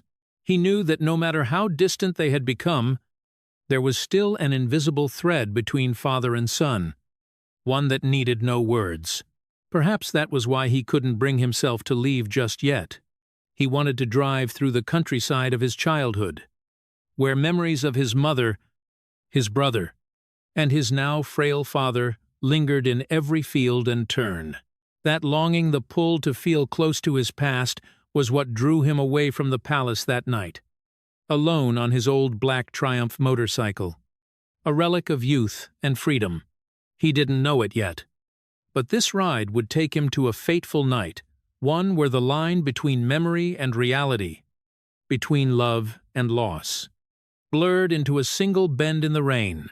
The Gloucestershire night was damp and heavy, as if the land itself was holding its breath. Fine. Cold raindrops fell on the glossy black road, catching faint glimmers of golden light from the few lampposts that lined the narrow road to Highgrove House. The air was unnaturally still, save for the whisper of wind through old oak trees and the distant growl of a motorcycle engine. Drawing closer, the black Triumph tore through the mist, its tires slicing through puddles. The rider, fully masked by a dark helmet and soaked jacket, seemed desperate to make it back before the rain thickened. The headlight gleamed against the slick asphalt, distorting into streaks of trembling light. Then, at the sharp bend just before Highgrove's side gate, the rear wheels suddenly lost traction. A piercing screech echoed through the dark, followed by the brutal sound of metal colliding with the ground. The bike skidded sideways, the rider was thrown off, tumbling over the wet grass before coming to a halt. The rain kept falling steady and cold, for several minutes. No one noticed.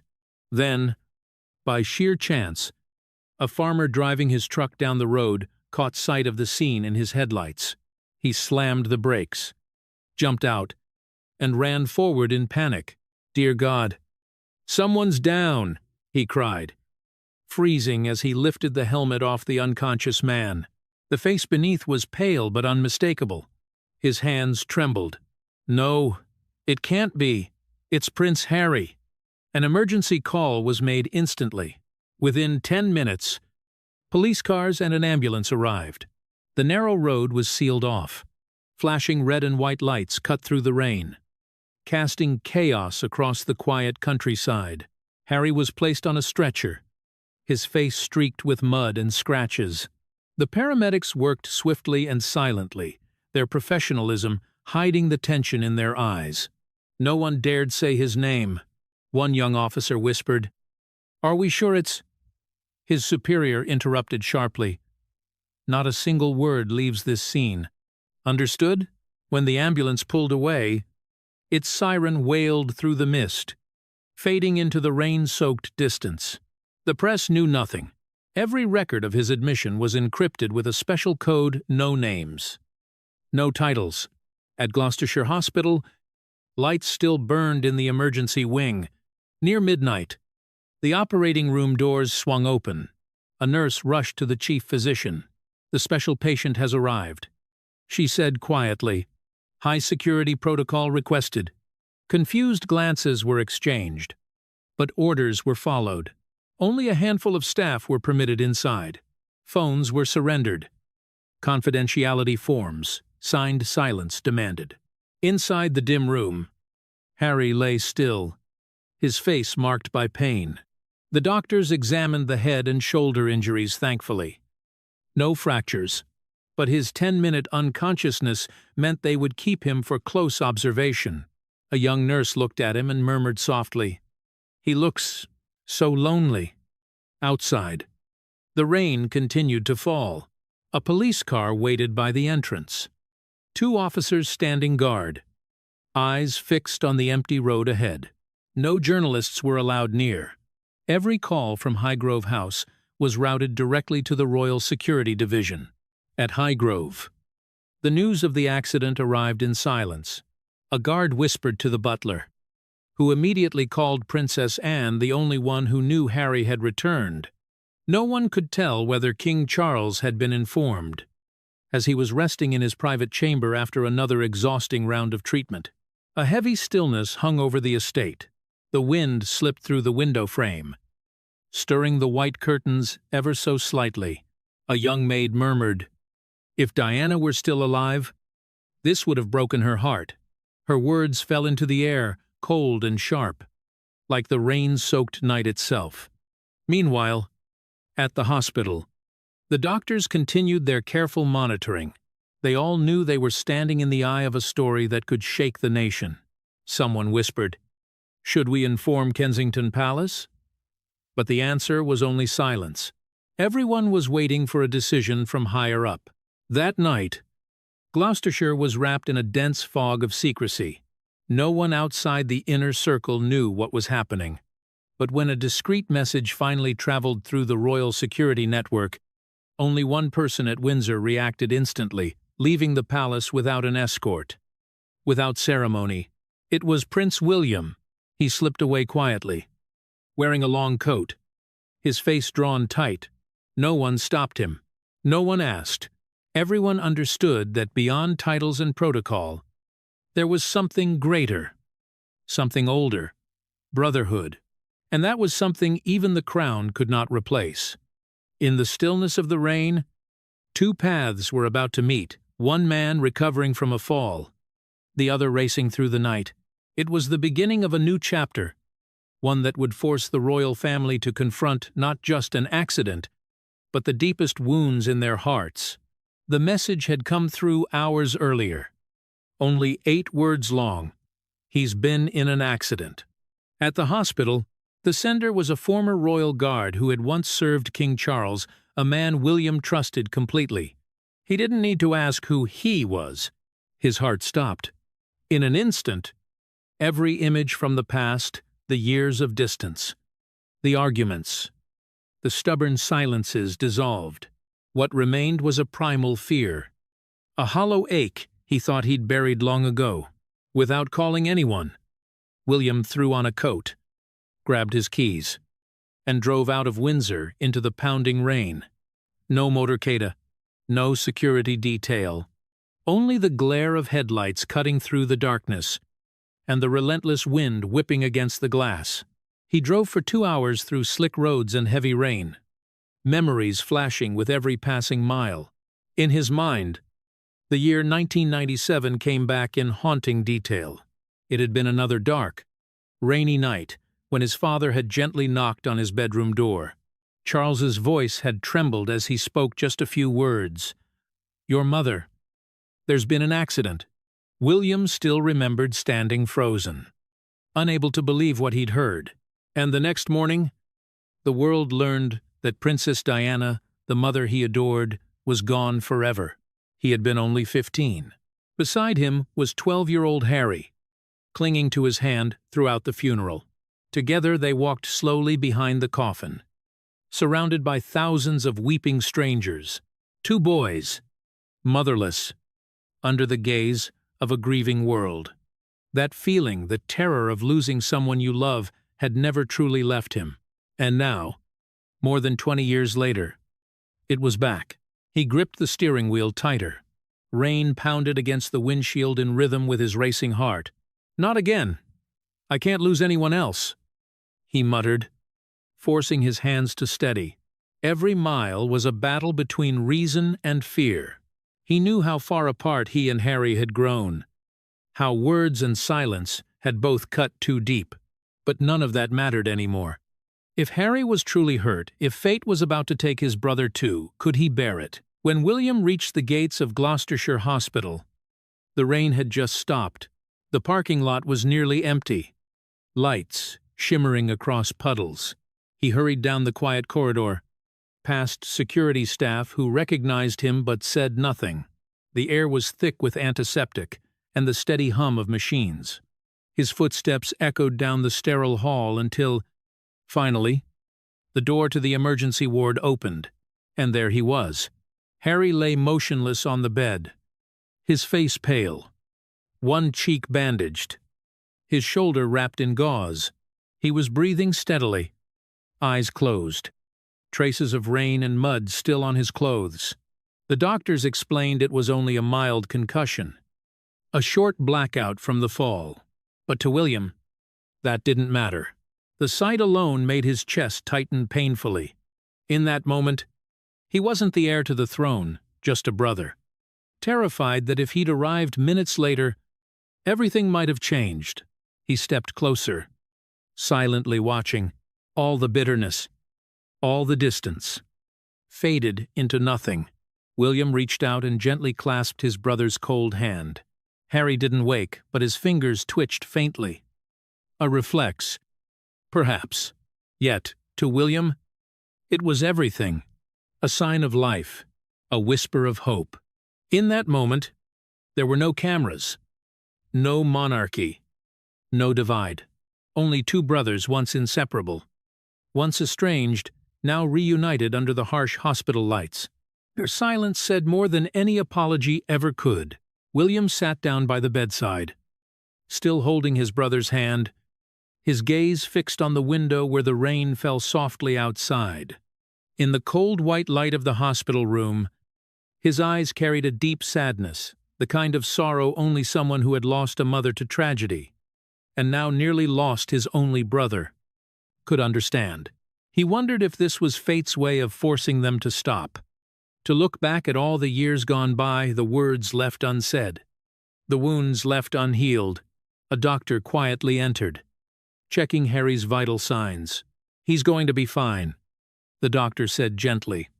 William gave a small nod, his lips pressed tight, as if holding back the tears threatening to fall. A few hours later, when Harry began to stir, the first person he saw was William. Their eyes met awkward, uncertain, but full of warmth. In a hoarse voice, Harry whispered, "What are you doing here?" William gave a faint smile and replied softly, "There's nowhere else I could be." The simple words hung in the air, heavy with emotion. They said nothing more. They just sat there in silence, William still holding his brother's hand, Harry staring out the window where the last drops of rain fell like the slow heartbeat of memory. Perhaps, after all the years of misunderstanding, it took a brush with death to remind them that family cannot be erased by distance or pride. That night, under the pale hospital lights and the sound of rain tapping against the glass, the two brothers who had once drifted apart sat together again. No apologies, no promises, just silence. And in that silence, they remembered that they were still bound by blood. Still the same two boys who once walked hand in hand behind their mother's coffin, and now, in the rain, held each other's hands again to hold on to what was left of their family. In that quiet moment, William understood that some losses are inevitable, but there are others that must never happen again. And perhaps that rainy night in Gloucestershire hadn't just nearly taken a life. It had awakened something precious between the brothers, the love of family, long buried beneath years of distance and silence. The grim news reached Highgrove just before dawn. As the first dew settled on the cold stone steps, in the stillness of the room, the warm light of a lamp fell across King Charles's weary face. The messenger bowed his head and said only a few words. Prince Harry was in a car accident. No one dared meet the king's eyes. They all knew that in that instant, years of restrained emotion could shatter with a single blink. Charles stood motionless. He said nothing, resting his hand on the chair's arm as if to steady a world collapsing beneath him. After a long silence, his low, trembling voice finally broke through. "I almost lost both my sons." The words echoed through the vast room, part confession, part regret he had never dared to face. Princess Anne, the only one beside him at that moment, said nothing. She neither comforted nor judged. She knew Charles was battling a fear he had long hidden behind the calm facade of a monarch, the fear of a father who had once been distant, condemned for his coldness in the face of his son's grief in 1997. And now, hearing that Harry was in danger, all the old memories returned, tearing through the mask of composure he had spent a lifetime perfecting. For a moment, Charles was no longer the King of England. He was just a father terrified of losing another piece of his own flesh and blood, terrified that history would repeat itself in the cruelest way. He looked out the window, where raindrops slid down the glass into the wet garden below, and whispered to himself, "I should have been closer to them." Not long after, Charles gave an order to his guards. Keep everything quiet. No one must reveal the patient's identity. He would not allow hurried photographs or sensational headlines to turn his family's pain into public spectacle once again. Let it all settle in peace, he said, his voice tired yet firm. Meanwhile, Anne understood this was the time to mend what was broken. She called William, saying simply, "Stay with your brother when he wakes. No advice. No interference. Just the wish of a sister and an aunt that the two sons of Diana might rediscover the bond they had nearly lost." A few hours later, the first light of morning filtered through the window of the Gloucestershire hospital. In the quiet room, William sat by the bed, watching his brother still sleeping. Charles entered, silent for a few seconds. He looked at his two sons, one grown, burdened by the weight of the future, the other fragile, hurt, but alive. The look made William bow his head. Between them, there were no accusations, no explanations, only a shared understanding. As if they both knew that something within this tragedy had changed, Charles stepped closer, placing a gentle hand on William's shoulder, a rare but profoundly human gesture. When he turned to Harry, Charles's eyes were no longer those of a monarch, but of a father newly awakened from a long sleep of pride. He whispered, barely audible, "Thank God, you're still here." Outside, the rain continued to fall softly. Anne stood in the corridor, watching in silence. She knew there are things that need no words. The accident, frightening as it was, had been fate's test, a way to make them look at one another again, to remember what no crown, no title, no power could ever replace: family. That morning, Charles was seen leaving the hospital, dressed in a dark brown coat, walking slowly. He answered no reporter's questions, only said one sentence, "Today, I am just a father." The words spread across Britain, bringing many to tears.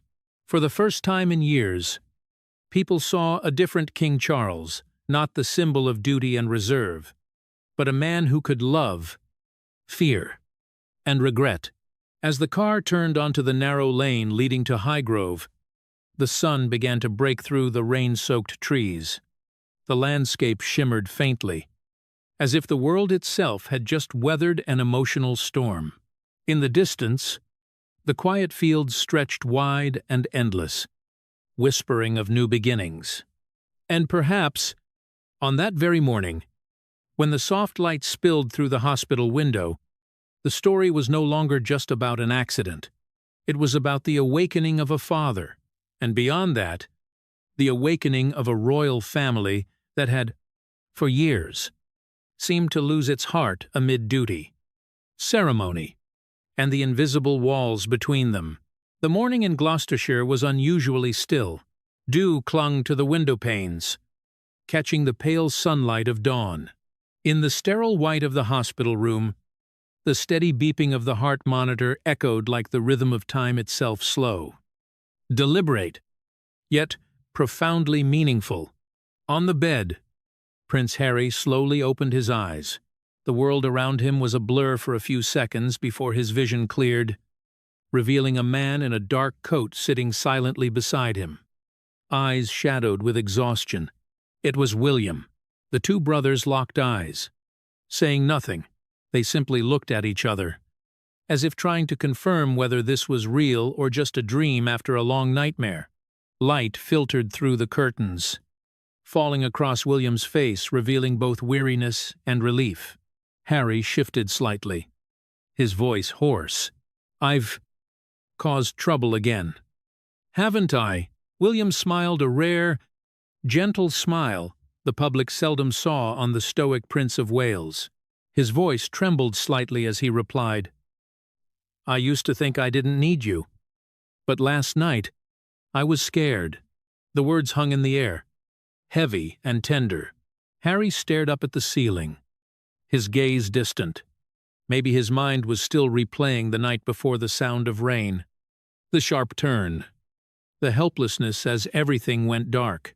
He took a deep breath and whispered, almost as if confessing something he had long denied, "Maybe it's time I came back. At least, to say sorry." William said nothing. He simply tightened his grip around his brother's hand, the same hand he had held nearly 30 years ago during their mother's funeral. Now, that same touch bridged the distance that years of pride, pressure, and misunderstanding had built between them. The door creaked open. Princess Anne stepped in. She paused for a moment, her kind eyes resting on her nephews.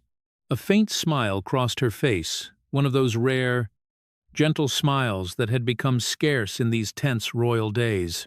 "You don't need to say a thing," she murmured softly. "Your mother would be smiling somewhere." William and Harry both turned toward the window. Outside, the sky was clearing. Sunlight pierced through the gray clouds, spilling onto the rain-drenched grass. A small bird perched on the sill, singing a bright, fragile tune. In that moment, all three of them knew this wasn't just the morning after an accident. It was the beginning of something new. Anne walked closer and placed a gentle hand on Harry's shoulder. "Your father knows," she said quietly.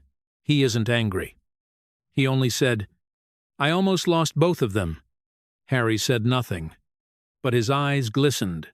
Deep down, he knew that man, the world called cold, had a heart that could still tremble at the thought of losing his sons. William turned to him, his tone low and sincere. "I don't want what we are to exist only in headlines. If we can, let's start again, maybe just over dinner." Harry chuckled softly, his voice light but genuine. "As long as there's beer." William shook his head, but a rare spark of joy flickered in his eyes. From a short distance, Anne watched them, as if seeing ghosts of the past two boys who once chased each other through Balmoral's gardens, hiding behind their mother's skirts from the paparazzi. And now, after all the storms, they sat side by side again, no titles, no cameras, just brothers. The room was flooded with light. Harry leaned back and exhaled deeply. His thoughts wandered to Meghan, to their children in California. And in that quiet moment, he realized he might have strayed too far from what mattered most: family. No matter the distance, no matter the cracks, he would always be part of that bloodline of his father, his brother, and his mother. William gazed out the window, watching droplets of dew fall from the eaves onto the small flower bed below. He spoke softly, almost to himself. "Maybe, after everything, Mum's still watching over us." Harry nodded, a strange calm glimmering in his eyes. Outside, the faint sound of an ambulance echoed in the distance, a quiet reminder that life goes on. In the corridor, Princess Anne leaned toward a nurse and whispered, "Let them be wud. Just for today. Let them be ordinary sons." Time seemed to pause inside that small hospital room. There were no royal titles, no duties, no pressure from the crown. Only two brothers who had once drifted apart through pain and pride, now finding each other again after a near tragedy that could have taken everything. As the sun climbed higher, its light streamed through the curtains and across the hospital bed. Harry looked up at his brother and smiled. "Thank you for coming," William replied quietly. I couldn't not come." They were few words, but perhaps the most honest either had spoken to each other in years. And maybe, in that moment, a new chapter of brotherhood began. No public statements, no witnesses, just silence and the tender light of morning. Yet outside those hospital walls, the world was already moving in another direction. A local reporter happened to spot the motorbike, covered with a tarp in the storage lot. A young nurse, without thinking, sent a short message to a friend. And only a few hours later, the first online headlines began to appear: "Royal family member injured in Gloucestershire crash." As the story of the two princes spread across Britain, cameras once again turned toward the hospital. But none of those reporters knew that inside, a small miracle had already taken place. Two brothers once lost to pride and distance had finally found their way back to each other. Beneath the clearing mist, the soft morning light, and the song of a lone bird outside. Like a blessing from above, news of Prince Harry's accident swept through the country within hours. The morning papers ran the headline: "Harry suffers minor accident." Yet what caught the public's attention wasn't the extent of his injuries, it was a photograph, taken secretly outside Gloucestershire Hospital. It showed Prince William sitting beside his brother, leaning in to say something, while Harry gave a faint, genuine smile. A simple moment, but one that made millions across Britain stop and look again. Major outlets like The Times, The Guardian, and Daily Mail all described it as a rare human moment between two men of royal blood. After years of distance and sharp words between the brothers, the public seemed to exhale in relief, as if reminded that beneath the weight of ceremony and duty, love still lived. On social media, thousands of comments appeared within hours. Perhaps Diana guided them back to each other. One user wrote, "This photo made me cry. They're just the boys of Britain again." Another said, "The wave of emotions spread quickly, something the royal family hadn't inspired in years." Royal commentators called it a small miracle in England's endless reign. Many compared it to the image of William and Harry, aged 15 and 12, walking behind their mother's coffin in 1997. Back then, their tears silenced the world. Now, a single touch of hands was enough to make millions believe that healing was still possible. The Telegraph wrote in its editorial, "Perhaps the public never needed a perfect monarchy. They only needed to see that, in their weakest moments. The royals are still human, still capable of love and forgiveness." That line was quoted everywhere, echoing as a quiet reminder of what family truly means, even among those who carry the heaviest crown. Across television screens, news stations replayed the footage of William leaving the hospital that misty morning, his eyes heavy, yet softer than before. Behind him, Harry followed slowly, waving to a few people gathered outside the gates. No official statement was made, but the sight alone was enough to convince many that something had been repaired between them, not announced, but felt everywhere. People talked, from London cafes to tiny countryside pubs. The phrase, "the fateful rainy night," became a symbol of change for the monarchy. If Diana were alive, she'd be smiling, said an elderly woman in a TV interview. And that simple sentence seemed to touch the heart of an entire nation. Royal commentators who had criticized the monarchy quietly set aside their sharpest words. Instead, they wrote about the fragility of human life, the fear of loss, and the longing for reunion. Even a minor accident could prompt the entire kingdom to pause and reflect, to see that behind the glittering lights of the palace, hearts still ache, still worry, still care. On a morning radio broadcast, the host spoke slowly. Perhaps what England needs right now isn't speeches or statements, but a simple hand held in honesty and warmth. The words closed the broadcast, yet opened a door to a renewed sense of hope in listeners' hearts. Meanwhile, as the world buzzed with speculation, at Highgrove, King Charles remained silent. He issued no statements, made no public appearances. For more than anyone, he understood that some things do not need to be announced.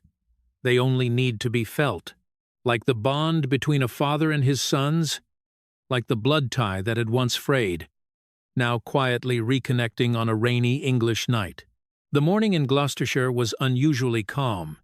After a long night of chaos and worry, news from the hospital was finally confirmed. Harry had only minor scratches. Nothing serious. William exhaled, the weight he had carried through the night lifting slightly from his shoulders. Yet a strange, lingering unease remained, as if the accident had been more than an incident, but a quiet reminder from fate itself. He left the hospital just as the first rays of sunlight appeared. The car rolled slowly along the misty road back to Highgrove. Leaves along the avenue, still holding the night's moisture, reflected the faint light like fragile shards of glass. William did not turn on the radio or glance at his phone. He simply sat in silence, letting his thoughts wander. Since their mother's death, there had always seemed to be a gap between him, Harry, and their father, a distance no one had dared to bridge. When the car stopped at Highgrove's gates, William remained seated for a few moments. He looked up at the dew-specked windows, where pale golden light spilled from the king's study. The scene was at once familiar and strangely disorienting. He stepped out, the crunch of gravel beneath his feet softly echoing in the still air. King Charles sat by the window, quietly gazing at the garden. The morning light highlighted the lines of age on his face, yet his eyes held a gentle, understanding warmth. He was not surprised to see his son arrive. Perhaps he had already known William would come. Without preamble, William spoke softly. "Harry's fine, Father. Just a few scratches." Charles nodded, his voice low and measured. "I know. The doctor just called." A quiet stretched between them, broken only by the wind, rustling the window and birds singing outside. Charles lifted his teacup, steam rising and mingling with the morning light. Then he spoke, softly yet weightily. "William, do not let old wounds divide us. Life is too short to carry unnecessary burdens." William met his father's gaze. In that moment, he realized what he had long avoided, that his father was no longer the stern, distant man of his memories. Age, illness, and loss had tempered Charles, making him quieter, gentler, and perhaps he carried regrets he had never voiced. "I understand, Father," William said, his voice thick with emotion. "Sometimes I forget that we are still a family, no matter what has happened." Charles smiled, a rare, warm smile, and placed a hand lightly on his son's shoulder, bridging the distance between them. "I only hope you do not repeat my mistakes. Family does not always need words, just a measure of compassion." William bowed his head, silent for a long moment. A strange mix of sadness and relief welled within him.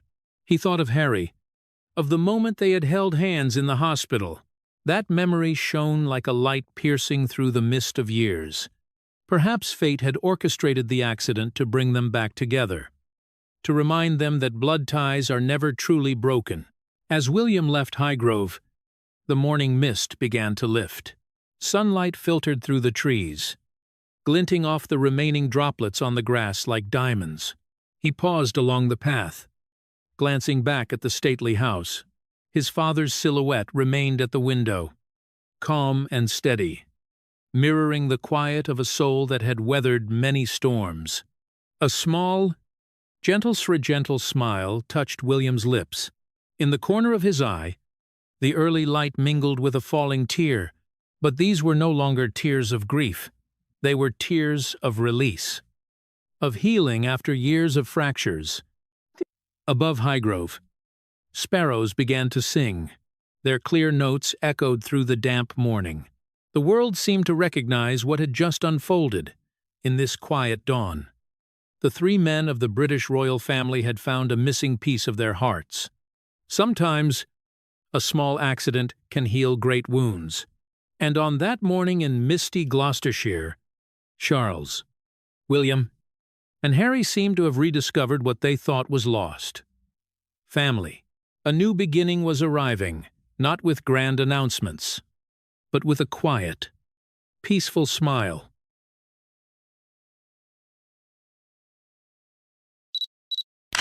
If I told you that everything inside Buckingham Palace just changed in the last 5 minutes, would you believe it?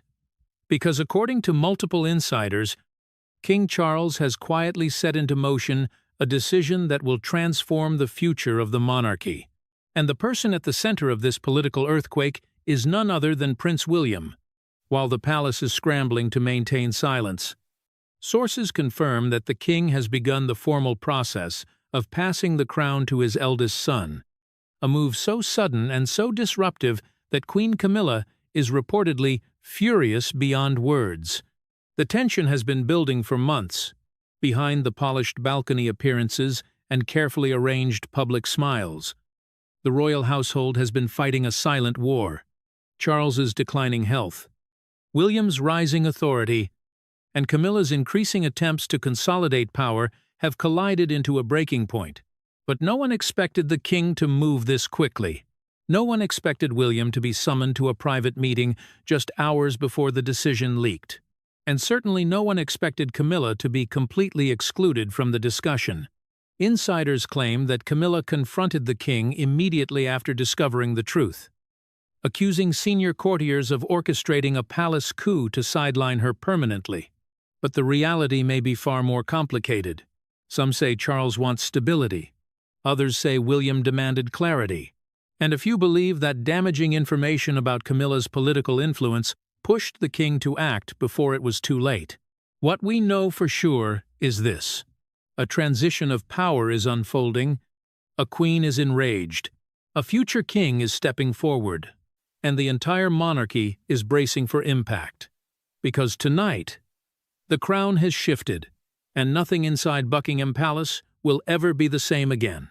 The fog hung heavy over Balmoral Castle on the morning of November 18th. L'Ancien Ling Archewou, wrapping the Scottish estate in a shroud of grey that seemed to mirror the somber mood within its ancient walls. King Charles sat alone in his private study, the room where Queen Victoria had once conducted affairs of state, where generations of monarchs had wrestled with decisions that shaped nations. Before him lay a single sheet of paper, the words typed in formal legal language that belied the revolutionary nature of its content. It was an instrument of abdication, prepared in absolute secrecy by constitutional lawyers sworn to confidentiality, a document that would end his reign barely 3 years after it had begun. The decision had not come suddenly, though its formalization had accelerated in recent weeks. Charles had ascended to the throne in September 2022, at the age of 73, already the oldest person ever to assume the British crown. He had waited longer than any heir in the nation's history, spending decades preparing for a role that seemed perpetually just beyond reach. When it finally came, following his mother's death at Balmoral, he had embraced it with determination and energy that surprised those who had questioned whether he possessed the stamina for the demands of modern monarchy. But 3 years of relentless duty had taken a toll that could no longer be ignored or minimized. The health issues had begun subtly, fatigue that lingered despite adequate rest, a persistent cough that antibiotics could not fully resolve, joint pain that made standing through lengthy ceremonies increasingly difficult. His medical team had initially attributed these symptoms to age and stress, prescribing rest and adjusted schedules. But when routine scans in September revealed abnormalities requiring further investigation, the situation became far more serious. The diagnosis, delivered privately in early October, was not immediately life-threatening but was progressive and would require treatment incompatible with the demands of his constitutional role. Charles faced the prognosis with the stoicism bred through decades of public service and personal crisis. He had survived the dissolution of his first marriage under brutal media scrutiny, weathered the death of Diana and the public grief that followed, endured years of being portrayed as an eccentric waiting impatiently for power he did not deserve. He had rebuilt his reputation painstakingly, married the woman he loved despite fierce opposition, and finally assumed the throne with genuine public support.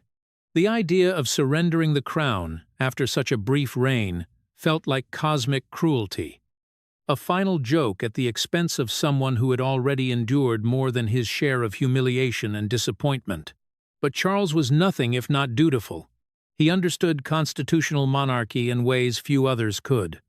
Having studied its requirements and limitations for 7 decades, he knew the crown required not just symbolic presence, but active engagement, mental acuity, and physical stamina to maintain the relentless schedule of duties that sustained the institution's relevance. He had watched his mother serve with dedication until her final days. While he admired her commitment, he had also seen how her determination never to abdicate had created awkward situations in her final years when age diminished her capacity. Yet duty demanded continuation. The constitutional lawyers had explained the precedent carefully. Britain had not seen a voluntary abdication since Edward VIII in 1936, an event so traumatic it had reshaped the monarchy and was still referenced as a cautionary tale nearly 90 years later. Edward's abdication had been driven by desire to marry a divorced woman, a personal choice that put individual happiness above duty. What Charles contemplated was fundamentally different, stepping aside not for personal gratification, but because medical reality made continuing irresponsible. The distinction mattered enormously in how such an action would be perceived and whether the institution could survive it intact. He had confided in only a handful of people: his private secretary, who had served him for 22 years, the Archbishop of Canterbury, 2 senior constitutional experts whose discretion was absolute, and eventually William, whose reaction would determine whether this path was even possible. The conversation with his eldest son had occurred 3 weeks earlier in this same study. During what was publicly described as a routine private visit to Balmoral, Charles had presented the medical realities without embellishment, shown William the documentation, and explained the prognosis and treatment requirements. He watched his son's face cycle through shock, denial, grief, and finally reluctant acceptance as the implications became clear. William had begged him to seek additional opinions, to explore every possible treatment option that might allow him to continue. But when those alternatives had been exhausted and the medical consensus remained unchanged, William had reached the same conclusion: continuation was not sustainable. What followed had been the most difficult negotiation of both their lives. William, at Patruzec, Chitre, had expected to have at least another decade, perhaps 2, before assuming the throne. He had 3 young children. The youngest, barely 7 years old, Catherine, was still recovering from her own health challenges, regaining strength but not yet fully restored. The idea of becoming king while his children were still in primary and secondary school, while his wife remained fragile, felt overwhelming. But duty, that inexorable force that had shaped both their lives since birth, left no room for personal preference or convenient timing. Camilla's discovery. Queen Camilla had discovered her husband's intention in the worst possible way, by accident, through overhearing a conversation she was never meant to witness. She had returned to Balmoral unexpectedly, early from a visit to a local hospital, cutting the engagement short because of a migraine. Entering through a side entrance to avoid staff fuss, she had been walking toward the private apartments when she heard voices from Charles's study. The door was slightly ajar, and her husband's voice, heavy with emotion, carried into the corridor. "I have no choice," she heard him say. "The treatment protocol is incompatible with the demands of the role. I must step aside while I can do so with dignity rather than wait until circumstances force the issue." Camilla froze in the hallway, her blood turning cold as the implications crashed over her. She heard William's voice responding, discussing timelines and announcements, talking about transition planning and constitutional requirements. They were planning an abdication. Her husband, who had waited his entire life to be king, who had endured decades of preparation and criticism, who had been on the throne less than 3 years, was planning to surrender the crown, and he had not told her. She stood paralyzed, listening to them discuss how to inform her when the appropriate moment might be, how she might react. They were talking about her as though she were a problem to be managed, rather than a partner who deserved to be consulted. When she finally pushed open the door, both men fell silent, their expressions confirming that what she had overheard was exactly what it seemed. The confrontation that followed was described by those who heard raised voices through heavy doors as volcanic. Camilla's fury was comprehensive and devastating. She raged at Charles for excluding her from a decision that would fundamentally alter her life and identity. She demanded to know how long he had been planning this, how many people he had consulted while keeping her deliberately ignorant. She accused him of cowardice, of abandoning the responsibility they were meant to share, of caring more about his legacy than about their partnership. Charles attempted to explain, to outline the medical realities, to help her understand that this was not choice but necessity. But Camilla was beyond reason, beyond comfort. She had spent 20 years fighting for acceptance, enduring comparison to Diana, weathering public opinion that ranged from grudging tolerance to active hostility. She had finally achieved the position of queen consort, had begun to make the role her own, had started to feel that perhaps she had earned her place, and now, after barely 3 years, it was being ripped away. She would go from queen to queen dowager, from consort to the current king to widow equivalent of a former king, a demotion in everything but technical title. What enraged her most was the timing. Had Charles's reign lasted a decade or more, she could have accepted abdication as a reasonable response to declining health in old age. But 3 years felt like a cruel joke. Barely enough time to warm the throne before surrendering it.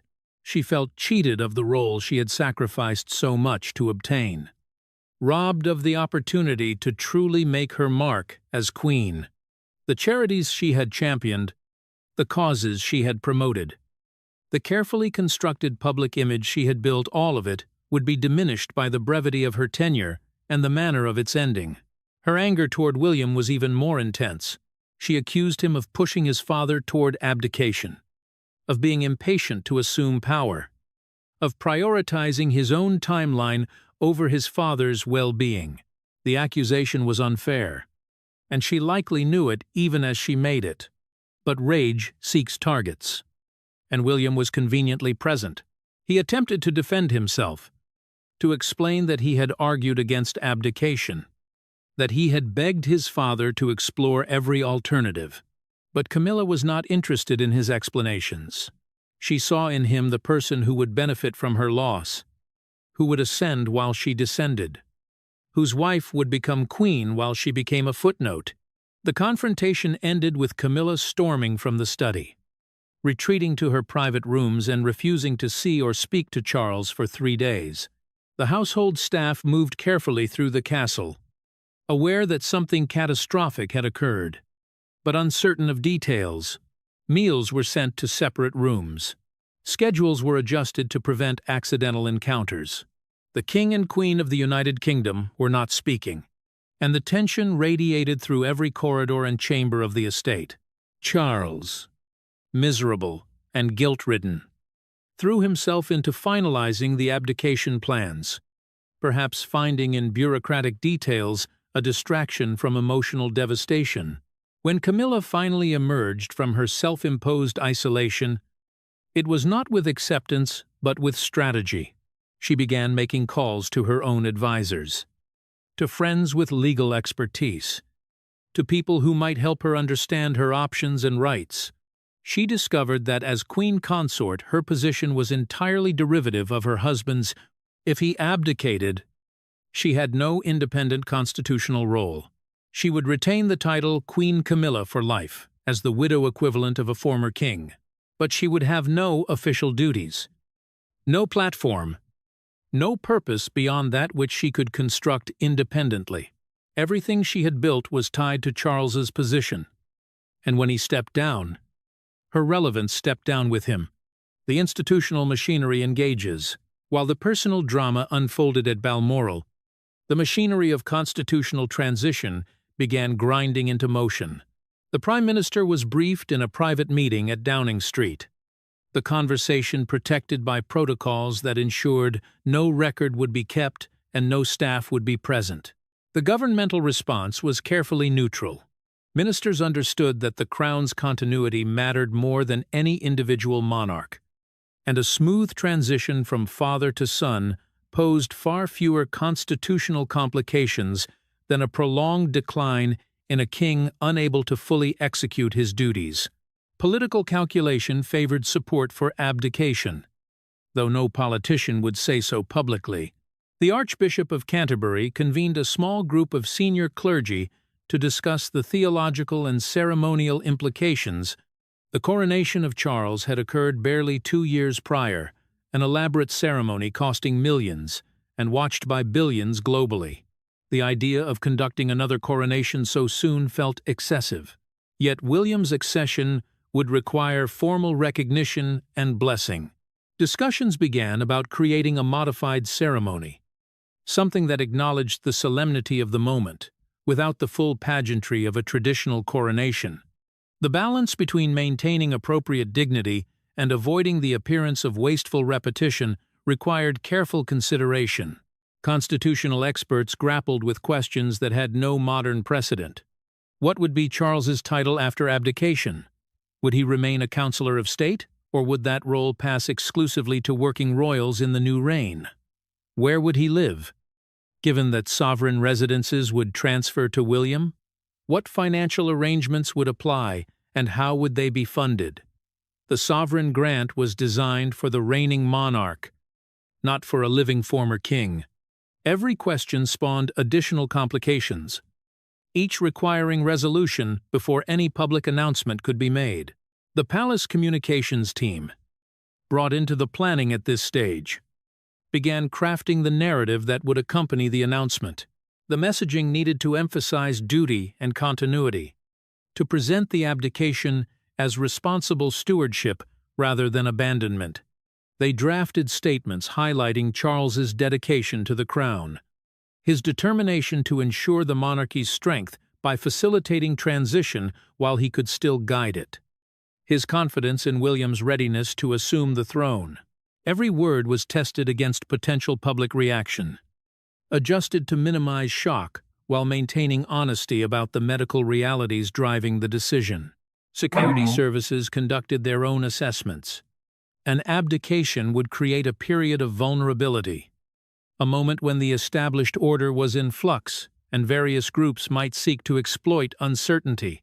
Threats were evaluated, protection details adjusted, contingencies planned for scenarios ranging from political protests to potential violence from extremist groups. The transition itself would be a massive security operation, requiring coordination across multiple agencies and jurisdictions. Plans were developed in secret, ready to be activated the moment the decision became public. Behind all the institutional preparation lay a fundamental question nobody wanted to articulate directly. Would the public accept this?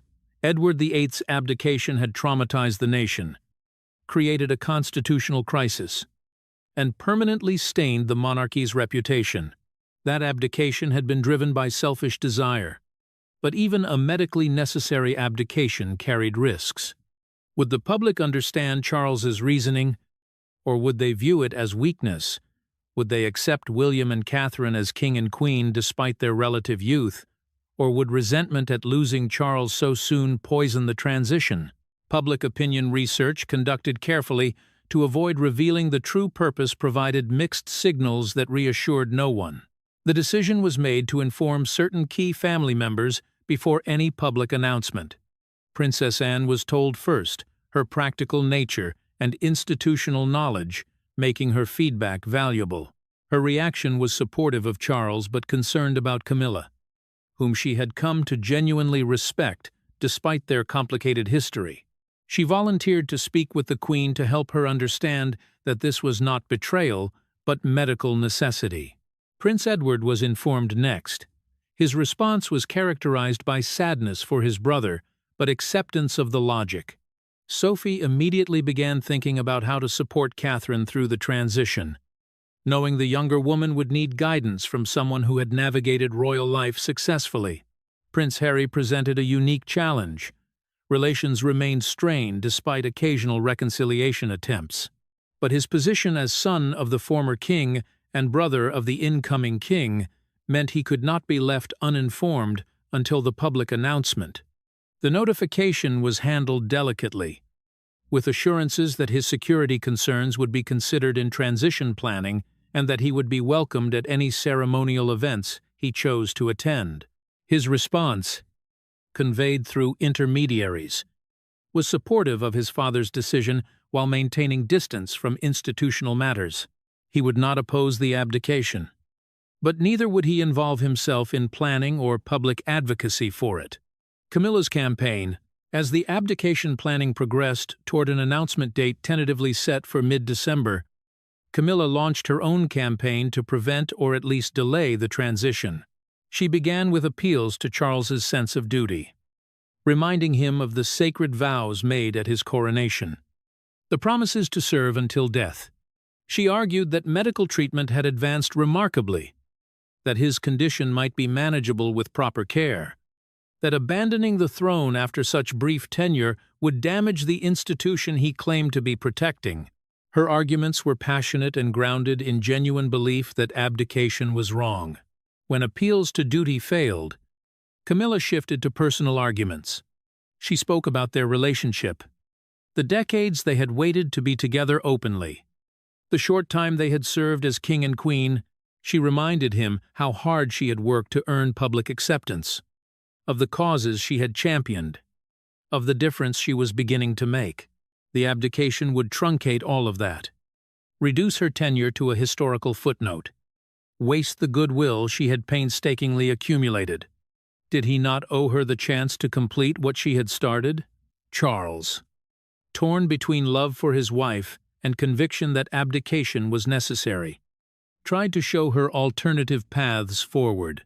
She could continue charitable work independently, maintain patronages and public engagements as Queen Dowager, have resources and platform, perhaps even more freedom, without constitutional constraints.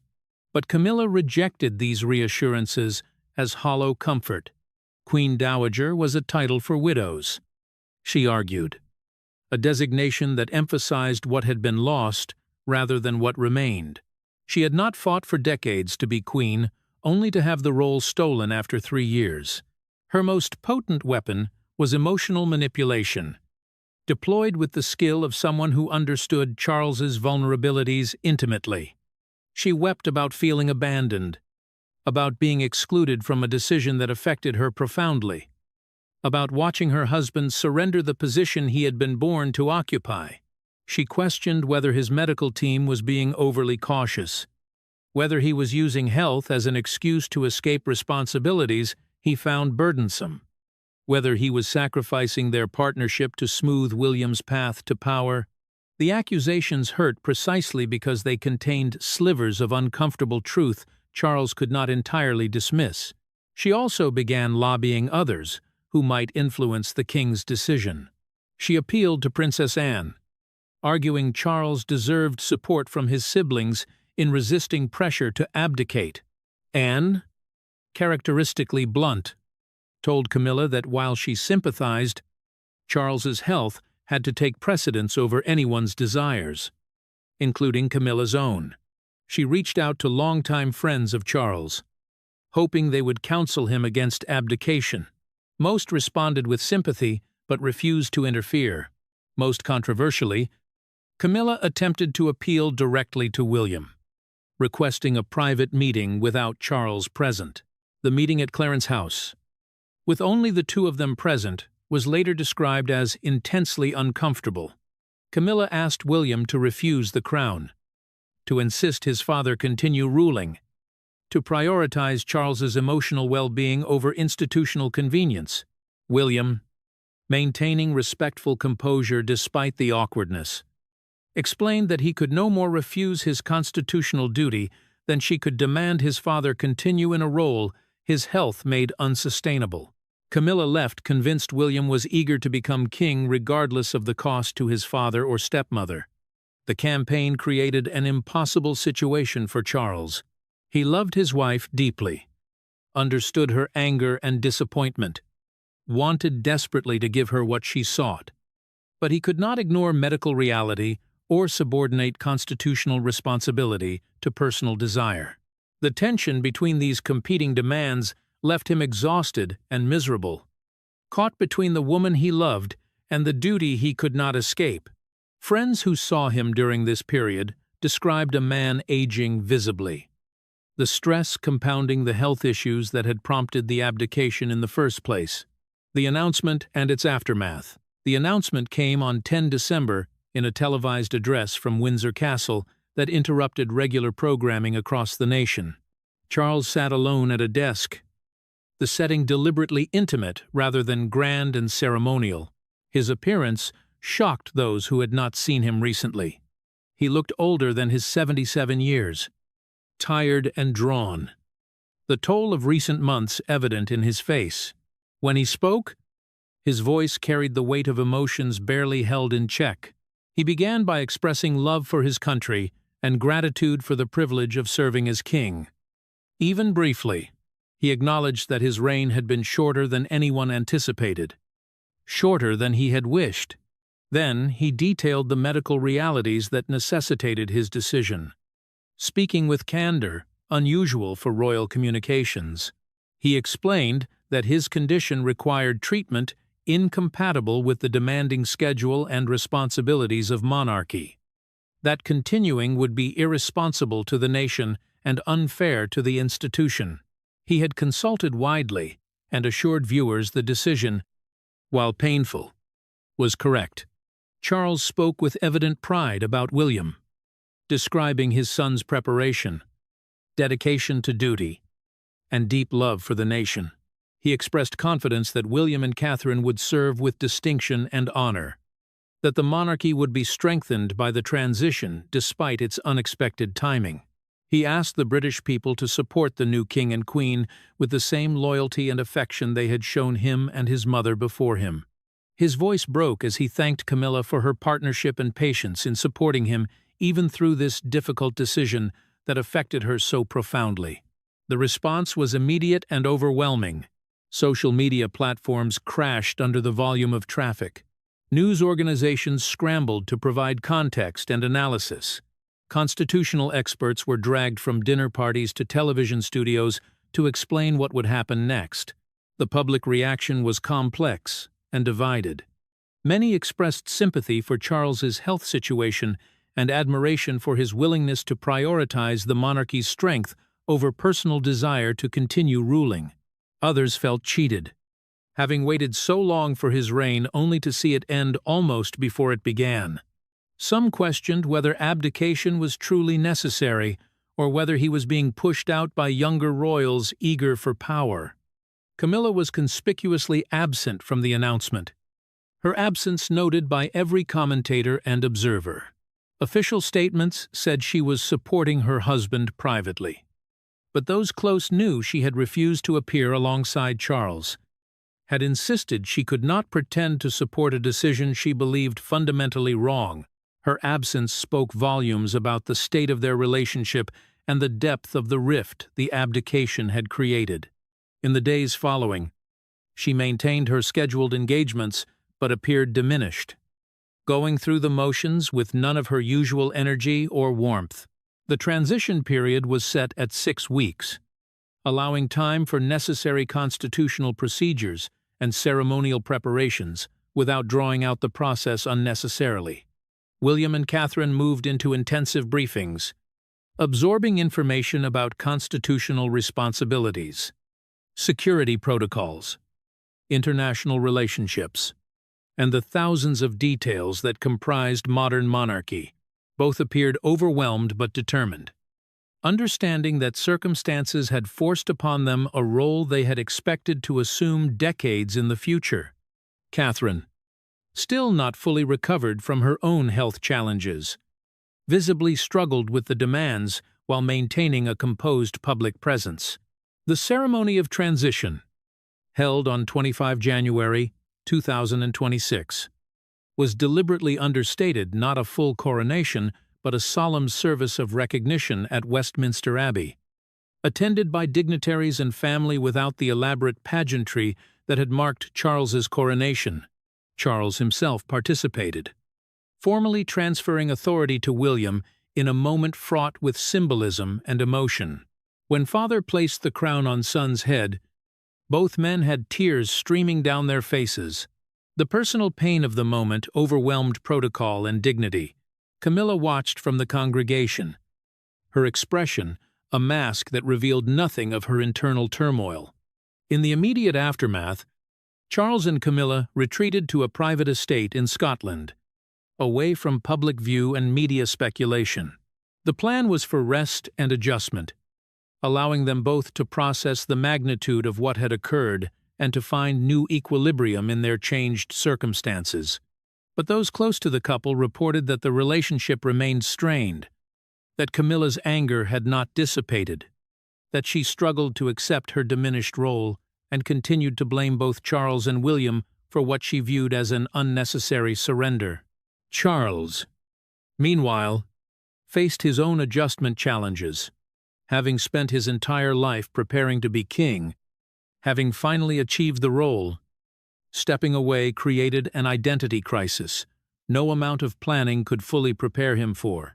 He was no longer the sovereign, no longer the final constitutional authority, no longer the person everyone turned to for decision and direction.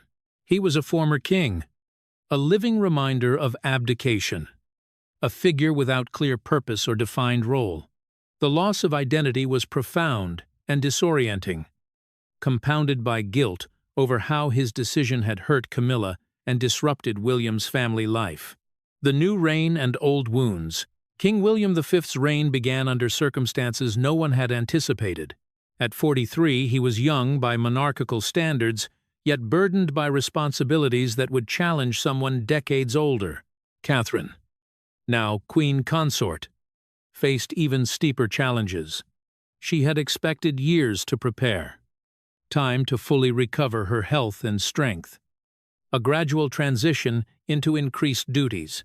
Instead, she was thrust immediately into the most visible position in the nation, while still fragile from illness and treatment. The pressure was immense and unrelenting. Their children faced the most dramatic adjustment. Prince George, at 12, suddenly became heir to the throne. Princess Charlotte,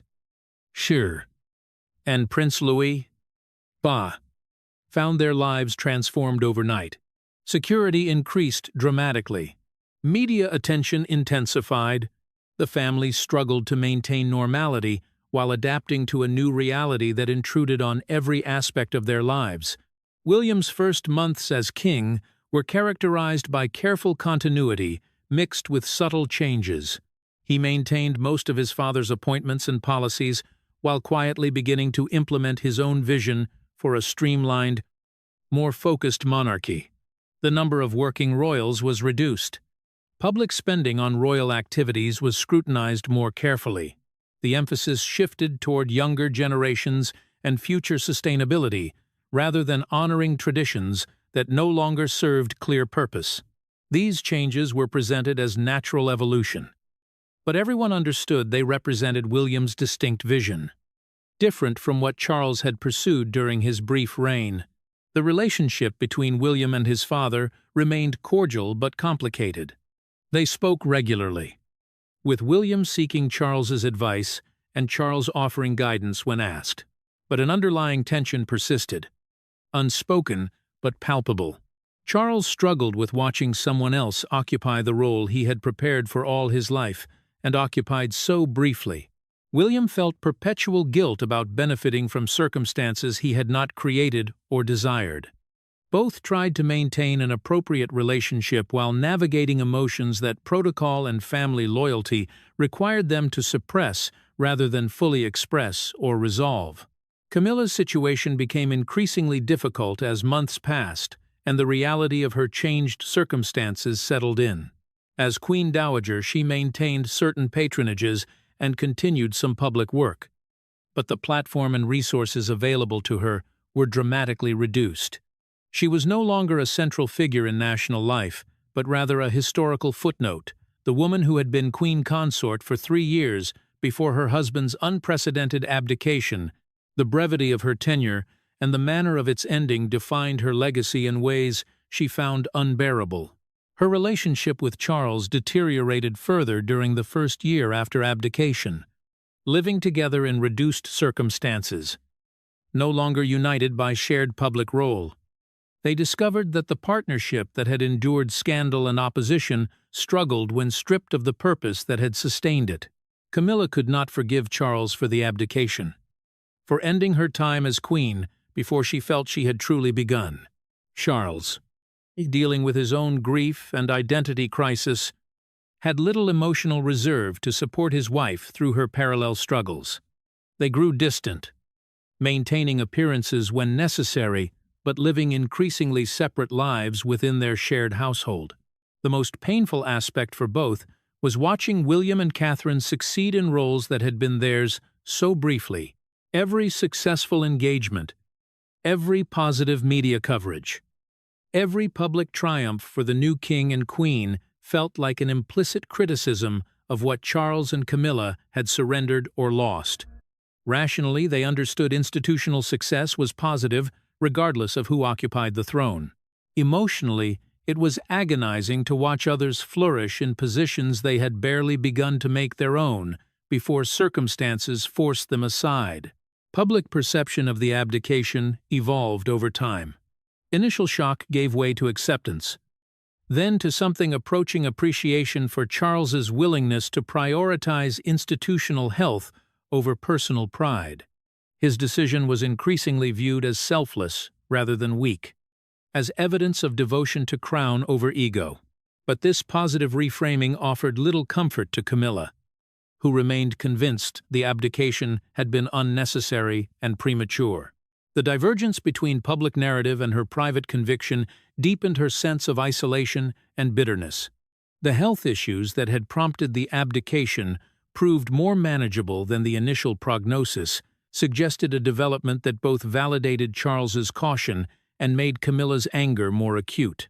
If treatment was working and his condition stabilizing, she argued, then the abdication had indeed been unnecessary.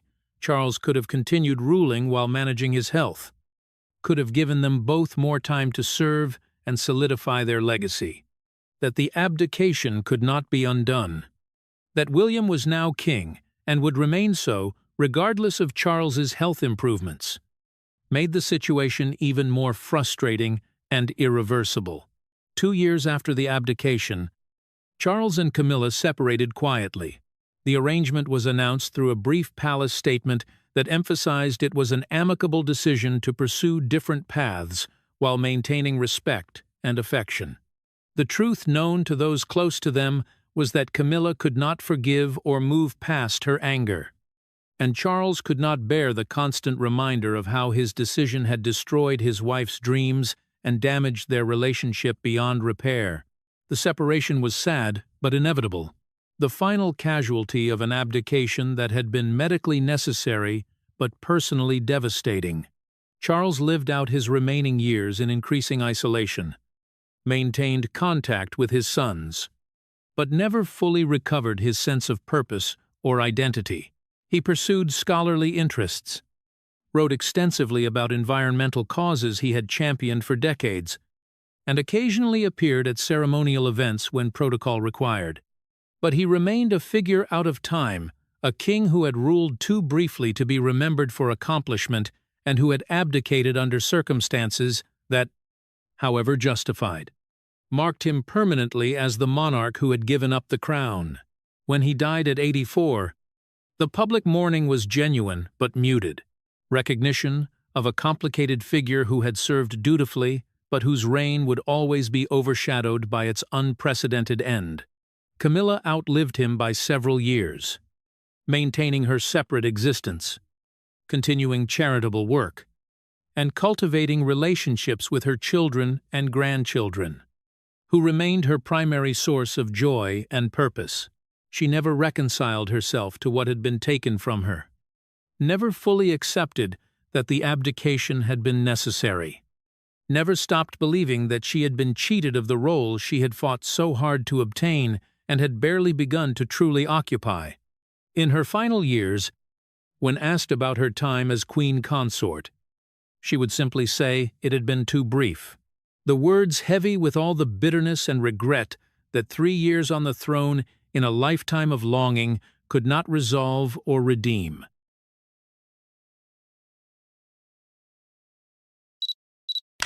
An 8-year-old boy stands on the balcony of Buckingham Palace. He beams with a wide smile, waves his hand, and even dances spontaneously in front of thousands of people below. In just a few short minutes, that image spreads across social media, gathering billions of views. The whole world laughs and calls him the most adorable meme star of the British royal family.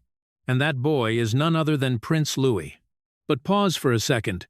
Behind that innocent smile, is there something the public does not see? Because just seconds after those playful moments, his eyes sometimes reveal a fleeting confusion, something difficult to name. An 8-year-old child should only know joy. Yet he is growing up under pressures that even adults struggle to handle. We have seen Louis in viral moments, like Trooping the Color, the long yawns during the coronation of King Charles III, or the unfiltered expressions that make the world laugh. But few people talk about the bigger picture behind it. A mother, Catherine, Princess of Wales, facing cancer, a royal family shrinking in size like never before, and a haunting position, the spare to the spare, a shadow that history once placed heavily on Prince Harry. So the question becomes, where is the future of Prince Louis heading? Will he find a stable place in a system that is changing? Or will he repeat the tragedy of those who came before him? What do you think? Comment number 1, if you believe the royal family will protect the boy. Comment number 2, if you fear history will repeat itself. Share your thoughts below. And now, we begin to uncover each layer behind the smile of this 8-year-old royal child. If you have watched any royal event in recent years, one thing is almost certain. Your attention will soon be drawn to a young boy who is anything but small in influence. That is Prince Louis. Not because he is carefully prepared to be the center of attention, but on the contrary, it is his natural and unforced behavior that makes him the most memorable figure. Let us return to the moment at the coronation of King Charles III. While the world followed every solemn ritual, every detail calculated down to the second, Louis simply yawned, a real yawn, a childish one, completely unhidden. That moment instantly spread across the globe. People did not just laugh. They felt connected. Because, in the middle of all the formality, that boy reminded them that he is still just a child. Then came Trooping the Color in the year 2025. While other members stood properly on the balcony of Buckingham Palace, Louis could not stay still. He bounced, swayed to an imaginary rhythm in his head, sometimes turned to talk, and even displayed dramatic expressions. The crowd below laughed. The internet exploded. Within hours, the images appeared across thousands of accounts, from TikTok to YouTube. And it did not stop there. In many other official events, Louis continuously created moments that could not be staged. Sometimes he made funny faces, stuck his tongue out slightly, sometimes squinted or frowned, as if trying to understand what was happening around him. At times, he waved enthusiastically, ignoring all formal protocol, as if greeting each person in the crowd. That breaking of the mold became his strongest appeal. One of the most shared clips shows Louis changing expressions within seconds. from serious to surprised, then suddenly laughing. Viewers were drawn in as if watching a short film without a script, and what stands out is that everything is real. There is no staging.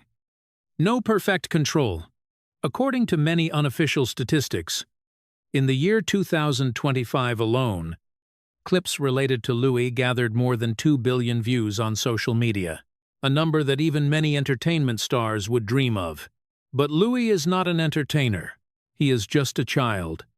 And that is precisely his greatest strength. Compared to his siblings, Louis is often seen as the one who expresses emotions most clearly. No hiding. No excessive restraint. When he is happy, he laughs fully. When he is bored, he shows it immediately. And when he is curious, his eyes say everything. That authenticity makes the public feel they are seeing a real person, not a constructed image. Those moments make the world smile. But because of that, we begin to ask, what awaits a child who is so real in a system that demands almost absolute control? Because behind the laughter, behind the massive number of views, lies a unique position. A position that brings not only attention, but also invisible pressures that few can see. To understand why the innocent moments of Prince Louis make people both laugh and worry, we must look at something seemingly dry yet decisive: the line of succession of the British royal family, an order that appears simple, yet shapes the entire life of every member born into it. At present, the first in line is Prince William. Right after him is his eldest son, Prince George. Next is Princess Charlotte, and finally, in the fourth position, is Louis. A position that may sound close to the throne, but in reality, it is something entirely different, because in royal history, there is a concept that has always haunted those who are not born to inherit directly. It is the spare, the one who stands behind, always ready, but rarely chosen. And in the case of Prince Louis, the story goes even further. He is not only the spare, he is the spare to the spare. The one who stands behind, the one who already stands behind. It may sound abstract, but its meaning is very concrete. The chance for Louis to become king, according to many analyses, is almost zero. Some estimates even suggest it is below 1%. That means it is almost certain he will never sit on the throne. Yet the paradox is this: he still has to live his entire life under the rules, pressures, and expectations of a senior royal. Royal biographer Christopher Anderson once emphasized that the position of the spare is always tied to a quiet identity crisis. Not the heir, but not an ordinary person either. No clear path, yet bound by duty and image. Meanwhile, former royal correspondent Jenny Bond also noted that spares in history often have to define their own worth, and not all of them succeed in doing so completely. We have seen this before, most clearly with Prince Harry. As someone who once carried the title of the spare, Harry grew up in the shadow of his older brother. He had more freedom, but lacked a clearly defined role, and that gap, according to many observers, contributed to later conflicts and controversial decisions. But Louis stands in an even more complex position. If Harry was the spare, then Louis is the spare to the spare. The distance between him and the throne is not just one person, but three. This makes his role more uncertain than ever. He does not carry the direct responsibility of succession like Prince George. He does not hold a strong symbolic position like Princess Charlotte, who represents change in modern succession rules. And he does not have a clearly defined path like previous generations. This creates a major question. Who will Louis become within this system? A working royal, actively taking on public duties, or someone who gradually steps away to build a private life? Each choice comes with its own cost. And that is why the joyful moments we see in public take on an entirely different meaning in this context. They are not just the charm of a child. They are the image of a boy standing in a position that history has shown is far from easy. That position is already full of challenges. But then, the year 2024 brought an event that made everything heavier. A fear not only for Louis, but for the entire family, something no child should have to face so early in life. The year 2024 began like any other for the public. Familiar images of Catherine, Princess of Wales, continued to appear. Composed, with almost no visible sign of anything unusual. But behind the closed doors of the royal family, a completely different story was unfolding. A diagnosis, a shock, and a spreading fear that no one could have prepared for. Information about Catherine's cancer was not announced immediately. The family chose to keep it private, both to protect her privacy and to have time to face the harsh reality. During the early months of the year, the public began to question her unusual absence. Speculation spread, but only when Catherine herself appeared and confirmed it did the world truly understand the seriousness of the situation. For Prince William, this was not just a personal challenge. He later described it as the hardest year of his life, not only because of his royal role, but because of his responsibility as a husband and a father at a time when everything seemed to collapse at once. On one side was duty to the nation, on the other was his family, and in the middle were 3 children, including Prince Louis, the youngest, when his mother began treatment, including chemotherapy. The life of the entire family changed almost completely. Public schedules were adjusted, appearances were limited, the familiar images became rare, and more importantly, the atmosphere within the family was no longer the same. For a child like Louis, this was an experience far beyond his understanding. When it began, he was only about 5 to 6 years old, too young to fully understand what cancer is, yet old enough to sense that something was wrong. Children at this age have a unique ability. They do not need detailed explanations, yet they can feel emotional changes in adults. The days when his mother could not be present as before, the moments when his father became more quiet, conversations that stopped when he entered the room. All of these things, even unspoken, created a quiet anxiety. And the greatest fear, though never spoken aloud, was always there. The possibility that his mother might not be there anymore. According to many child psychology experts, when facing a parent's serious illness, young children do not understand it logically, but imagine it in their own way. And that can be even more frightening, because a child's imagination has no limits, and often drifts toward the worst possibilities. Louis, with the most expressive personality among the 3 siblings, may feel this more strongly than anyone else. The natural expressions the public sees at events may be only a small part of the complex inner world he is going through. A child who laughs in one moment may, just hours later, become quiet, thinking about things he cannot yet put into words. In that situation, Prince William and Catherine, Princess of Wales, were forced to make difficult choices. They tried to keep everything as normal as possible for their children.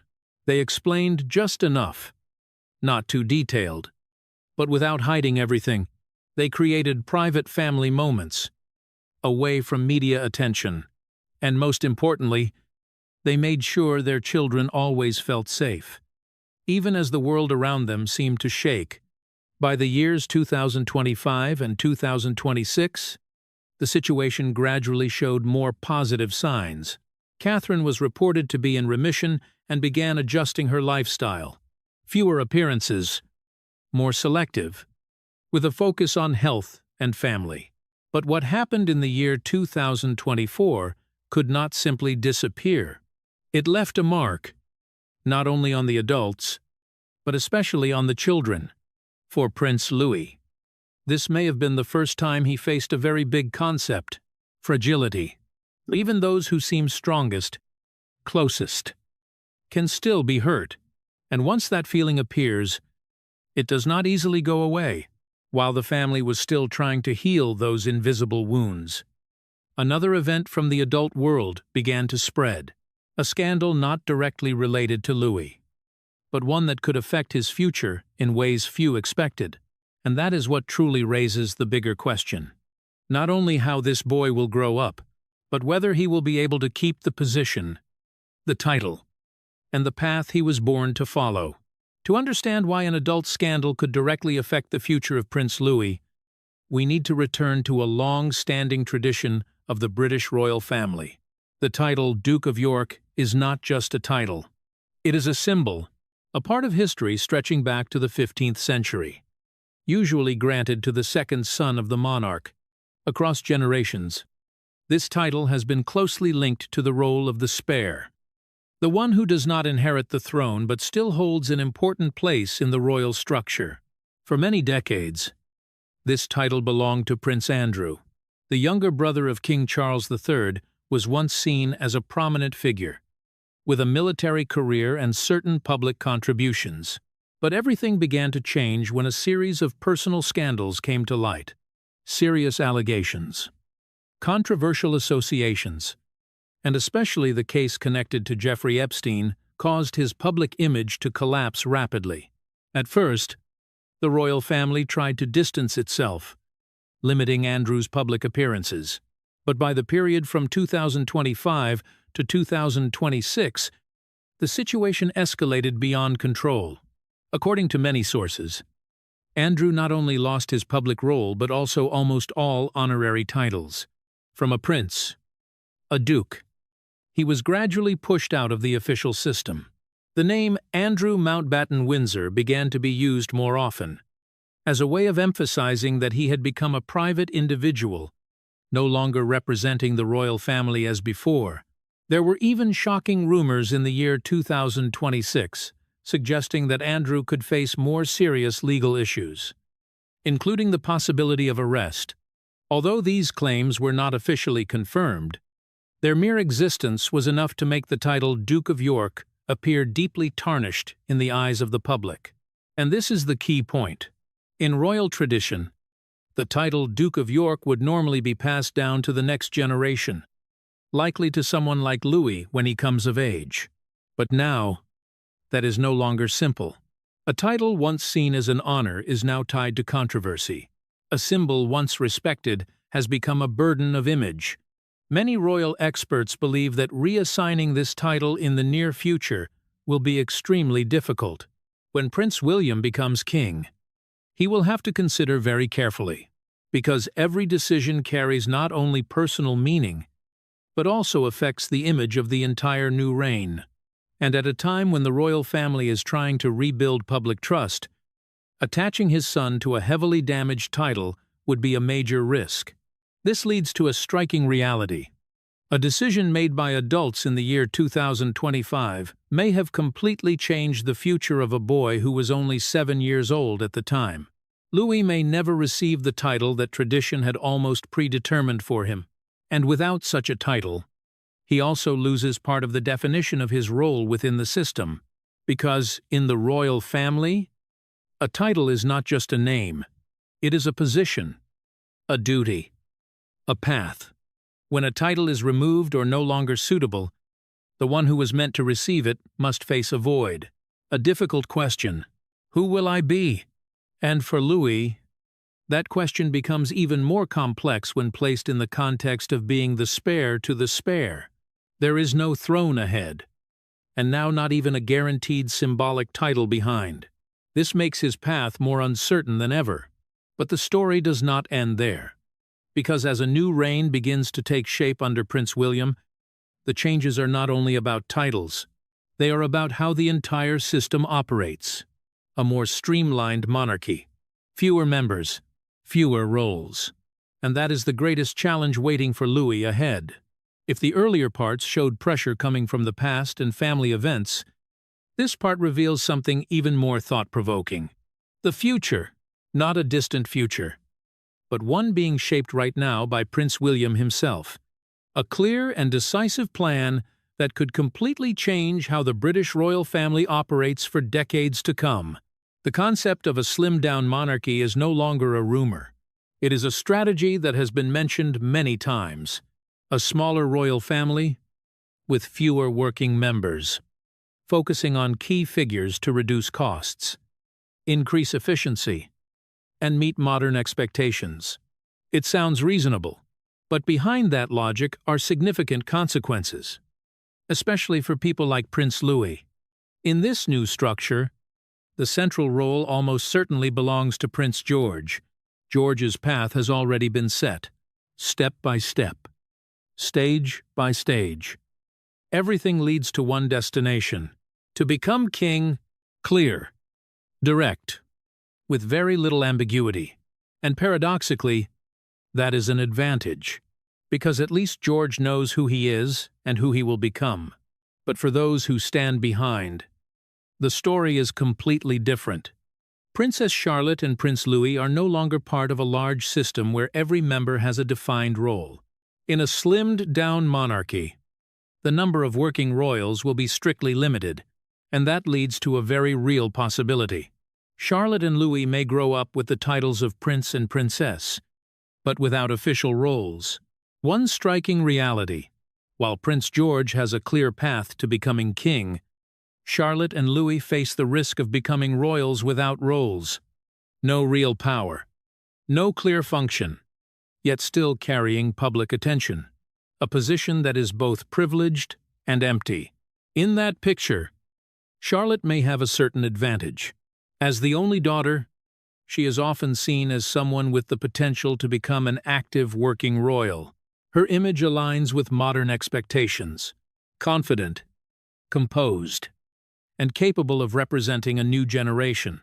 Many experts believe she may be guided more clearly, taking part in public duties, charitable work, and becoming a key support figure for George in the future. As for Louis, his path is far less defined. He has no natural role like the heir. He does not have the symbolic advantage that Charlotte holds.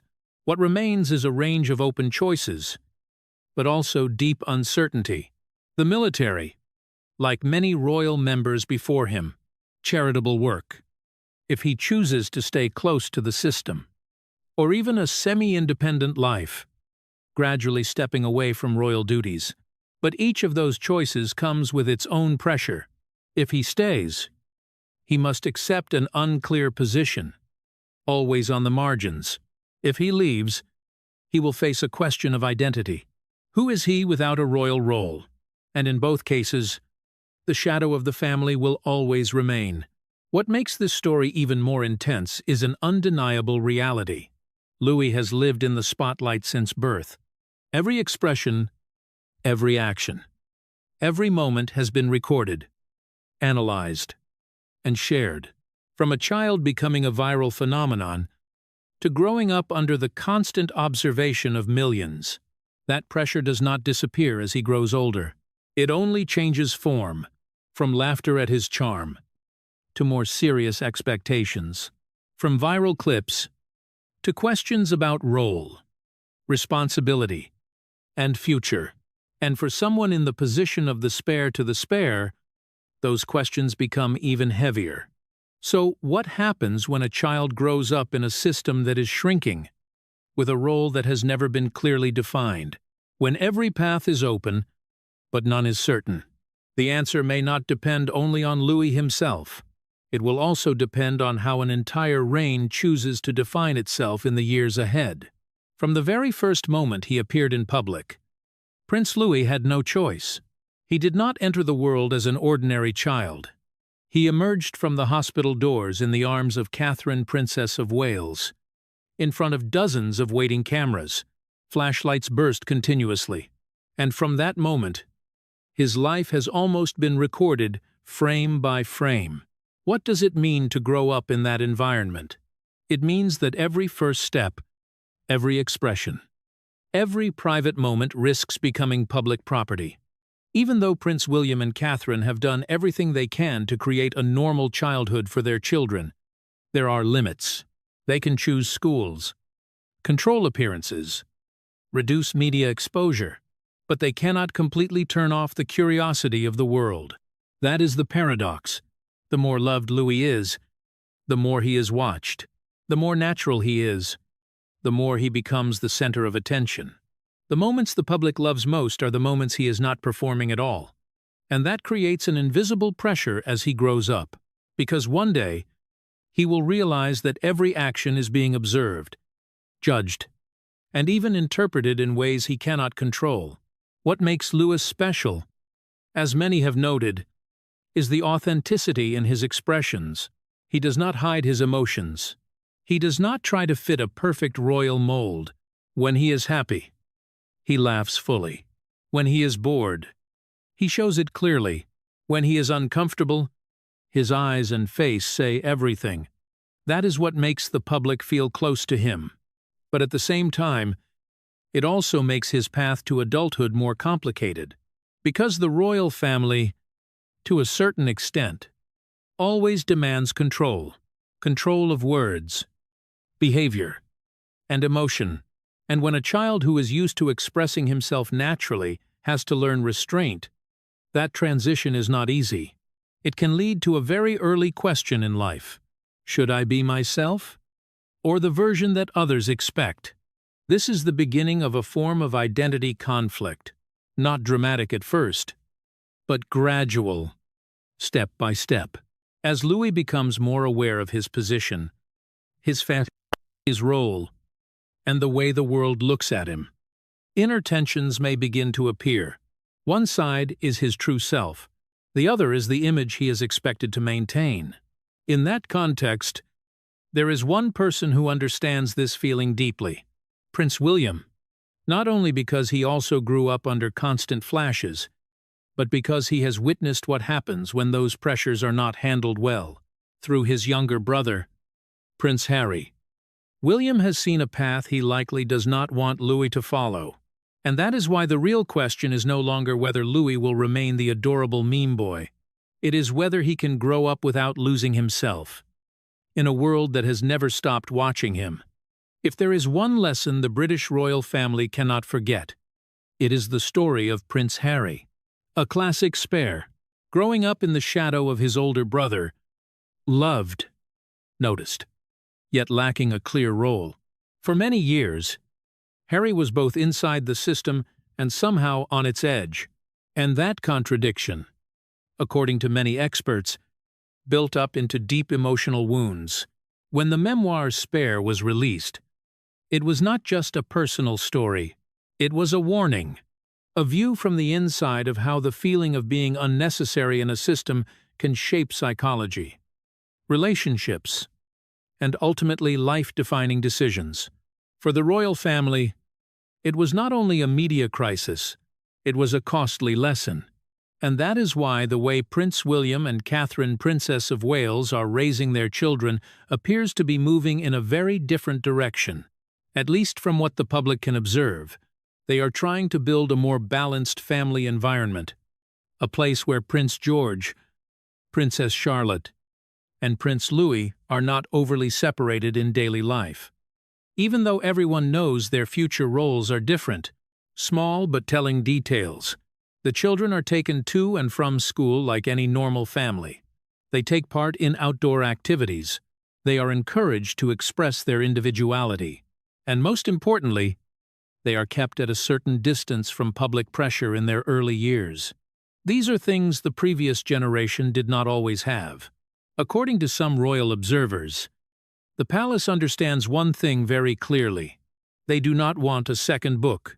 They do not want to repeat a scenario where a family member grows up feeling overlooked and later tells that story to the world. That would not only damage the image, but also shake the very foundation of the system. But even with these changes, reality cannot disappear completely. The difference between the heir and those who follow still exists. The pressure of roles, the expectations of the public, and the limits of royal life are still there. And the central question remains, will these efforts be enough to change a model that has existed for hundreds of years? Or will they simply make it slightly easier to live within? And for Prince Louis, will that be enough to keep him from walking a path history has already seen? And when we look back at the entire journey, a clearer picture begins to form, not just the playful moments that make the world laugh, but a layered story filled with emotion and pressures that are not easy to see. From an 8-year-old boy standing on the balcony of Buckingham Palace, dancing freely and becoming a global phenomenon, Prince Louis has quickly become a symbol of authenticity in a system known for control. But what lies behind that smile? A childhood surrounded by cameras.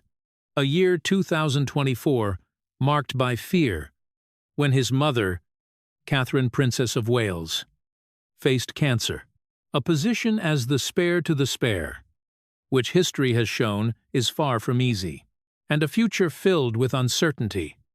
As traditional titles may no longer exist following events linked to Prince Andrew, all of this creates a paradox. Louis is one of the most loved faces of the royal family. Yet he may also be one of those facing the most questions about his own future. A boy seen by the entire world, yet with a path ahead that is more uncertain than ever. So, what awaits Louis? There are two scenarios many people consider. The first, he finds his own path, perhaps in the military, perhaps in charitable work, or in a new role suited to a modern monarchy, a position not tied to the throne, but meaningful enough for him to feel a sense of belonging.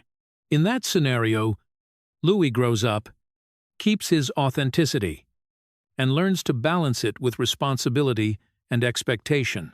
But there is also another scenario, a path we have already seen with Prince Harry.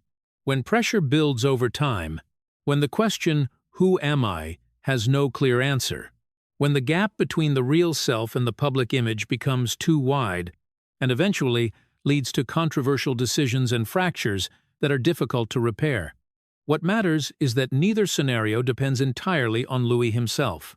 They depend on how Prince William and the royal system choose to evolve, whether they can create an environment where each child, regardless of position, has a clear identity and a real purpose, or whether they continue a structure where some must always live in the shadow.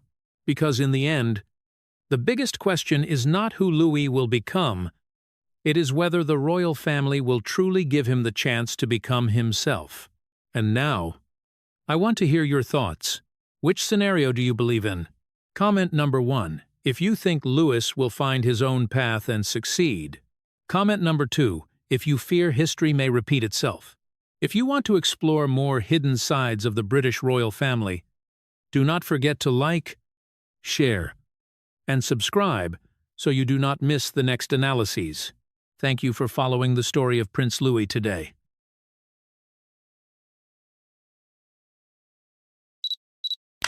Prince William and Queen Camilla have never shared a truly warm relationship. For William, Camilla's name is forever tied to the greatest tragedy of his life, the collapse of his parents' marriage. He grew up watching Princess Diana, his beloved mother, drown in pain, betrayed, isolated, and deeply wounded. And in his eyes, Camilla was the spark that ignited all of that heartbreak. For this reason, even when Charles openly brought Camilla into his life, even when she was officially crowned queen beside him, the scars in William's heart never fully healed. Now, that already tense relationship has erupted once more, as William is said to have exposed a secret money-making scheme linked to Camilla. This revelation has not only intensified the conflict between them, but has also raised troubling questions in the public's mind. Why would a member of the royal family be involved in shady financial dealings? And does this point to a hunger for power and ambition long hidden behind Camilla's composed facade? For William, this truth feels like the final straw, forcing him to confront the woman he has never accepted. More than anyone, he understands that every move Camilla makes has the power to tarnish the dignity of the monarchy and to trample upon the sacred memory of his late mother. In today's video, we will uncover the full story behind this secret money scheme, delve into the fraught relationship between William and Camilla, and explain why this shocking revelation could spark one of the biggest earthquakes the British royal family has ever faced. In the cozy western study of Clarence House, where father and son had shared secrets for years, Prince William's anger boiled over like a storm, ready to break. He slammed a pile of penalty slips onto the wooden desk, each one a piece of paper screaming injustice. "Dad," he said, his voice sharp as a knife, This isn't about keeping things in order. It's outright robbery. King Charles frowned deeply. His forehead creased with worry. He listened as William laid it all out. Harsh fines imposed on servants for minor mistakes at dinner. Money deducted directly from their paychecks. Charles promised to monitor the situation and investigate, but he urged William to stay quiet for now. "We don't want a scandal ripping through the palace," he whispered. But William couldn't let it go. The ghosts of the past haunted him. His mother, Princess Diana, had been hurt by secrets and lies hidden behind royal walls. He refused to repeat that mistake, deciding to investigate on his own. He pretended it was a routine check of palace finances, locking himself in a quiet room. He dove into stacks of financial records. The spreadsheets, filled with numbers and codes, were like a puzzle. As he sifted through them, a shocking fact emerged. In just 3 months, over 48 pound sterling, 000, had been collected from servant fines. Not a penny went to palace improvements or staff training. Instead, it flowed into a hidden bank account, controlled solely by Queen Consort Camilla. Heart racing, William called the head accountant, whose voice trembled on the line. It was her order. "Your Highness," he admitted. "She said it was for operational improvements, but no money has been spent on that yet." William felt a fire ignite within him. This wasn't about enhancing the palace, it was a scheme for Camilla to siphon cash for her own escape plan. Building a secret life far from the throne's troubles, using money squeezed from those who could barely afford it. William grabbed the thick file of evidence and marched to Camilla's office, his footsteps echoing like thunder down the hall. The door flew open, and he tossed the dossier onto her desk.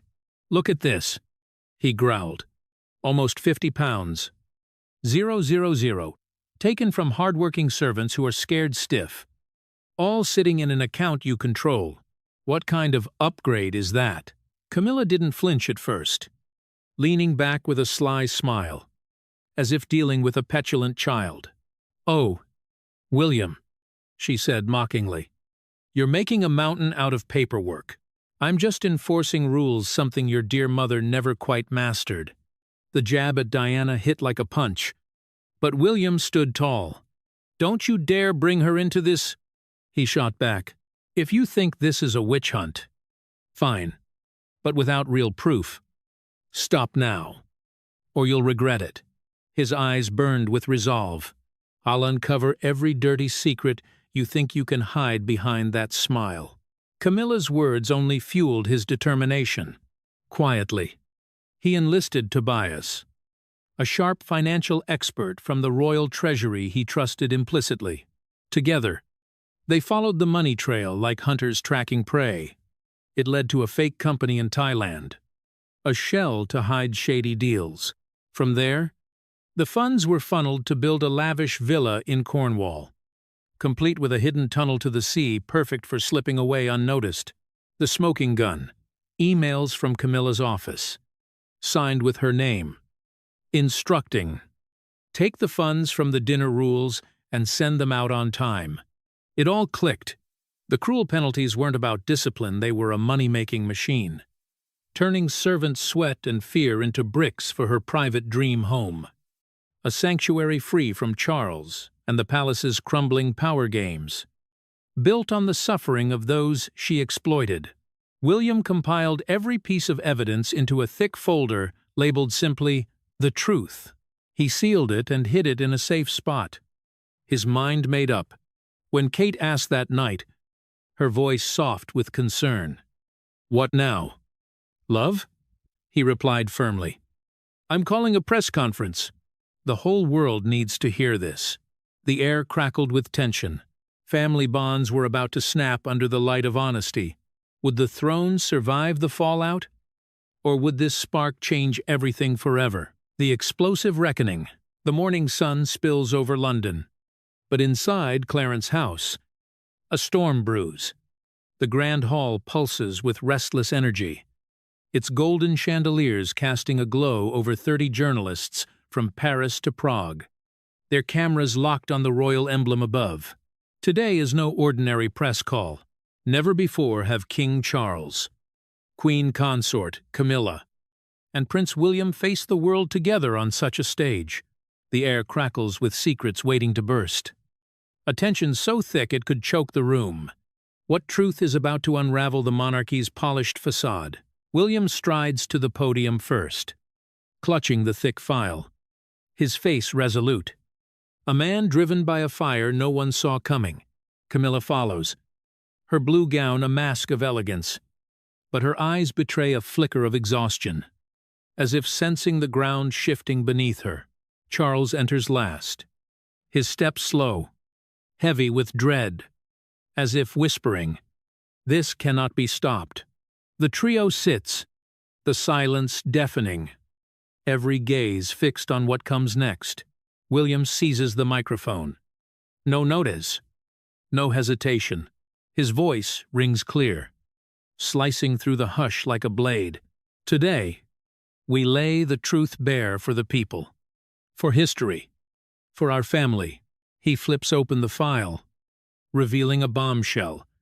An audit exposing £48,000 siphoned from the palace's humblest workers, fined for trivial errors like a misplaced fork or a dropped napkin. The money didn't bolster Clarence House, it vanished into shadowy Thai bank accounts. Gasps ripple through the crowd as he holds up damning proof. Bank transfers linked to Camilla's trusted political advisor, Malcolm Harrow, and deeds to a secret Cornish villa with a hidden sea tunnel. These harsh rules, William accuses, his eyes burning into Camilla, were a cover to build your private empire, funded by the sweat and fear of those you deemed invisible. Camilla leans forward, her composure a fragile shield. Are you turning clerical errors into a national scandal? William, she snaps, her voice laced with mockery. But William is relentless, presenting emails signed by her hand, funding from dinner rules. Disperse on schedule. The words hang like a noose, her own orders betraying her. The room freezes. Journalists scribble furiously, phones capturing every second. Charles looks down, his silence louder than words, unable to meet the gaze of his son or wife. Camilla's lips part, but no defense comes. The truth's weight crushes her defiance. The conference ends in a suffocating hush. Charles rises first, walking away without glancing at Camilla. A stark departure from his usual chivalry. William remains, his gaze unwavering, as if he's already seen the future. Within hours, the world erupts. 20 million views flood online platforms, with headlines screaming, "Queen Consort's secret scheme exposed." Articles from London to New York paint Camilla not as royalty, but as a cunning manipulator. Her regal image shattered. The oppressed servants, once cowed by her rules, feel their chains dissolve. Their whispers become a roar heard across the globe. This seismic revelation fractures family ties, leaving Clarence House forever changed. William's stand promises a monarchy reborn, rooted in fairness over fear. But the intrigue deepens.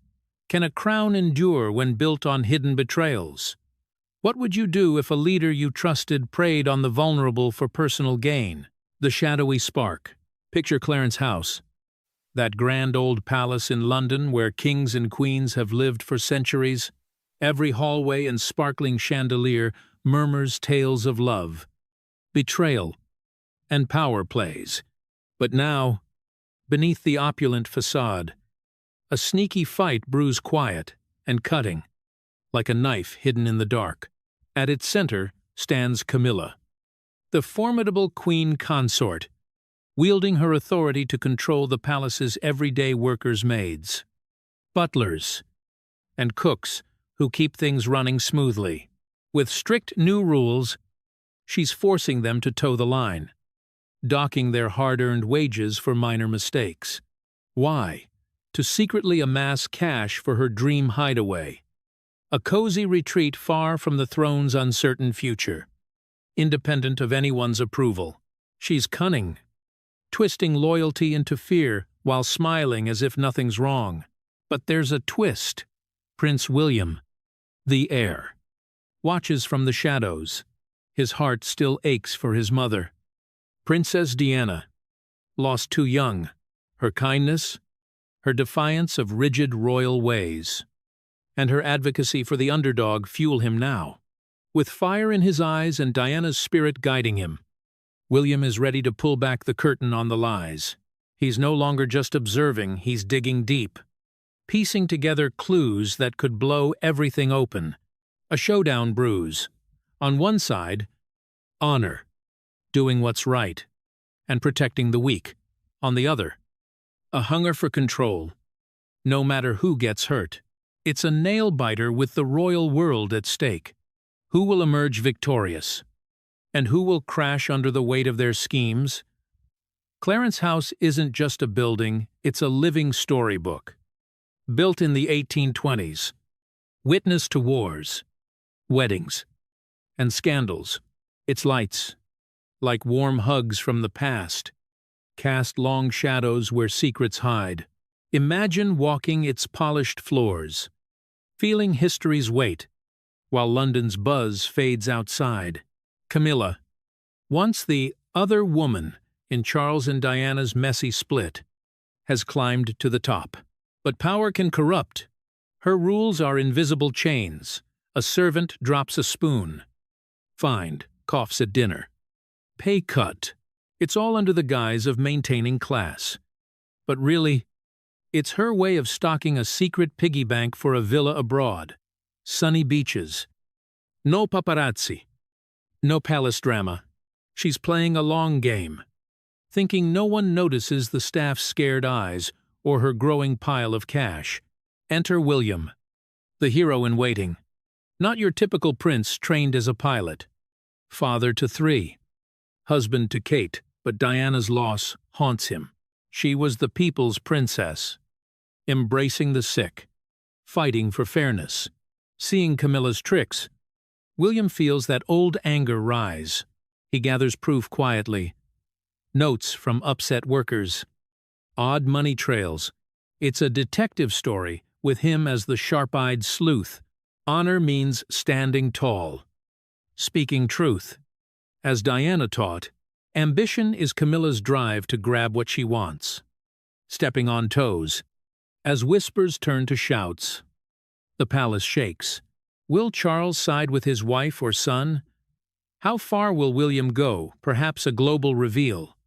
One wrong move, and the crown could wobble. The iron fist descends.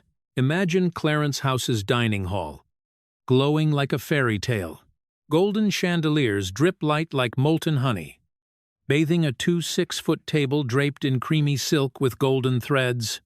Every detail screams perfection. Governed by ancient royal culinary principles, water glasses aligned with precision, forks angled just so, dessert knives measured to the inch, appetizers spaced like stars. It's a place of calm, like a quiet church where Charles, William, Kate, and their 3 children once shared warm laughter over cozy dinners. But now, that peace is shattered, replaced by chilling tension disguised as modern discipline. The mastermind is Camilla, who rose from scandal to grip the palace tightly.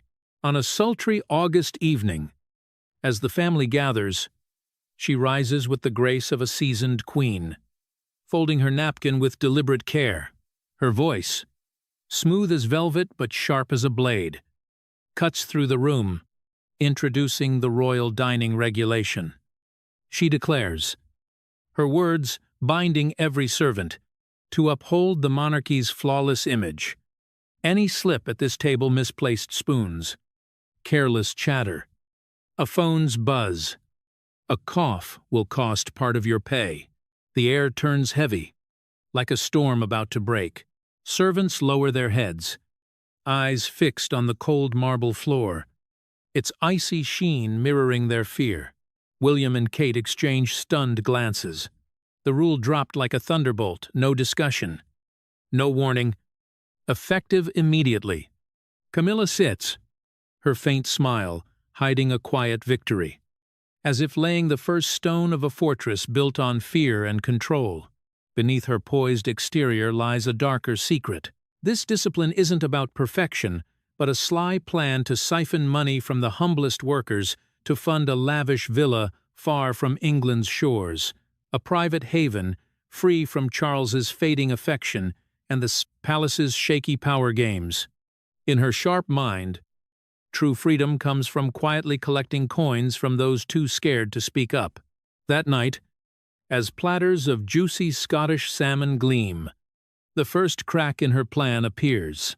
Young Marion, a nervous new servant still finding her way, fumbles a sauce bottle, splashing a drop onto Princess Charlotte's plate, unnoticed by the family, but caught by Camilla's hawk-like gaze. She orders, "Write it down," her voice icy. Later, Marion finds an envelope. £50 fine for a sauce mishap? Her heart sinks. That money was for her sick mother in Yorkshire. In the shadowy staff quarters, whispers of anger ripple. "They docked me £80 for standing wrong." An older worker hisses, "Soon we'll all be penniless." This single spill sparks a quiet rebellion. The servants' fear grows, but so does their desperation, their stolen wages piling into Camilla's secret fund. William, watching from the sidelines, senses something rotten. Memories of Diana's kindness to staff stir his resolve. Why is Camilla tightening her grip so cruelly? What's she hiding? As the hall's golden glow dims under her rules, a storm brews, one that could expose her scheme and shake the monarchy to its core. Whispers of despair. The dining hall's elegance crumbles under Camilla's gaze. Young Marion, a fresh-faced waitress thrust into service after family tragedies in Yorkshire, trembles while uncorking sauce, splattering a droplet onto Charlotte's plate. The royals overlook it, but Camilla's piercing stare commands, "Note it." Her tone is a frozen blade. Later, an envelope arrives. £50 fine for sauce protocol violation. Marion's eyes well with tears in the cramped staff quarters that some could mean skipped meals for her ailing mother. An elder servant mutters, £80 last week for improper tea-pouring stance. We'll all be destitute soon. The fines cascade like a relentless storm. Within weeks, 4 veteran staff vanish without fanfare, including beloved nanny Agnes. Relocated for a minor side dish blunder, William's suspicions ignite during a French banquet prep. Witnessing a wine steward's 2-inch glass misalignment earn Camilla's venomous glare. Days later, Oliver drops a cloche in the echoing hall, no harm done. Yet he's docked £160. A week's wages. Desperate, he risks taboo by texting William at midnight. Can't endure this hell. The message pulls William into the fray. Undercover chats reveal horrors. Penalty slips for laughing at a child's tale, £70. Napkin slips, £100. Even half-month deductions for breadcrumbs. A butler laments the shift from warnings to instant cash grabs. A maid weeps over Elsie's firing for a wine menu mix-up. Her fate unknown. Sleepless nights plague William. Diana's words haunt him. Monarchy thrives on kindness, not fear. The poison of dread taints every meal, eroding the palace's soul. Azair, husband, and son of a silenced icon. William vows to unearth the truth, transforming whispers into a roar for justice. Prince William and Camilla's uneasy dance. Beneath the polished surface of royal life, tension weaves through the bond between William and his stepmother, Camilla. Their relationship, etched with unease and mistrust, carries the weight of a complicated past. Yet flickers of change hint at a fragile truce. Royal watcher Christopher Anderson reveals William once merely tolerated Camilla, whose poised exterior masked a fear of his intensity. Their first meeting was so unnerving. She needed a gin and tonic to steady herself, a vivid snapshot of their rocky start. The strain runs deep, rooted in loyalty to Princess Diana, William's beloved mother, whose memory looms large. A family friend shares that William and Harry harbored distrust of Camilla, their hearts tethered to Diana's legacy. This wasn't just personal, it was fueled by whispers of betrayal.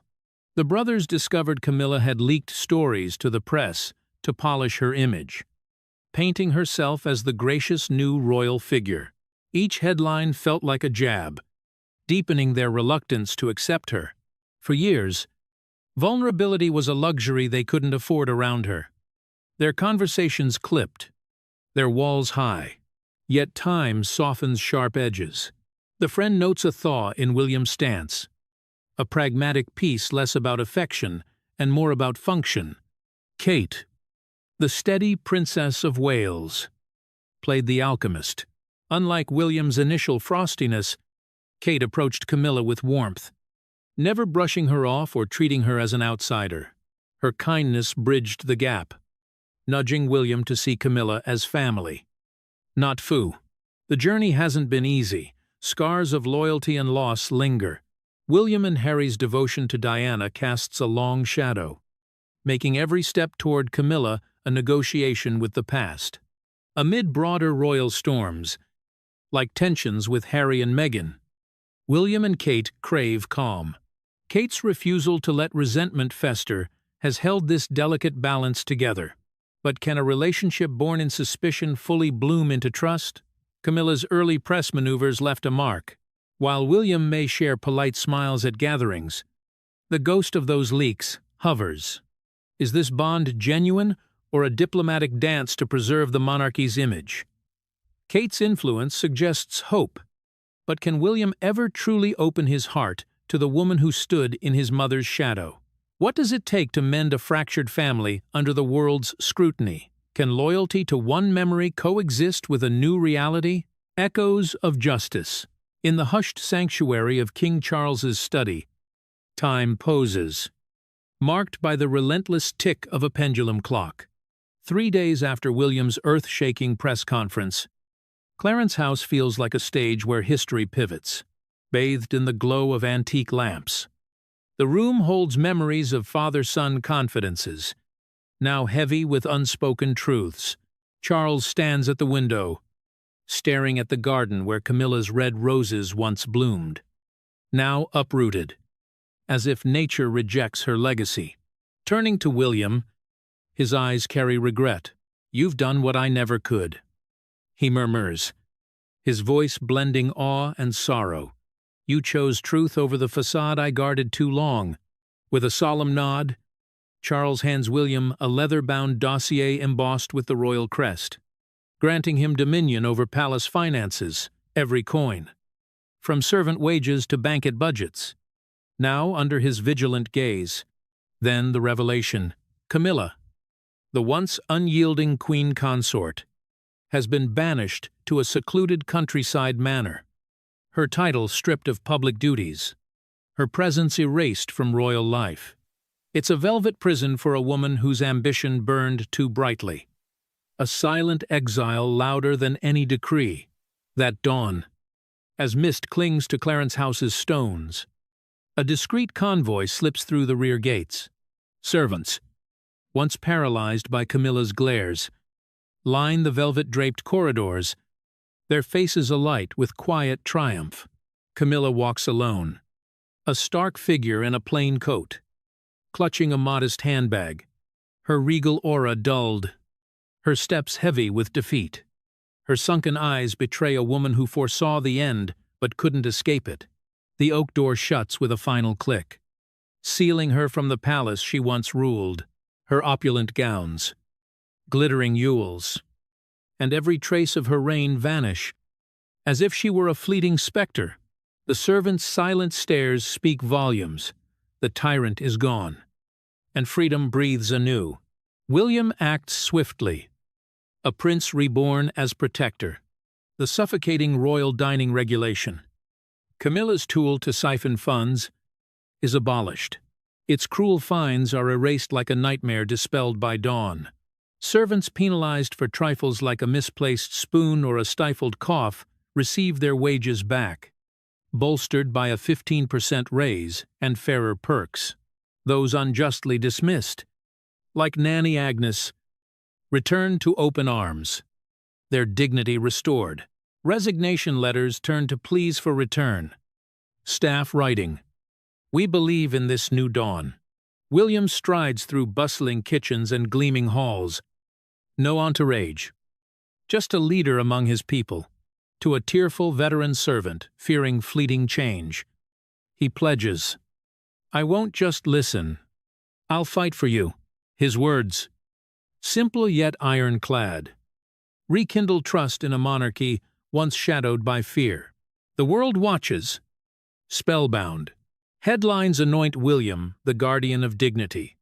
His quiet resolve, a blazing beacon. A candid snapshot, William clasping a returning servant's hand. No red carpet?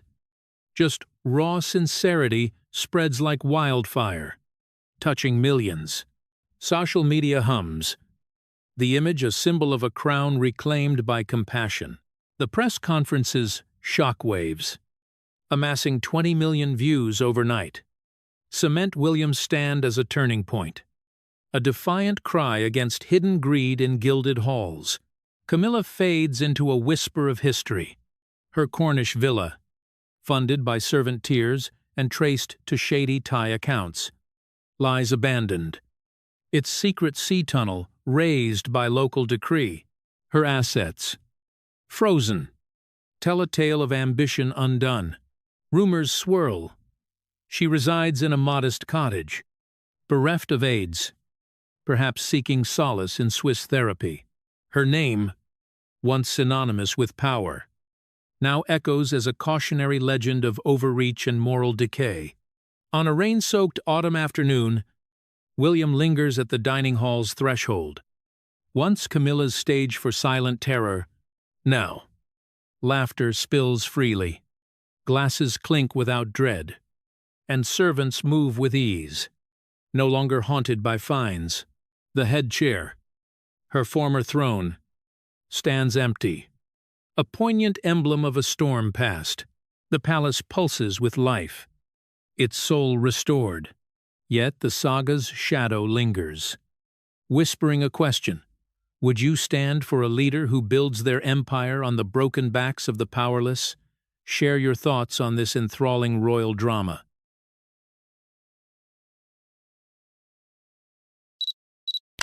Since officially joining the British royal family, Kate Middleton and Camilla Parker Bowles have constantly been compared, not only because both are married to heirs to the throne, but also because they represent two contrasting eras in the public's eyes. On one side is Kate, a symbol of elegance and composure, beloved by the public for her impeccable image and lack of scandal. On the other is Camilla, once labeled the homewrecker of Princess Diana's marriage, carrying a past she can never erase. According to numerous insider sources, the relationship between these two women has never been truly close. Camilla is said to have resented Kate, believing her to be too perfect in the eyes of Queen Elizabeth II and the public. Meanwhile, Kate, always maintaining her calm demeanor, has steadily solidified her position, especially following recent media storms surrounding her health, where she was hailed as the royal family's quiet savior amid a crisis of public trust. And now, a rumor is sending shockwaves through the royal family. Camilla may be stripped of her title as queen consort, and her replacement, none other than Kate Middleton. Is this a rise ordained by fate, or the result of years of quietly winning over the public's hearts? Hit subscribe to stay updated on this journey to uncover the truth behind the shaky crown. Worthy or not, Kate Middleton's ascent within the royal family has become a powerful symbol of change. Her role has grown in ways impossible to ignore. What once belonged to another is now hers. And with that shift comes immense attention, interest, and expectation. Kate has quietly stepped into a space untouched since the days of Princess Diana. Assuming the title of Princess of Wales, this is a moment many have awaited, deeply tied to history, emotion, and the ever-changing face of the British monarchy. For years, Kate has embodied grace, calm, and strength. She has carried out her duties with quiet confidence, earning admiration from the public not just for her position, but for how she connects with people. Her warmth feels genuine, her presence steady. She doesn't merely play the role of a royal, she lives it in a way that feels modern and authentic. This connection has allowed her to transition into this new title with ease. Everything was planned, discussed, and carefully approached behind closed doors. The royal family is no longer what it once was. It has gradually evolved, adapting to a world where old ways are no longer enough. Kate's presence reflects that shift. She blends tradition with a softer, more relatable image. While honoring the customs of the past, she brings a new energy. Her leadership is not loud or forceful. It is calm, thoughtful, and quietly powerful. That's what makes her different. That's why people trust her. Taking on the role of Princess of Wales is not just about the title or public appearances. It carries history, memories, and expectations. The title hadn't been officially used since Princess Diana's passing. For many, Diana remains a beloved and unforgettable figure. After her death, no one dared to claim that name, especially not Camilla, who married Charles later. Although Charles remained the Prince of Wales, Camilla chose to be known as the Duchess of Cornwall. This decision was not merely personal, it was political and emotional, reflecting an awareness of the public's deep loyalty to Diana's memory. Queen Elizabeth II bestowed the title of Prince of Wales on her son Charles. For decades, he carried it while preparing to one day become king. But when he married Camilla, neither the palace nor the public desired for her to take the title of Princess of Wales. People weren't ready. The emotions surrounding Diana's life and passing were too fresh, too painful. So, Camilla adopted a different title. She supported Charles, fulfilled her duties, and stayed away from the spotlight tied to Diana's legacy. A plan was in place. When Charles and Camilla married, the palace made it clear she would one day be known as Princess Consort, not Queen. This underscored the sensitivity of the situation. The royal family knew they had to tread carefully, respecting public opinion and avoiding further hurt. Over time, Camilla earned respect for her work. She remained committed to meaningful causes, healthcare, literacy, and supporting survivors of domestic violence. She became president of the Women of the World Festival and took on responsibilities that reshaped how people viewed her. Yet, her role never fully entered the emotional territory Diana had occupied. Camilla's restraint, whether by choice or design, left space for Kate to one day step into the title of Princess of Wales.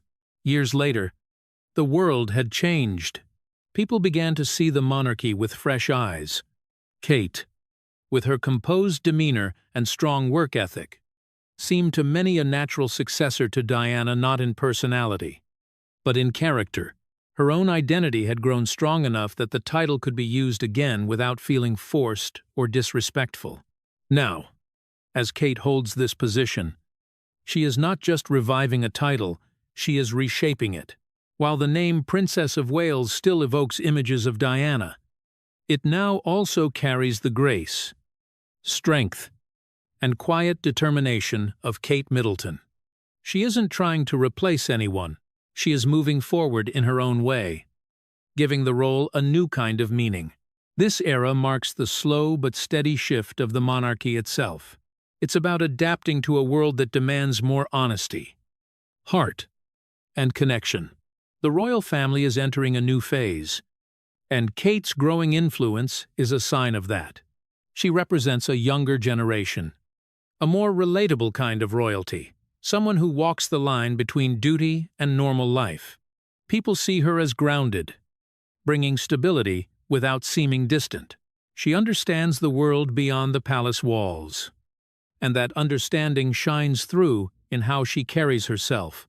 Kate Middleton has become a bridge between old traditions and new expectations.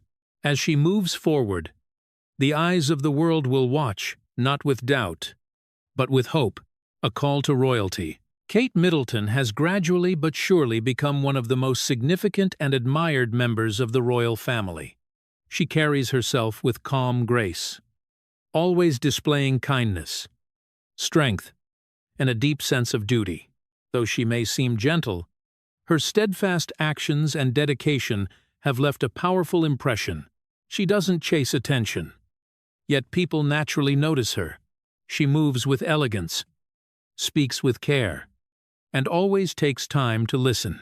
Over the years, she has shaped a new image of royalty, one that feels warmer, more human, and more connected to ordinary people. Born in Berkshire, England, Catherine Elizabeth Middleton grew up far from palaces or crowns. She was the eldest of 3 children in a family that deeply believed in the power of hard work and education. Her parents, Michael and Carol Middleton, came from different backgrounds but shared a common dream: to give their children the best life possible. They worked tirelessly, even when it strained their finances, to send Kate and her siblings to top schools, where they developed a strong sense of responsibility and confidence. Her path eventually led to the University of St. Andrews in Scotland, where she met Prince William. At first, nothing seemed unusual, just 2 students sharing classes and university life. But over time, something special grew between them. They became close friends and even lived in the same student house. Their bond developed slowly but surely. Kate supported William when he felt lost in his studies, gently encouraging him to stay focused and reconsider his academic choices rather than give up. From these early moments, the strength of their relationship was evident. They built something lasting, rooted in trust and understanding. Throughout their early years, their romance remained quietly in the background. William, fiercely protective of his private life and scarred by past media experiences, worked hard to keep their relationship out of the public eye. For a long time, they were rarely photographed together, and even close friends said little about them. Yet, their bond only deepened. During a private trip to Kenya, William proposed, giving Kate his mother's sapphire engagement ring, a deeply emotional gesture that honored Princess Diana's memory and made her part of their journey. The public announcement of their engagement sparked a wave of excitement worldwide. This event marked not just the start of a royal love story, but the arrival of a new kind of royal partner. 6 months later, they married in a magnificent ceremony at Westminster Abbey. Millions watched the event unfold. It was a grand, traditional wedding. But beneath the royal formality was something personal. William had promised Kate something rare in royal life: continued closeness with her own family. Unlike many royal spouses of the past, Kate's parents and siblings were not pushed into the shadows. They were warmly welcomed into the royal circle, appearing at royal events and other significant gatherings. This small but meaningful change symbolized respect and partnership. From the start of her royal life, Kate approached her duties with patience and care. She took time to understand her role, listening, observing, and learning. She never tried to outshine others but blended into the royal team naturally. She remained loyal to tradition while gently introducing modern touches. Her style, demeanor, and even the way she raised her children reflected a quiet balance between royal expectations and normal family life. William played a crucial role, standing by her side, helping her adjust, and offering support that royal brides of the past didn't always receive. Unlike Princess Diana, who often felt alone, Kate had a partner who ensured she didn't face the challenges of royal life by herself. People often compare Kate to Diana, and in many ways, The comparisons are understandable. Both women entered the royal family under intense public scrutiny and were admired for their kindness and style. But they differ. While Diana's approach was bold and emotional, Kate's is calm and steady. She chooses to make her impact quietly through consistent effort. Her work in early childhood development shows her deep care for shaping future generations. She also speaks openly about mental health, helping break the silence around difficult topics through campaigns like Heads Together. Her actions speak clearly, even when her words are few. Kate Middleton has never sought to be the center of attention, yet she continues to inspire with her steady presence, thoughtful choices, and deep devotion to her role. She has walked a path requiring patience, discipline, and strength, never losing her warmth. In a world that often moves too quickly, she remains calmly focused, fully present, and undeniably powerful. Her story is one of simple transformation, a modern woman stepping into history without losing her sense of self, building a distinctive reputation. Kate Middleton's journey into royal life has been long, intense, and often fraught with pressure. When she first stepped into the royal spotlight, she lacked the ease or natural presence some expected from someone joining the British monarchy. Adjusting was not easy. Coming from an ordinary background, she suddenly found herself surrounded by flashing cameras, public expectations, and strict royal traditions. Unlike Prince William, who seemed to grow into his role with confidence and charm, Kate needed time, she observed, learned cautiously, and slowly found her voice. Despite the challenges of those early years, she never gave up.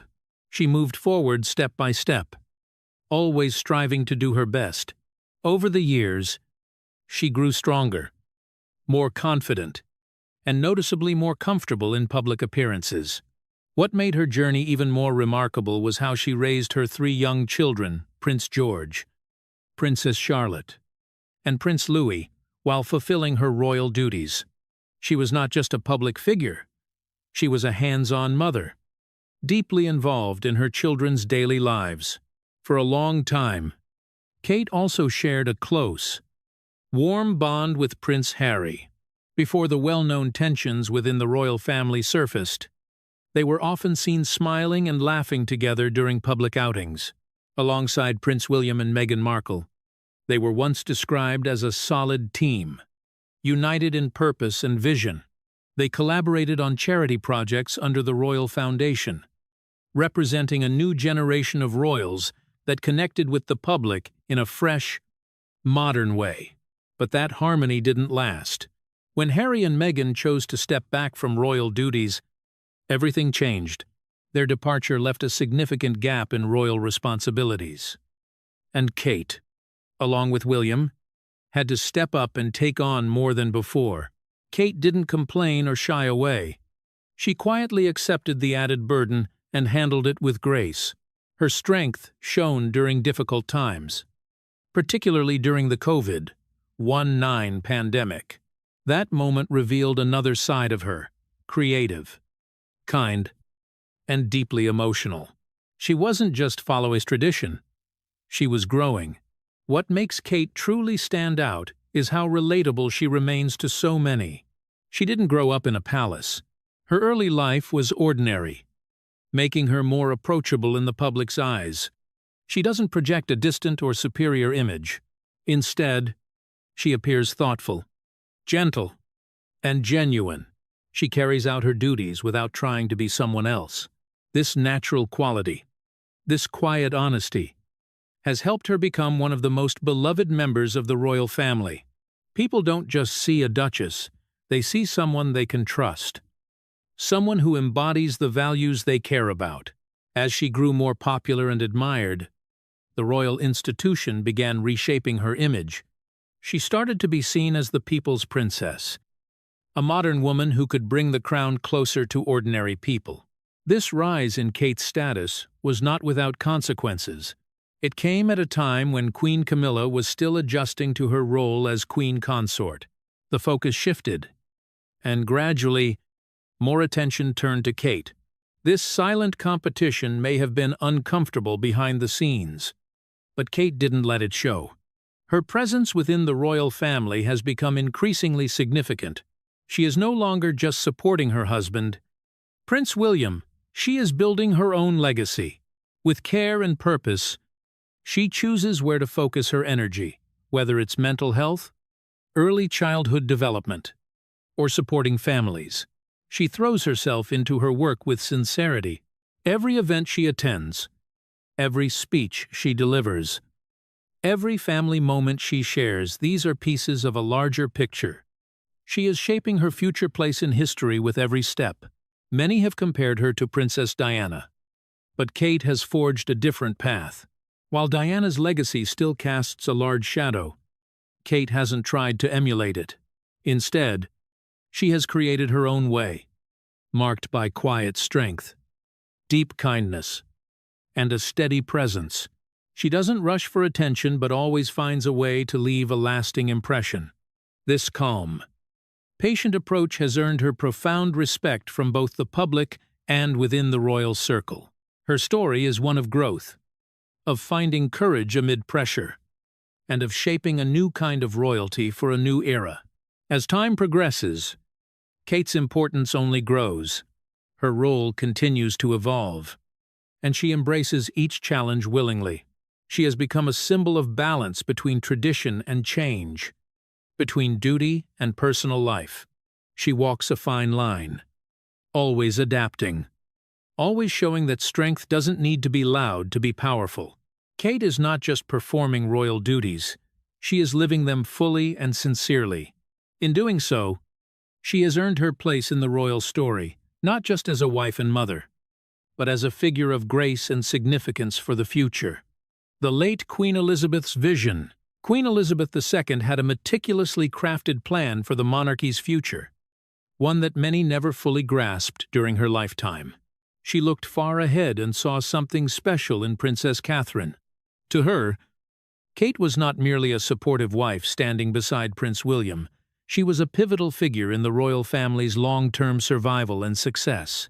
The Queen firmly believed Kate could do more than meet the usual expectations of a queen consort. She quietly prepared her to be central to the monarchy's future. The late Queen envisioned a royal landscape where Kate would lead with elegance, strength, wisdom, and understanding. This vision didn't adhere to tradition. It was something greater. The Queen saw Catherine as a symbol of stability, someone who could carry the family forward with grace and resilience. Over the years, she observed Catherine closely, and with each passing moment, her belief in Catherine's potential grew stronger. The public saw Catherine's charm, clear presence, and unwavering dedication. But behind closed doors, Queen Elizabeth was shaping her, guiding her, and offering advice only someone with decades on the throne could provide. This mentorship didn't go unnoticed forever. When whispers of Queen Elizabeth's deep confidence in Catherine emerged, it stirred the family's inner circles. One person reportedly affected strongly was Queen Camilla. After years of striving to secure her place within the royal family, Camilla found herself grappling with feelings of confusion and even betrayal. She had endured years of scrutiny, judgment, and pressure, slowly building a more accepted and respected public image. She had stood firmly by King Charles, supporting him through challenging transitions and painful memories.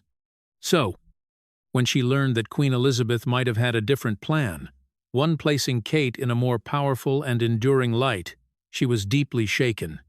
For Camilla, this revelation sparked a profound personal conflict. She had worked tirelessly, setting aside parts of herself to embrace the crown's heavy responsibilities.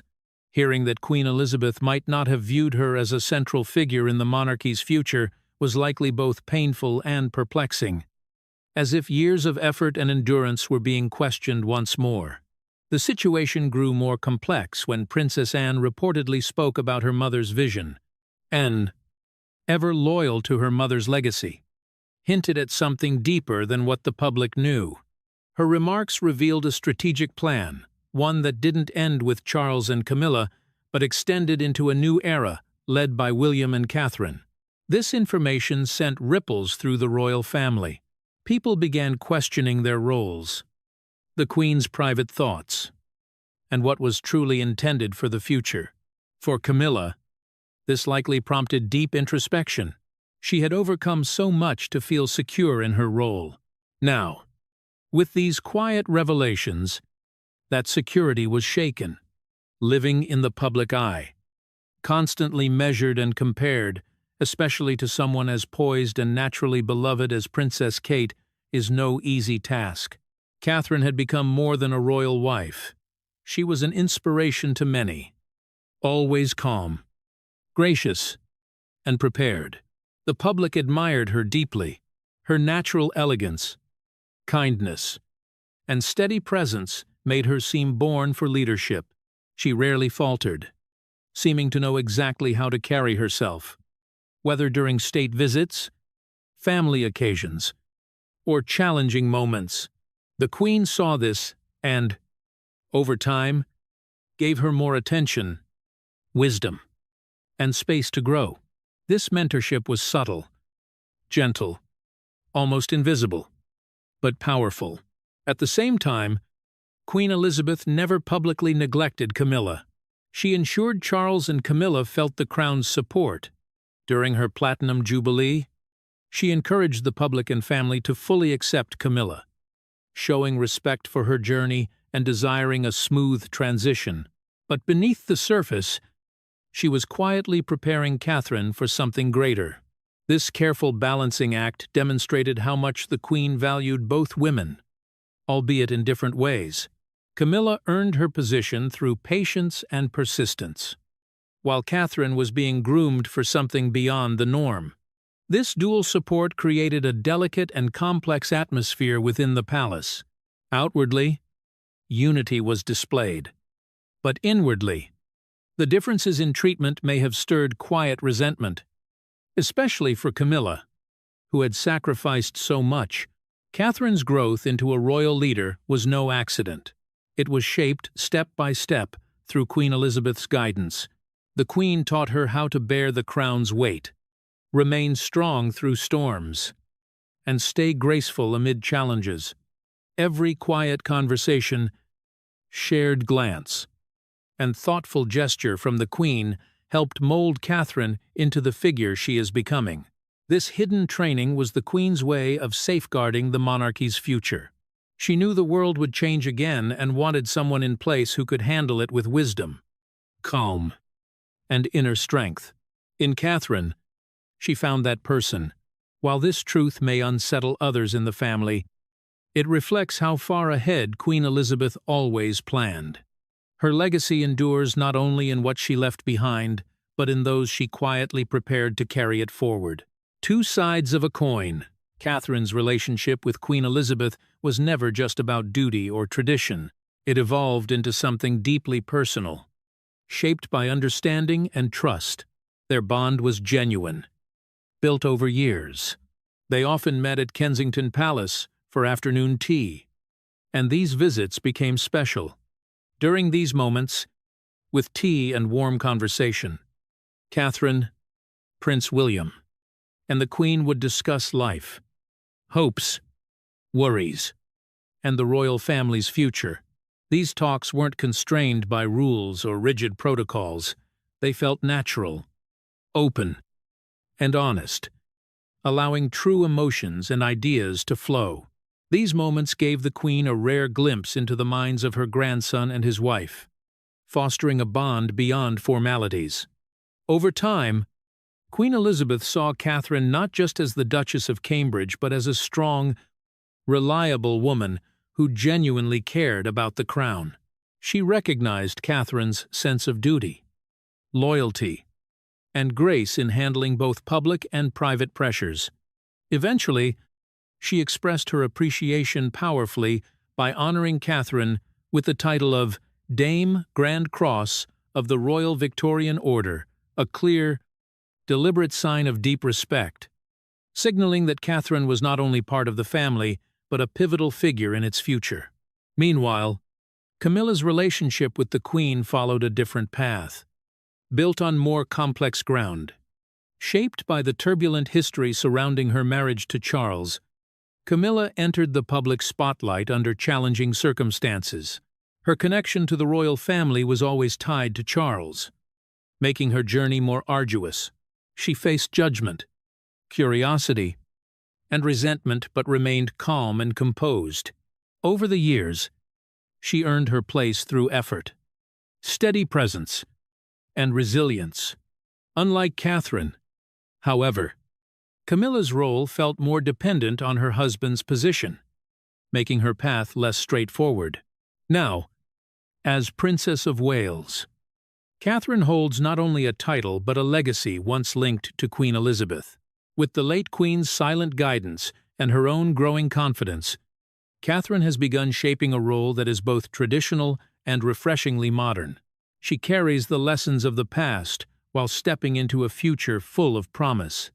She speaks through actions, showing grace, strength, and compassion, understanding the power of calm gestures and simple kindness to connect deeply with the public.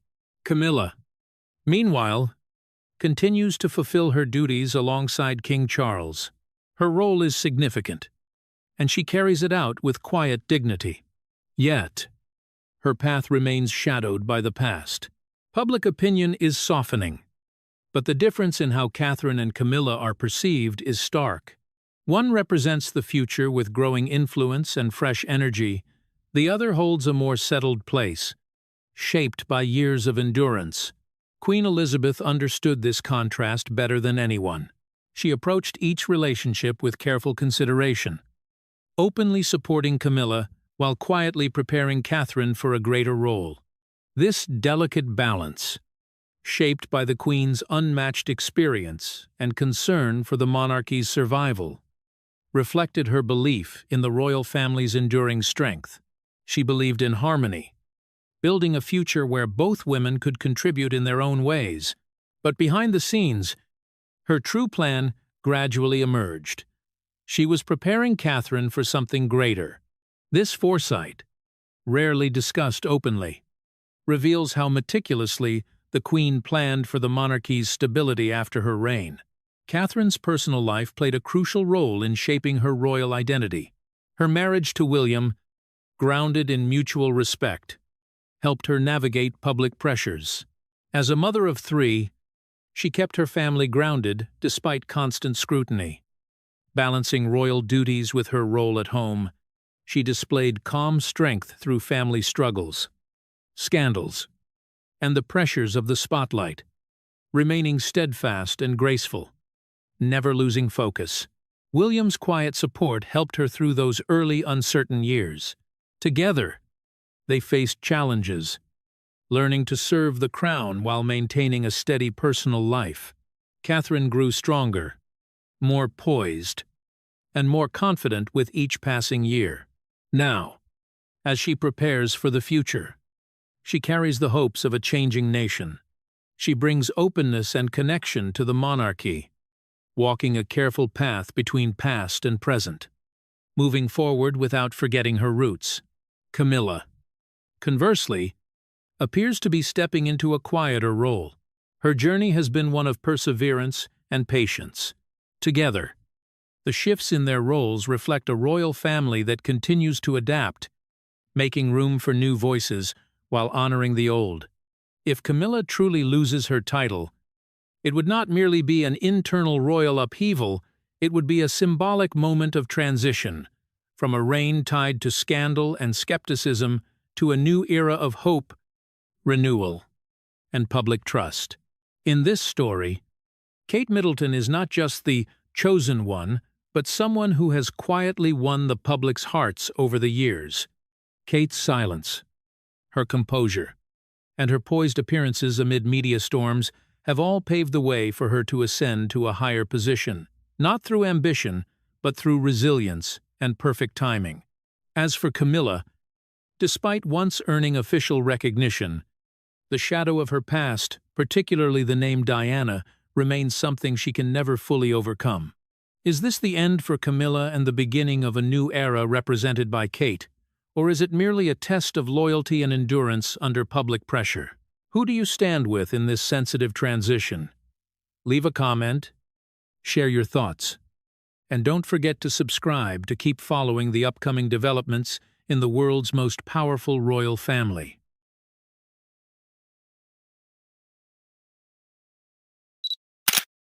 Prince William stood motionless by the tall palace window, where heavy raindrops poured down without pause, casting a cold gray shadow over everything. The light behind him stretched his silhouette across the stone floor, forming a lonely figure that seemed almost cut off from the outside world. In his hand was an old piece of paper, its edges worn, as if it had been buried in darkness for many years before finding its way back. His fingers gripped it tightly, trembling without concealment, not from the chill of the rain, but from the weight of what was about to be revealed. The monarchy does not collapse because of politics. It collapses because of secrets nurtured from within the cradle of power, and at this moment, what you are witnessing is not an ordinary man. This is the rare tear of a future king. Not from loss, but from something far more cruel: betrayal. The dry sound of an envelope tearing cut through the silence like an invisible blade. William did not hesitate any longer. The paper unfolded, and in that instant, everything seemed to stop. The imagined camera moved closer, each word appearing clearly. Cold and unforgiving. You do not carry the blood of cowardice, but your father does. No one knows exactly where this letter came from. No official seal, no archive record. But what makes it dangerous is not its origin, it is its consequence. If these words are true, they do not simply break a relationship. They have the power to shake the image of King Charles III, and beyond that, the trust that an entire nation has placed in the monarchy. The question now is no longer who is right or wrong.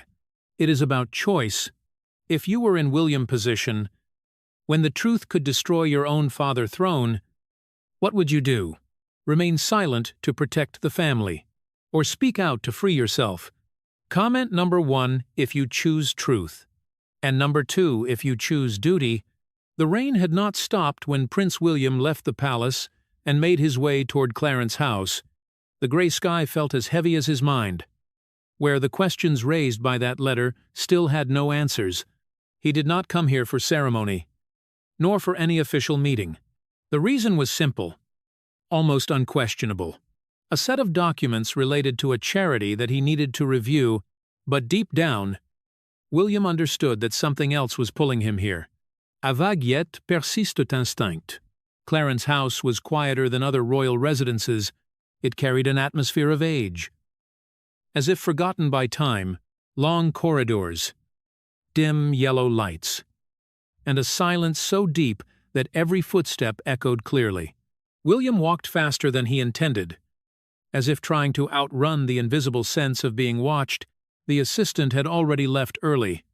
No one stopped him. No one questioned him. Everything unfolded too easily. Almost suspiciously, he turned into a rarely used corridor, where wooden doors remained closed under a thin layer of dust. It was here that a small mistake occurred. Or perhaps it was not a mistake at all. William paused before a different door. No nameplate, no sign of use. Yet the lock was not secured. He pushed it gently. The door opened with a creak that was nearly swallowed by the silence. It was the sitting room that once belonged to Queen Elizabeth, the Queen Mother. A room sealed for many years since her passing. No one had a reason to enter anymore, and no one wanted to. But now, William stood inside. The air was thick with the scent of aged wood and faded perfume. Everything remained untouched, as if time itself had stopped.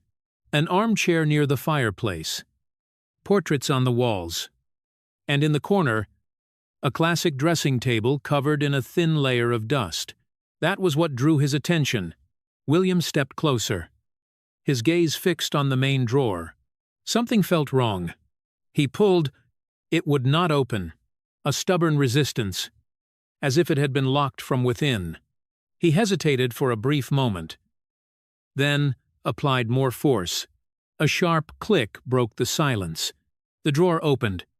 But not only that, a panel behind it suddenly shifted, revealing a hidden compartment no one had known existed.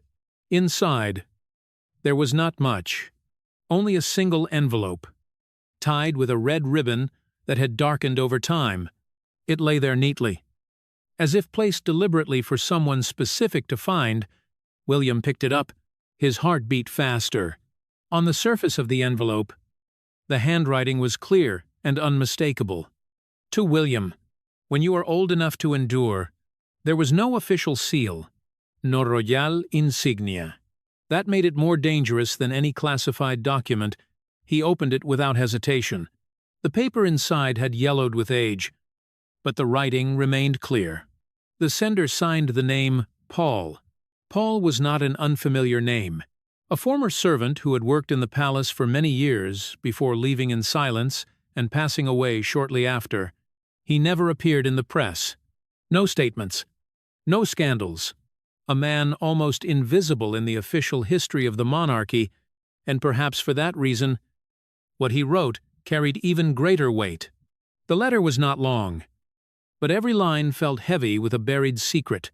Paul wrote that he had remained silent for 28 years, not because he did not want to speak, but because he understood the cost of truth in this world. He wrote about a night, the night before Princess Diana stepped into the marriage that would change her life forever. According to him, Diana pleaded, not for fame, not for status, but for something very simple, a chance not to enter a marriage that she already knew was a mistake. But that plea was refused, not with comfort, and not with hesitation, but with a cold sentence so harsh that it haunted Paul for the rest of his life. William stopped when he reached that part. The lines seemed heavier.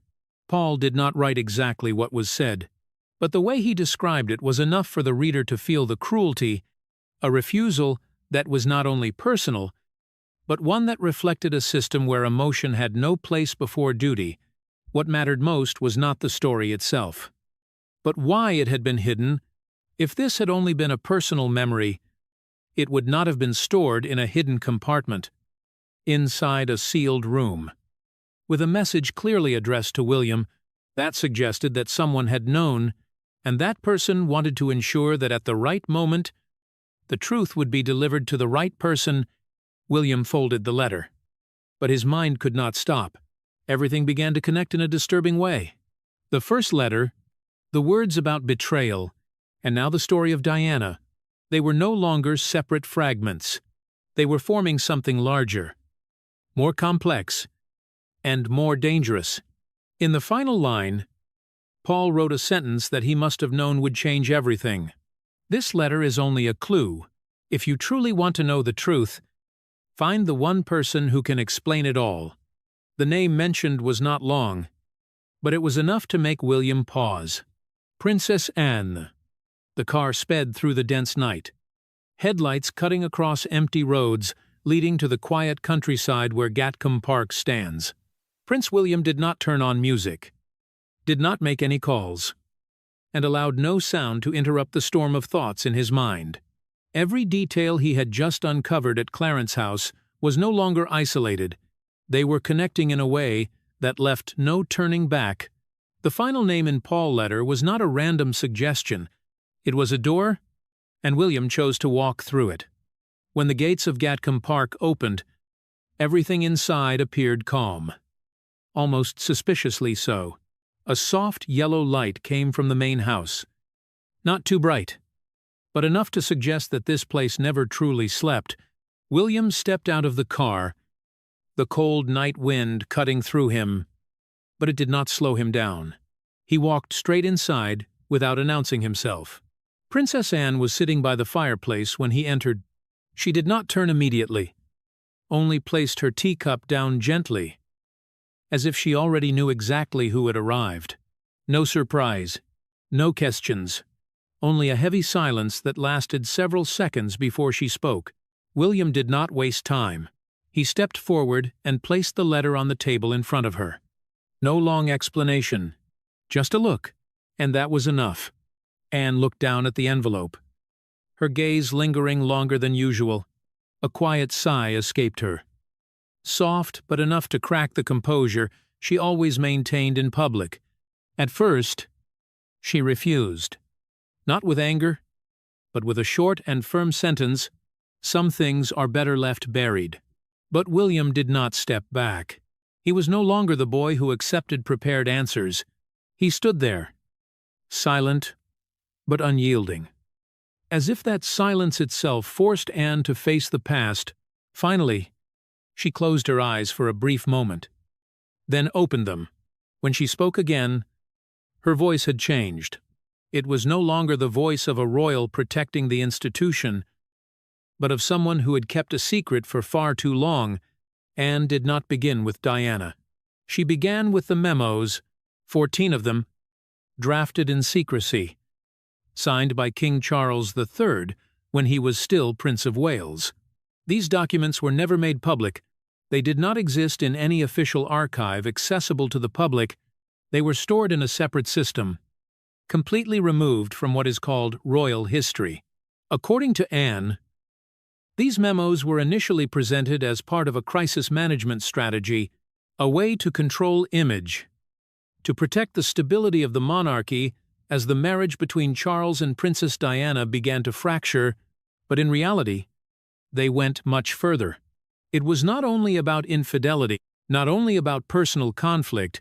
The documents outlined a detailed plan to reduce Diana's influence over the two princes, step by step, systematic, calculated, from controlling visitation schedules to shaping internal narratives, even to how psychological reports were written and archived.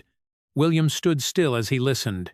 Memories he once believed were scattered began to take clearer form. The times he was separated from his mother with explanations that seemed reasonable, the moments when Diana was not allowed access to her children in the way she wished. According to Anne, none of it was accidental. The most shocking part was how Diana was described in those memos, not as a devoted mother, not as the beloved public figure, but as an individual redefined within internal records as unstable, lacking the ability to raise her children according to royal standards, an image constructed deliberately, so that if necessary, it could serve as a legal basis to limit her role. Anne did not justify it. She did not deny it either. She only said that at the time, those involved believed they were doing what was necessary to protect the institution. But the way she paused after that sentence said everything. Some decisions, even when justified by duty, leave consequences that cannot be erased.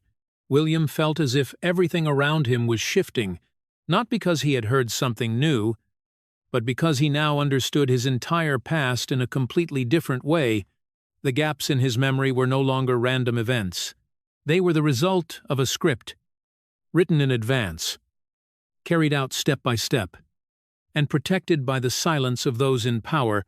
Anne looked at him for a long time before speaking her final words.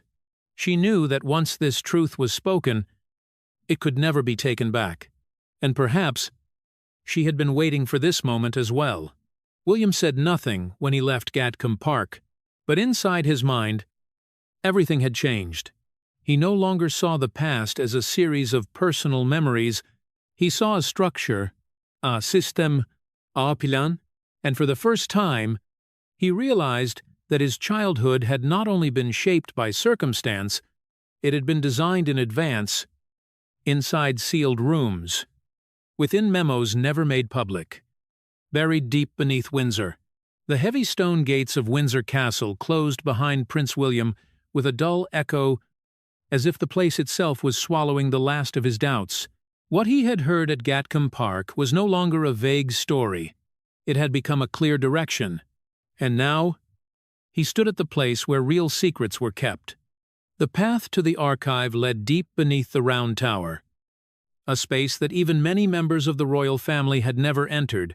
Flickering fluorescent lights cast broken reflections against the cold stone walls.